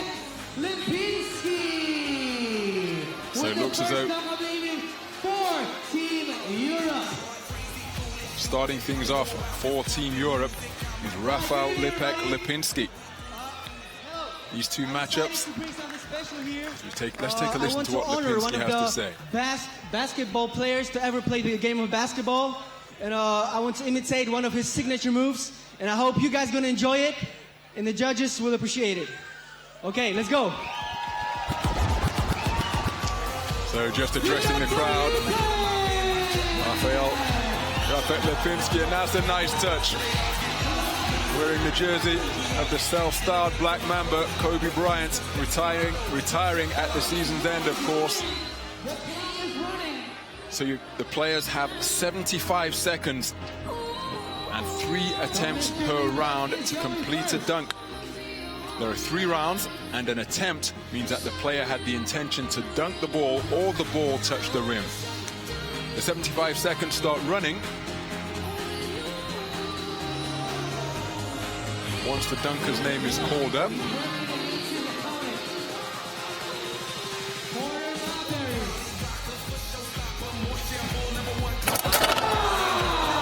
Attempting a game time jam by jab stepping his way and then dribbling past Porter Maberry. So the dunk clock continuing to tick. There is a game dunk. As Rafal Lipek Lipinski gets loose on the baseline. Well, generous judging. 9, 8, and 9 from the 3 judges. And I can tell you that those 3 judges are Mr. Mohammed Al-Soubi, the Qatar Basketball Federation Assistant Secretary General, Julian DeBurb, the Communications Manager from FIBA, and Kiefer Ravena from the Team Philippines. Got loose, exploded off 2 feet after driving the baseline, and then threw down the twisting reverse jam. Scored it on his 2nd attempt. 26 points the total. And here comes the man nicknamed What's Gravity, using somebody to tee up that basketball. 5 feet 5 inches tall, remember. Porter Maberry, 25 years of age. And here he comes. Oh, couldn't get it to go. But that gives you an idea of the hops that this man possesses. Everything off 2 feet. 26 is what Lipinski scored on his opening dunk.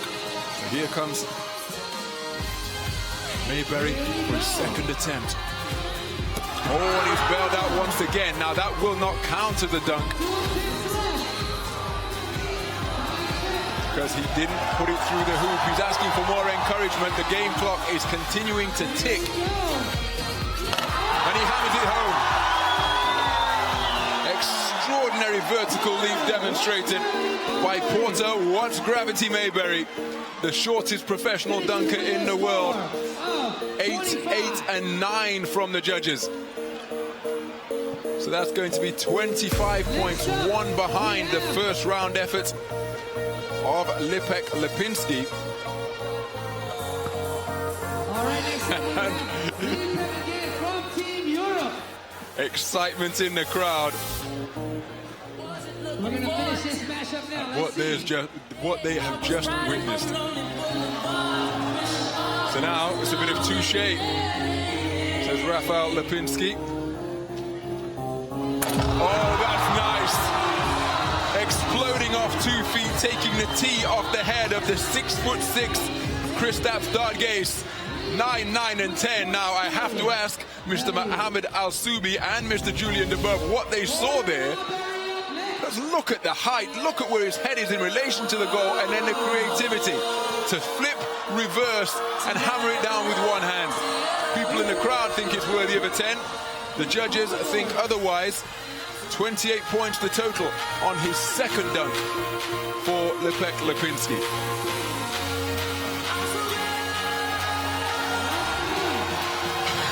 So, Jus Fly Darlington being called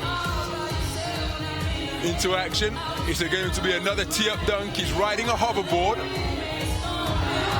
Cleared his teammate, who stands at 6'4" without a problem.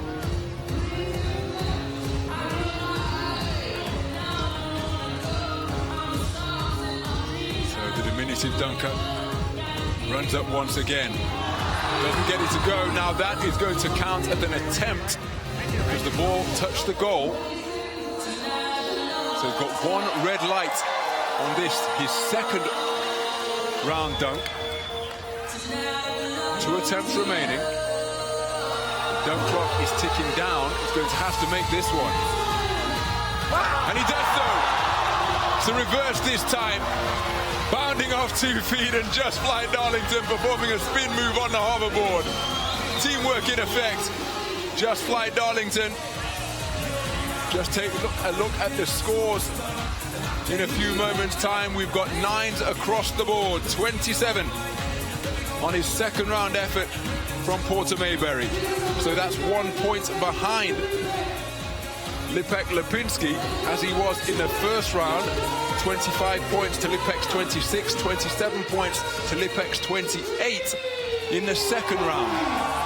So just with his nose in front all the way through the two completed rounds is Rafal Lipinski. Here's his third round effort. Now that's going to count as a dunk, but he doesn't want it.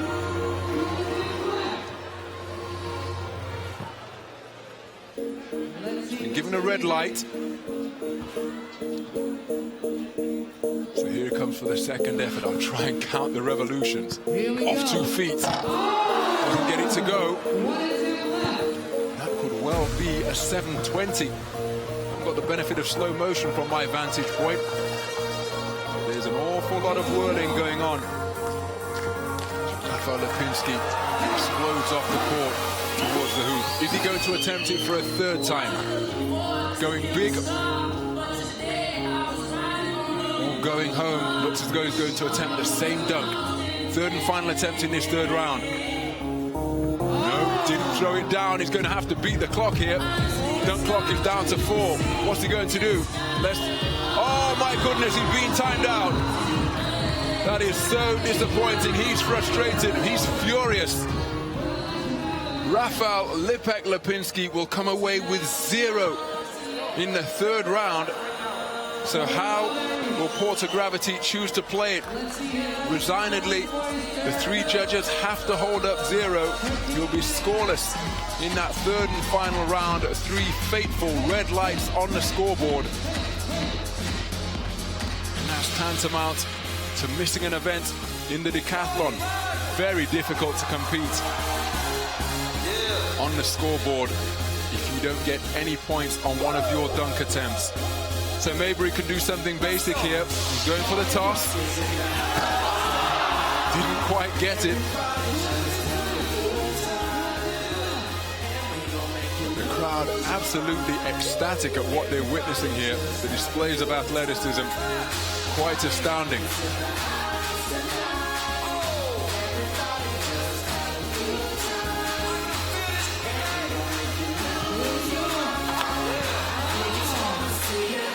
So, probably going to have one more effort at a dunk. The shot clock is at less than 20 now. Doesn't bear thinking about if Maberry gets a 0. But no way will he get a 0 after completing that. In the third round, hammers it down with his head soaring towards the rim. So 8, 7, and 8. And that means this first round matchup between Lipinski and Maberry has gone in favor of the Americas. Principally, totally, because Lipinski was timed out on his third dunk attempt and so registered 0. 23 points on that final dunk. For a total of 75. So the winner of the first matchup is a man from America's winner of the second round, and that's nasty. Kristaps Dargais. 9s across the board for 27 points for his first dunk attempt. East Bay funk dunk in effect. Vince Carter, J.R. Ryder, all the names from the past who pioneered that dunk. Kristaps Dargais executing it wonderfully. Here we go. Don't be mad, now stop. Hate is bad. So here comes Jus Fly Darlington with his first dunk attempt. Hoverboard being used once again. Oh my goodness! Crooked his elbow in the rim after collecting the ball from the tee set up by Porter Was Gravity Maberry. These guys are efficient on the hoverboard, I can tell you that, because he timed his glide to perfection. Have some of that. Elbow in the rim, just in case we're in any doubt as to how high Jus Fly was soaring on that particular dunk attempt. Head up by the goal and bruising his forearm. 27 on the first dunk attempt for Justin Jus Fly Darlington. Here comes Kristaps Dargais on his second attempt.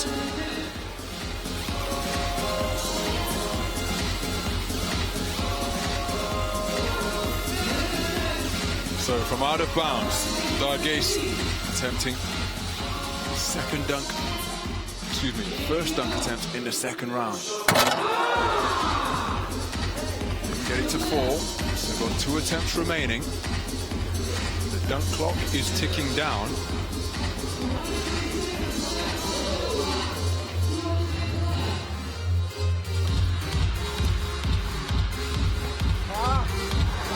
That's not an attempt, but again, he's going to have to be mindful of the clock. He's approaching 10 seconds now, and this looks like a rather ambitious dunk because it's involving his teammate Lipek Lipinski. Got to get the toss right. Oh, there's no doubt about that one. Off the side of the backboard. Caught with aplomb and hammered down with authority. 26 points from the presiding judges. And I think the man in the middle is being a little bit tight-fisted with the marking, Mr. Julian DeBoe, the communications manager from FIBA, because under pressure from the dunk clock, he exploded off one leg and then windmilled that one home.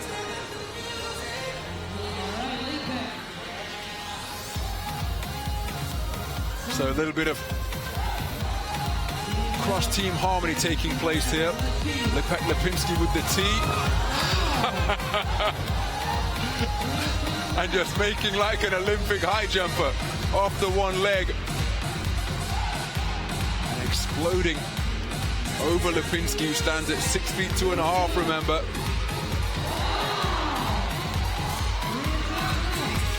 Just not getting his approach as he wants it. To engineer himself a little bit more running room. Lipinski, wonderful sportsmanship there, asking for encouragement for his opponent. And again, still taking off 2 feet, straddling the human tee with ease. But the game clock's ticking down here. He's going to have to nail this one. And he does so with the reverse. Soaring high over Rafal Lipek Lipinski before turning with the 180.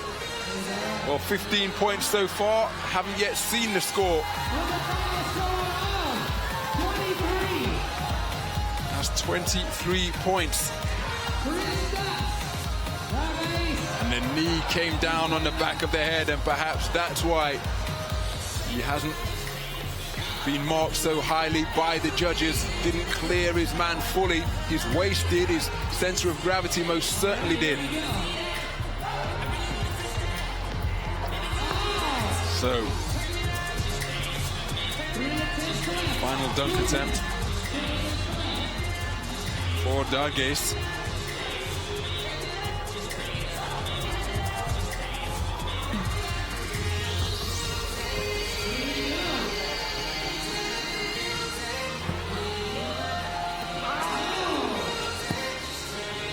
So just going to adjust and refine his approach as the dunk clock continues to tick.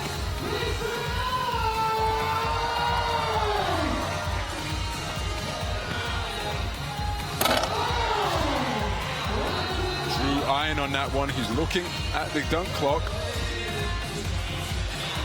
Less than 10, or approaching 10 seconds now. He's going to have to nail this one. Remember, Lipinski was only credited for 2 of his 3 dunk attempts, having been timed out. And it's going to be a similar fate suffered by his teammate.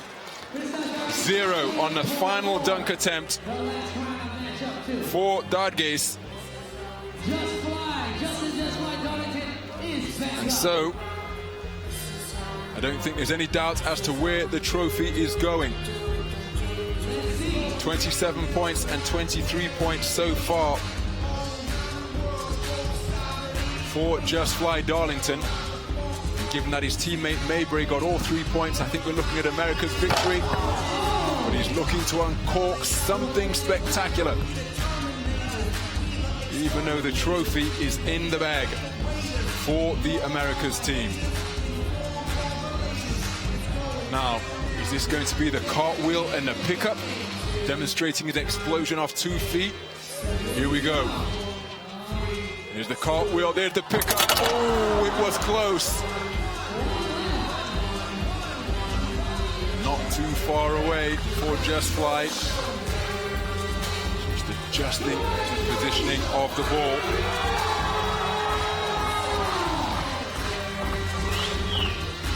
Being encouraged by the crowd here. This will probably be his final attempt as the dunk clock is approaching 10 seconds on the countdown. Cartwheel, pickup, throw down from Jus Fly Darlington, who exploded off the court as though he was using a pogo stick.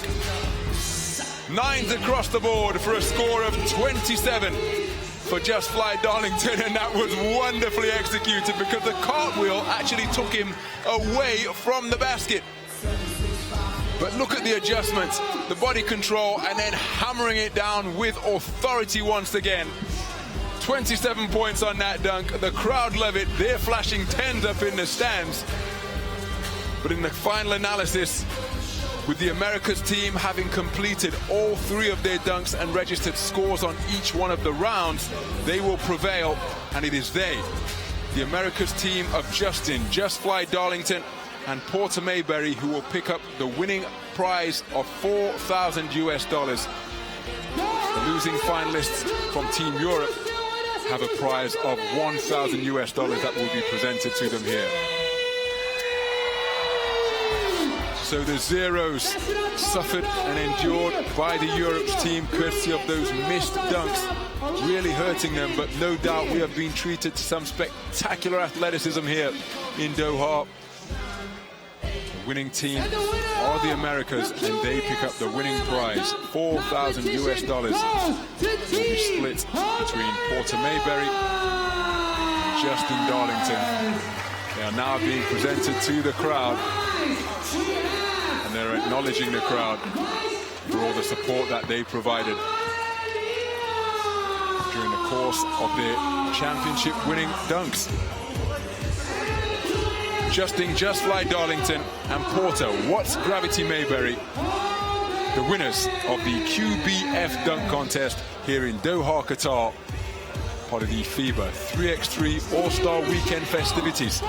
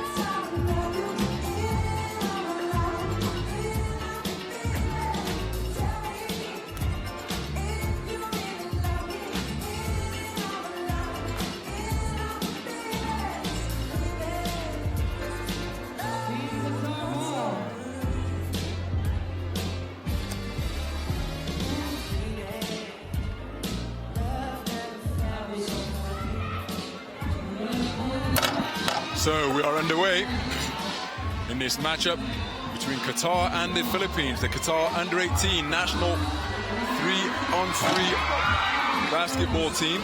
They're wearing the purple, and the team wearing white and blue. It's a selection of Filipino college stars. It's a 10-minute running clock. Usual 3-on-3 rules apply. And we have a first shot clock violation,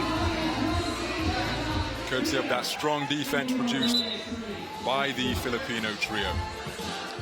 Philippines in white, trimmed with blue and red. And handling the ball now before going to the turnaround and finding the bottom of the net is Jerome Tang from De La Salle College. And working the jab step, Farid Sadikovic.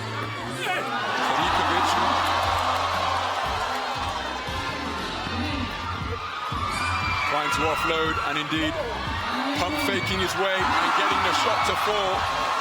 Olaide Adeogun, and the Philippines leading Qatar by 2 with 1 minute and 8 seconds gone.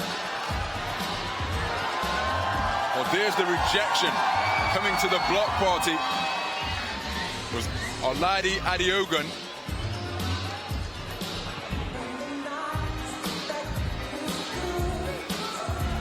Ravena gives it back.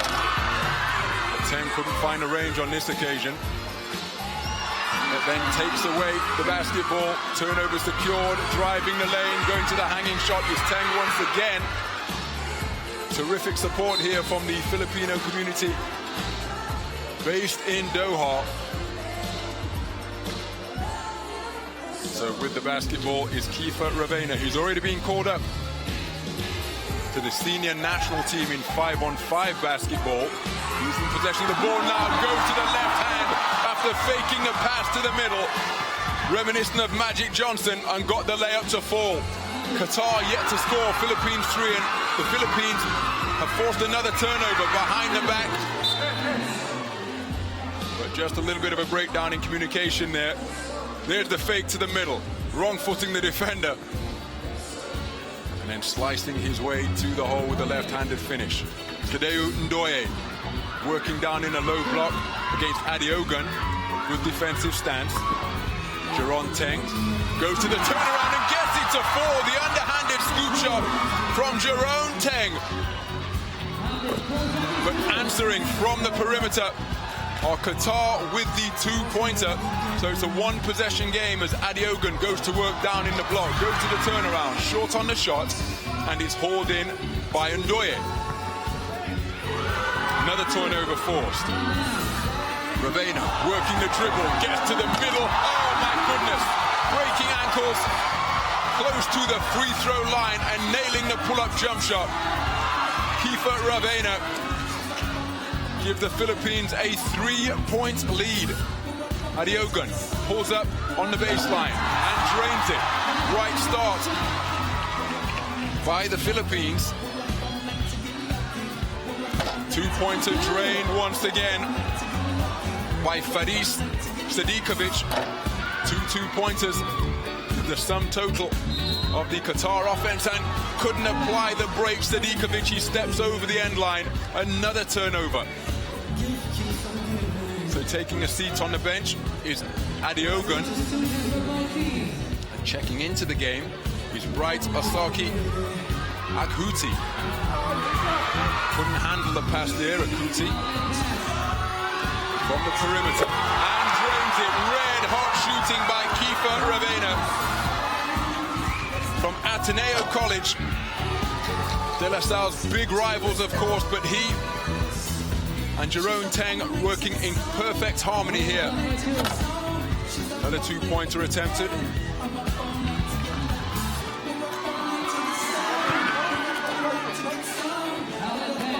So it's in possession of Sadikovic.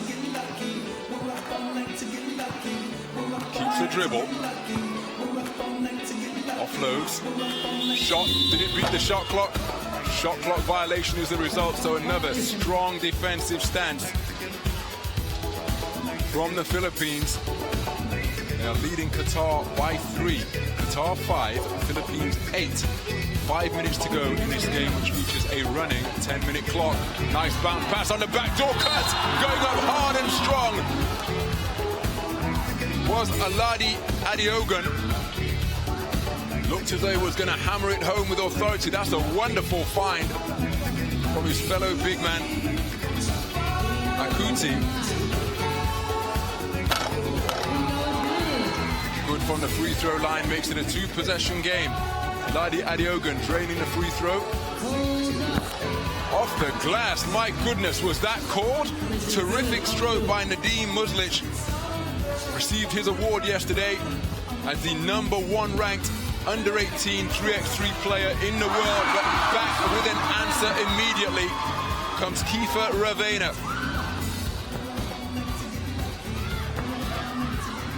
Inside, but then taken away once more. Really active on the defensive side of the ball is Adiogun. Rim shot on that 2-point attempt from Ravena. 2-pointer from deep in 2-point territory from Muslic. Can't find the range. Working the dribble against Muslic. It's Ravena, goes to the step back and bottoms it. Terrific ball handling skills. And hitting the pull-up jump shot with the stop and pop to make it a 4-point Philippines lead. Qatar 7, Philippines 11. Terrific defensive hustle by Adiogun with less than 4 minutes to play. Herky, jerky quickness and wonderful ball control. And then good activity, quick hands and anticipation from Adiogun to break up that low post play. So timeout on the floor. And the Philippines, led by a combination of Ravena, Teng and Adiogun. Akuti's played his part as well with that nice offload. But that trio of Teng, Ravena and Adiogun have been the chief tormentors of Qatar so far. Qatar competing with everything they have, but they are trailing in this game. Being played under a 10-minute running clock. Qatar 7, Philippines 11, less than 4 minutes to play. Teng working in the mid-post. Gives it to Adiogun, who demonstrates his 2-point prowess. Rim shot on that, just slightly short. And then fired up for 2 by Qatar, dancing around on the rim. Adiogun comes down with the board. Beautiful, threading the needle pass, but unable to finish was Teng. Fakes the 2, does Adiogun. Inside it goes to Akuti.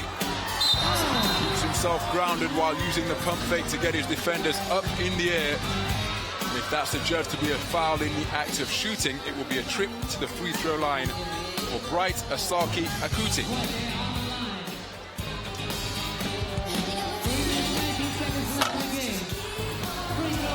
And makes the first. 1 free throw in the act of shooting. So working the jab step. It's Amir Mujlic. Inside to Adiogun. He's double teamed, offloads, finds Teng. Akuti steps back for 2, short on the shot, barely drew iron. And then going to the pull-up just inside is Faris Sidikovic, who demonstrated his long-range shooting touch.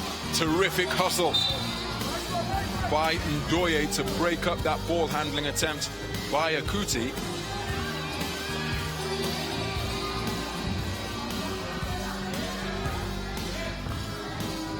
So 2.5 minutes remain. The Philippines are leading Qatar by 4. Qatar 8, Philippines 12. Going to the shot fake. It's a shot clock violation because the shot did not draw iron. Sailed long over the rim. So good defensive sequence by Team Qatar on that occasion. So the Qatar under-18 national 3-on-3 team playing an all-star selection of Filipino college stars, and so far it is the college stars who have the advantage. It's a 2-possession game. They lead by 4. As the clock continues to elapse, we're down at the 1 minute 50-second mark now on this game being played under the format of a running clock. So Faris Sadikovic in possession beyond the 2-point arc, keeps it himself, picks up his dribble, long on the baseline shot, fighting for the board was Amir Mujlic. He's a judge for the foul. That's the third team foul on Qatar. Adiogan working the dribble, takes it to the free throw line, steps back, initiates some contact, comes away with nothing on that shot attempt. He's asking the official why no whistle was blown. The official not interested, suggesting that the defender stayed in his cylinder. So Sadikovic, all alone, pulls the trigger, and he's the wrong man to leave alone in that type of territory. Still a 2-possession game. Qatar 9, Philippines 12. Working the dribble, going up in heavy traffic was Teng. The rebound comes out to the hands of Ravena. So still time for Qatar to edge their way back into this game, but it's taken away by Teng. Go to the one-legged teardrop runner down the lane, reminiscent of Juan Carlos Navarro. Played briefly in the NBA, but so long, a stalwart of Barcelona in the ACB. Teng working the jab step, now goes dribbles right, gets the shot away, but it's underneath the basket. It looks as though we have a foul on that shot attempt. Teng and Ravena, their fathers, both played in the professional league in the Philippines, so very much born into the game of basketball. It's in the blood. They've been playing since the crib, and they are making great strides here in this, the developmental phase of their careers. Wonderful opportunity for them as Teng makes the free throw to really put this game on ice. Mind you, have I spoken too soon? But they need the basketball back because Sadikovic has just drained. Another long-range two, working the dribble once again is Ravena, demonstrating it. And then the facial delivered by Bright Osaki Akute. Got loose on the baseline after the find and hammered it down. An emphatic punctuation point off the ball handling wizardry. Look at that for a tomahawk jam right in the face of the #1 ranked under-18 3-on-3 player in the world. Nadim Muzlic has just been posterized. And then to the free throw line to complete the 2-point play, Bright Astaki Akuti. And then the icing on the cake from Jeron Teng, the 2-pointer. As the game clock was about to sound, Qatar had been vanquished by a final score of 11 points to 18. Qatar 11, Philippines 18, to the delight of the large Filipino expat community here in Doha.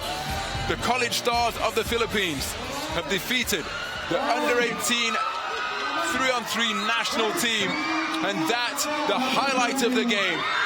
Nadim Muzlic not shying away from his defensive responsibility, rotated, but he could not deter Bright Osaki Akuti, who had his eyes only on the hoop and threw down a vicious tomahawk two-fisted jam, and then went to the free throw line to add one more. The Philippines then hit a shot from 2-point territory, and that is how they prevailed in a final score of 18 points to 11 over Qatar here at the FIBA 3x3 All-Star Weekend. Delight for the fans in attendance who are supporting the Philippines. There's a fair number of Qatari locals here celebrating as well. But the Filipino college stars have prevailed, and that man provided a serious highlight. Bright Asaki Akuti with the two-fisted throwdown in the closing stages of the game in heavy traffic, and indeed right into the face of Nadim Muzlic. Let's listen to the crowd being addressed by the victorious side.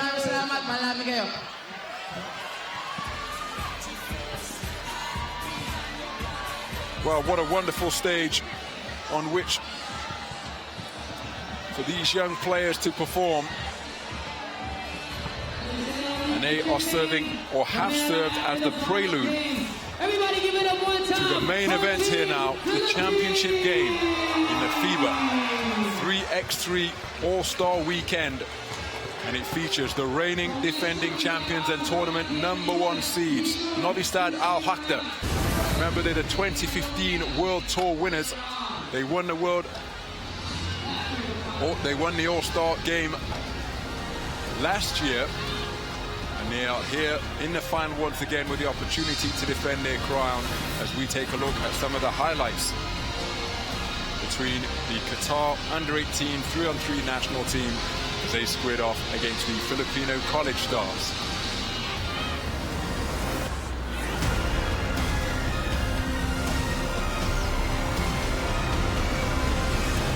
Muslic need to duck for cover in the concluding stages. But if you play basketball at this type of level, it's almost inevitable that you're going to get dunked on. So no doubt he's experienced that before. I'm sure that Muslic has hammered home on plenty of players as well.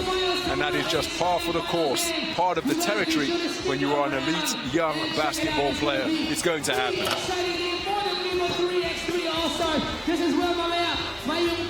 So we turn our attention now to the championship game here at the FIBA 3x3 All-Star Weekend. The reigning defending champions, the tournament #1 seed, NoviSad AlWahda. The top 4 individual ranked players in the world all represent this particular outfit. And they are going up against the tournament #4 seeds, Saskatoon, out of Canada. They finished in 6th position at the FIBA 3x3 All-Star Weekend last year here in Doha. And how they have made wonderful strides in the intervening 12 months.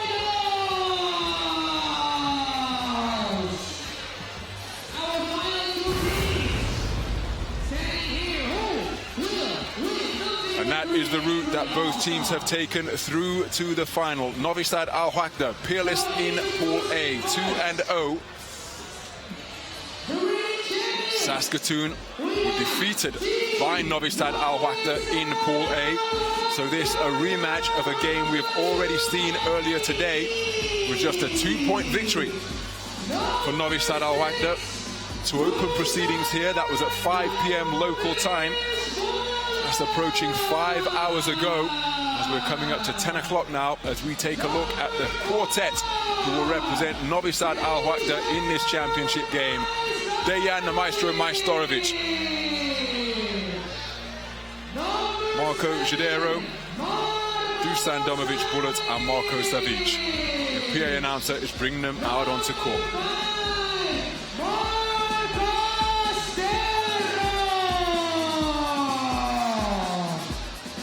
So here are the 4 players who will represent Saskatoon: Linklater, Gordon, Liefers, and Brudel.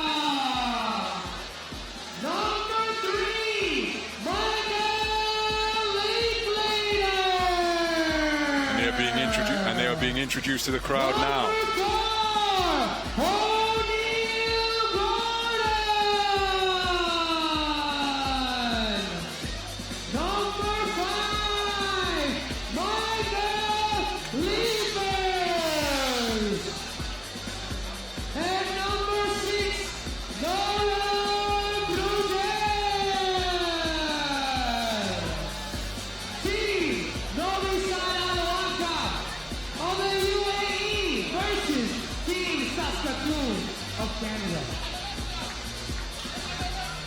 So this is it. It all comes down to this. Dusan Domovic Bullet, known as Mr. Bulletproof, oversees the coin toss. Here we go, it's about to go down. And it is NoviSad AlWahda who will defend first as they prepare to defend their All-Star title that they won last year.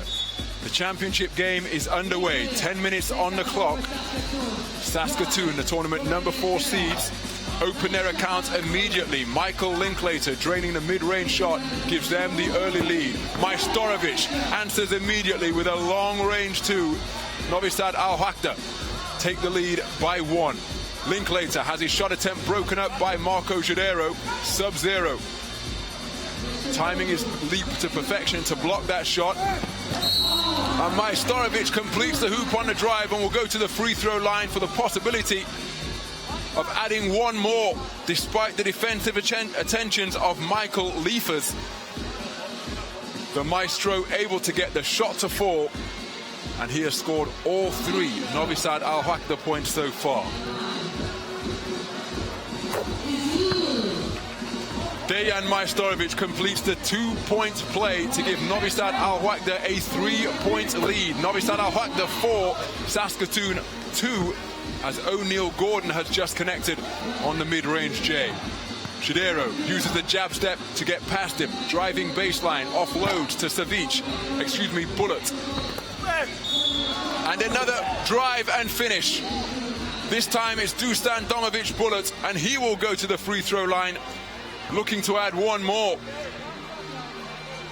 O'Neal Gordon with the reach. Linklater was in the vicinity. Not quite sure who it was called on, but that is Saskatoon's second team foul, and less than a minute has elapsed on the game clock. Dusan Domovic Bullet completes the 2-point play. NoviSad AlWahda 6, Saskatoon 2. Less than a minute gone in this championship game. Team NoviSad AlWahda leads 6-2 against Saskatoon. 9 minutes left in the game. Linklater, guarded by Majstorovic. Shot clock is down to 7, but the ball has been turned over. NoviSad AlWahda in possession. The backdoor cut finds a streaking Majstorovic, who moves to 5 points in the game. Terrific play by him. 2-pointer from downtown, a 2-point play, and then the streaking backdoor finish. 5 points to start this final by Dejan Majstorovic. Inside it goes. Brudel working the jump hook, can't get it to fall.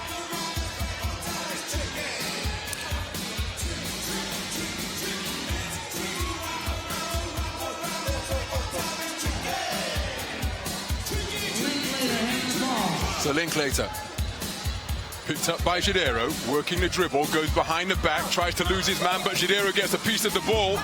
Inside it goes to Nolan, who gets the finish.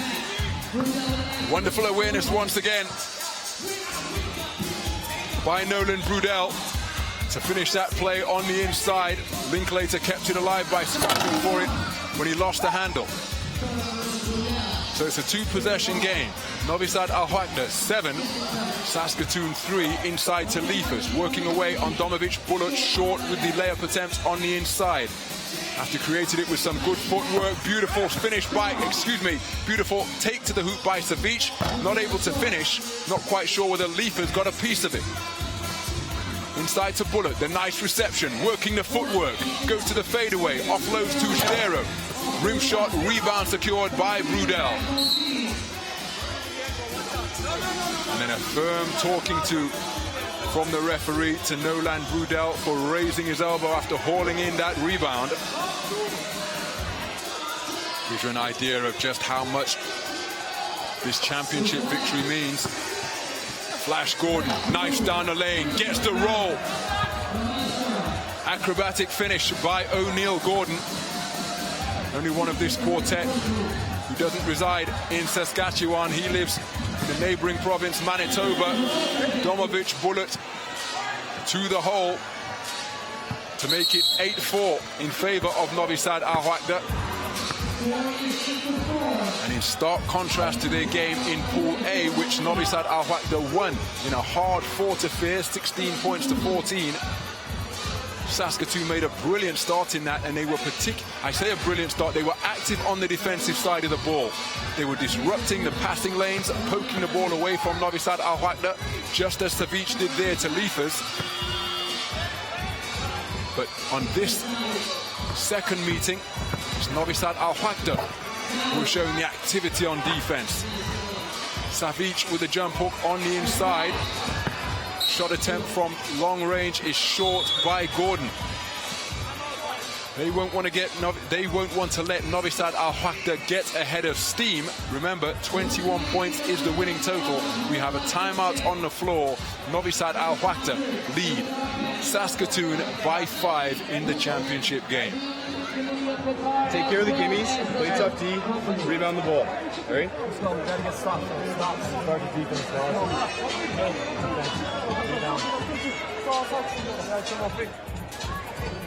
Some of the highlights of the play so far. Majstorovic, who's had the hot hand to begin this game, hitting a 2 from downtown. There's the acrobatic finish from O'Neal Gordon. But Majstorovic has hit a 2 from downtown. He completed a 2-point play as well. So NoviSad AlWahda in possession. Domovic Bulut has it on the outside, beyond the arc. Dances his way through traffic and down the lane. Can't get the left-handed layup to fall. Brudel with the rebound. Flash Gordon knifing down the lane, runs into a couple of NoviSad AlWahda defenders. And he will get the basketball as they will be called for the foul.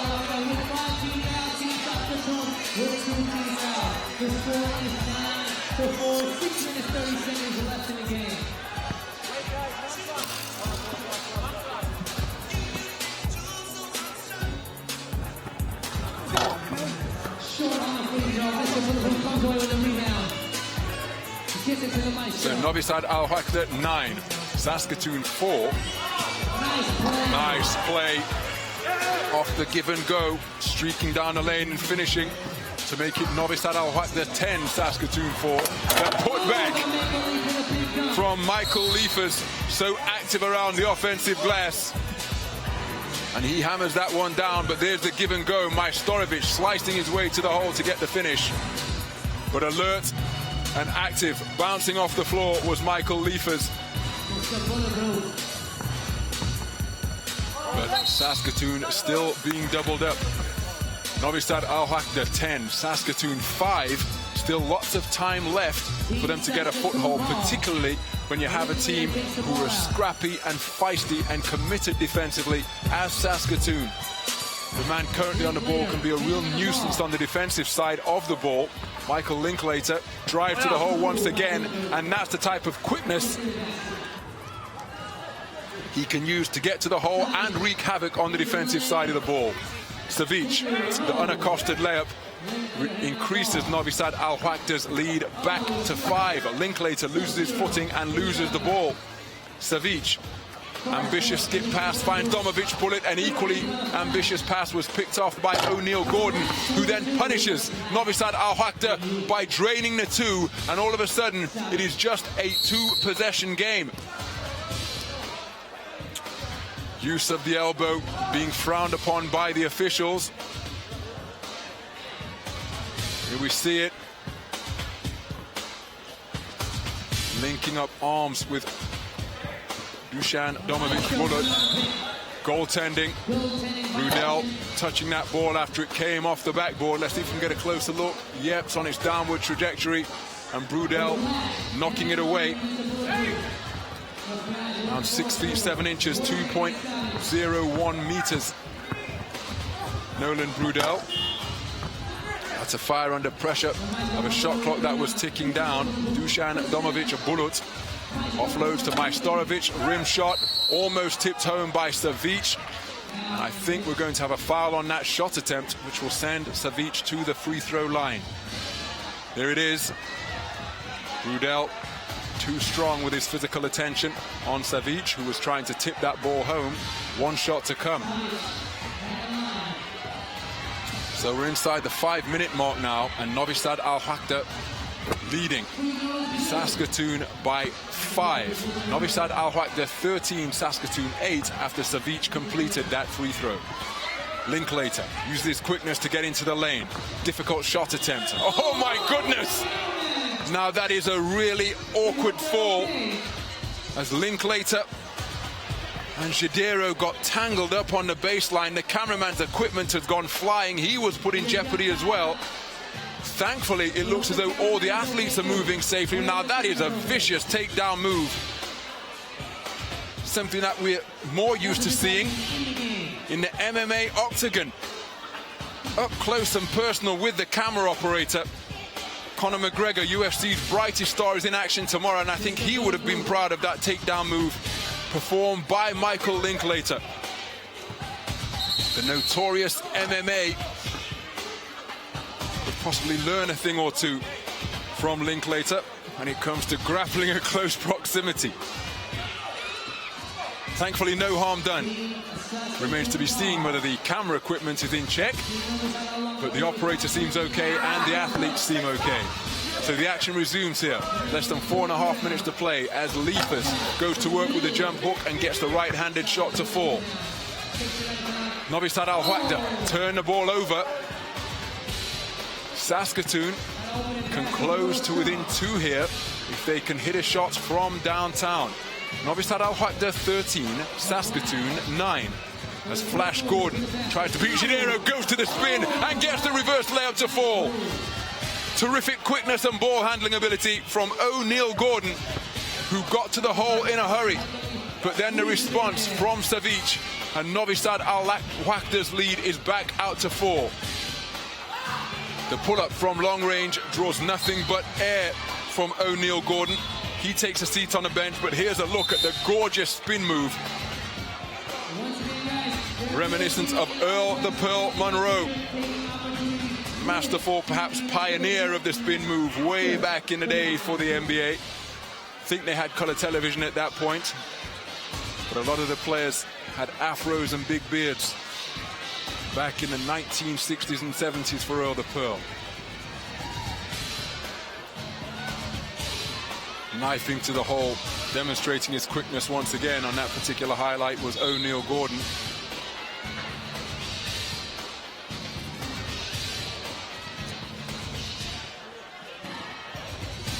So just under 4 minutes to play in the championship game. NoviSad AlWahda yet to drop a game here at the 3x3 All-Star Weekend. Imperious in pool play, emerging from Pool A with a record of 2 wins and no defeats. Beautiful screen allows Dusan Domovic Bullet to get to the hole for the wide open layup. Linklater uses a jab step to get free, but it was a double dribble. He put the ball down, recovered the dribble, and then put it on the floor once again. He's thinking that it's not a double dribble. He was saying the first one was poked away. Should have been another possession. Domovic Bullet goes to work on the much shorter Michael Linklater. Domovic Bullet is an advantage around 13 centimeters. Linklater can't get the baseline shot to fall. Janeiro sub-zero with the rebound for NoviSad AlWahda. Trying to go to the lob pass and found beautifully. Savic got it away quickly on the quick release. And NoviSad AlWahda are closing in on the 21-point winning total here. They're currently leading Saskatoon by 7 as Savic pulls the trigger on a 2. Janeiro with the rebound, touch pass on the interior, and Savic with the finish.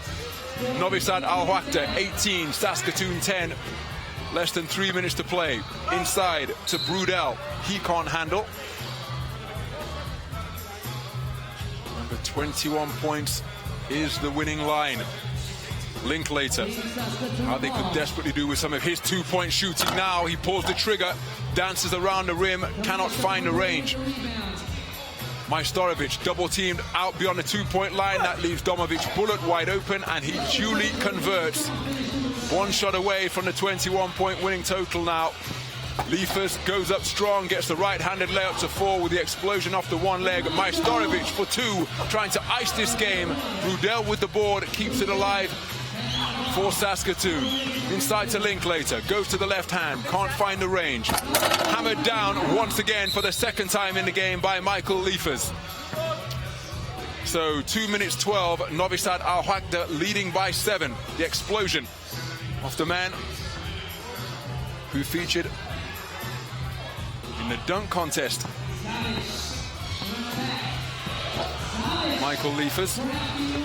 But it's a game ball now. The next time NoviSad AlWahda have possession. O'Neal Gordon struggling to keep possession. Lost his footing. Who was that last touch by? 2 dunks in the game for Michael Liefers, who qualified for the final of the dunk contest at the 2014 3x3 World Tour final. Possesses a good set of springs. There's the man who represented his country in 5-on-5 at the Pan Am Games in 2011 in Guadalajara. Two-pointer attempted by Brudel, kept alive by Linklater, only into the hands of Majstorovic, who tried a touch pass. Linklater fires from 2, can't find the range. Domovic Bullet with the basketball. NoviSad AlWahda looking to break the 21-point winning line.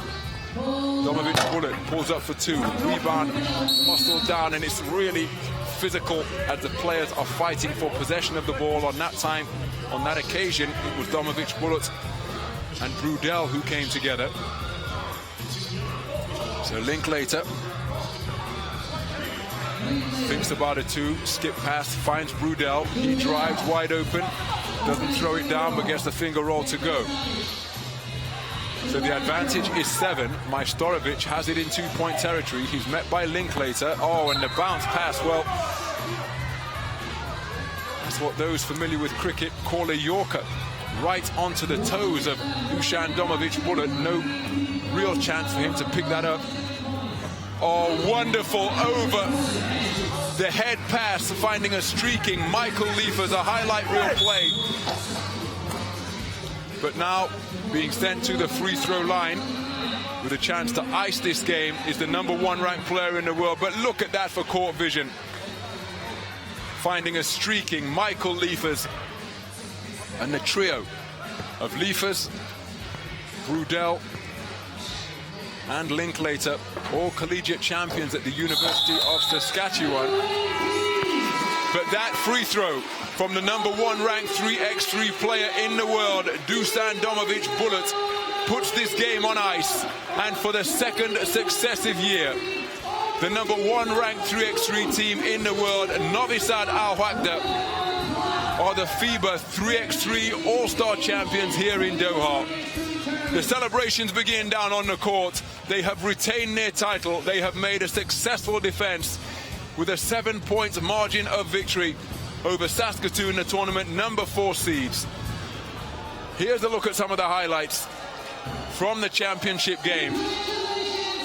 But in the final analysis, it's NoviSad AlWahda who will top the podium once again. All of the big guns came to the party. They all contributed. There's the #1 ranked player, Majstorovic, right behind him as the #2 ranked player in the world. He started this game brilliantly for Saskatoon. Liefers was active around the offensive rim.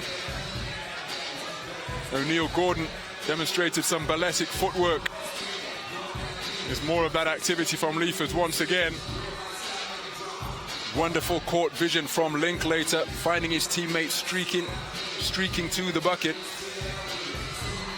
But this is the moment that the championship was retained and secured. Dusan Domovic Bullet nailing the free throw to make it a final score in the championship game. NoviSad AlWahda 21, Saskatoon 14. NoviSad AlWahda are the winners and once again the FIBA 3x3 All-Star champions.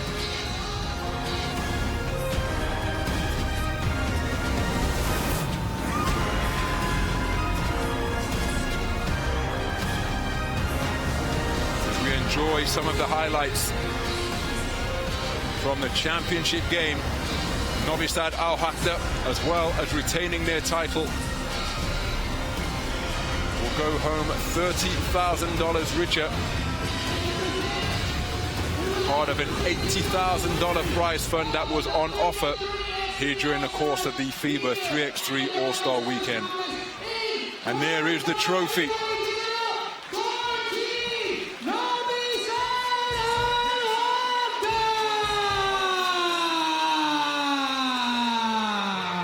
So the championship winning quartet make their way out onto the court. Marco Gidero, Marko Savic, Dusan Domovic Bullet, and Dejan Majstorovic. And also the QBF President, His Excellency.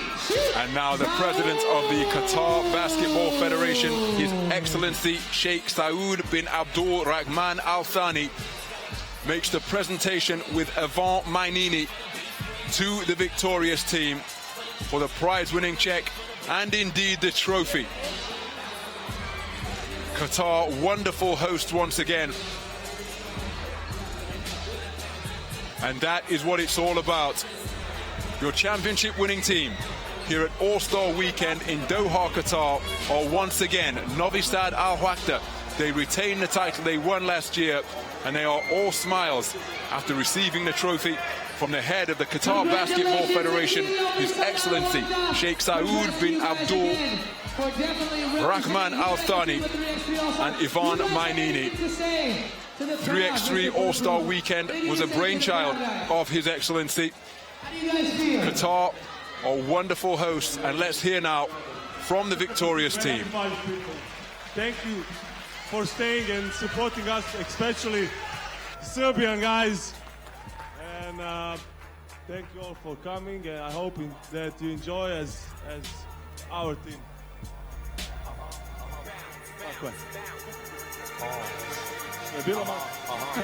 So you guys are also not only this year's Well, FIBA that brings the 3x3 All-Star Champions festivities here at the 3x3 All-Star Weekend to a close. The prize-giving ceremony to the victorious team, NoviSad AlWahda, are your FIBA 3x3 All-Star champions.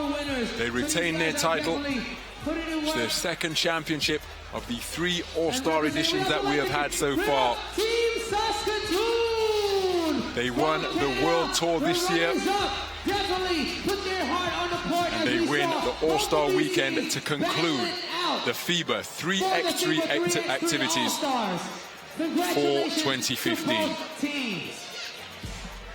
So, a double-double. A double-double after taking the World Tour in 2014 and 2015. They repeat by taking the All-Star Trophy in 2014 and 2015. But a word about Saskatoon, the tournament number 4 seeds. They finished 6th last year. How they have improved in the intervening 12 months. They come away with a runners-up trophy and a prize of $20,000 US. Not a bad weekend's work for the team out of Canada, but the champions on NoviSad AlWahda for the second successive year. We hope you've enjoyed our coverage of the FIBA 3x3 All-Star Weekend. Remember, stay across social media and all of the usual outlets to find out all of the upcoming news, updates and information about FIBA 3x3. Team NoviSad AlWahda, your 2015 FIBA 3x3 All-Star.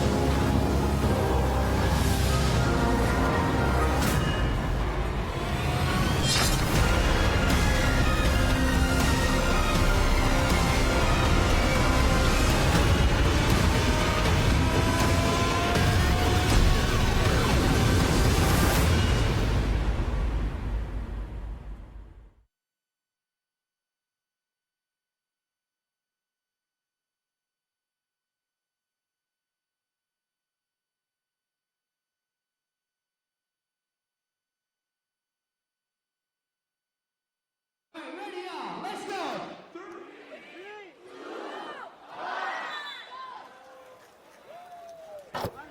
1. First one good. No.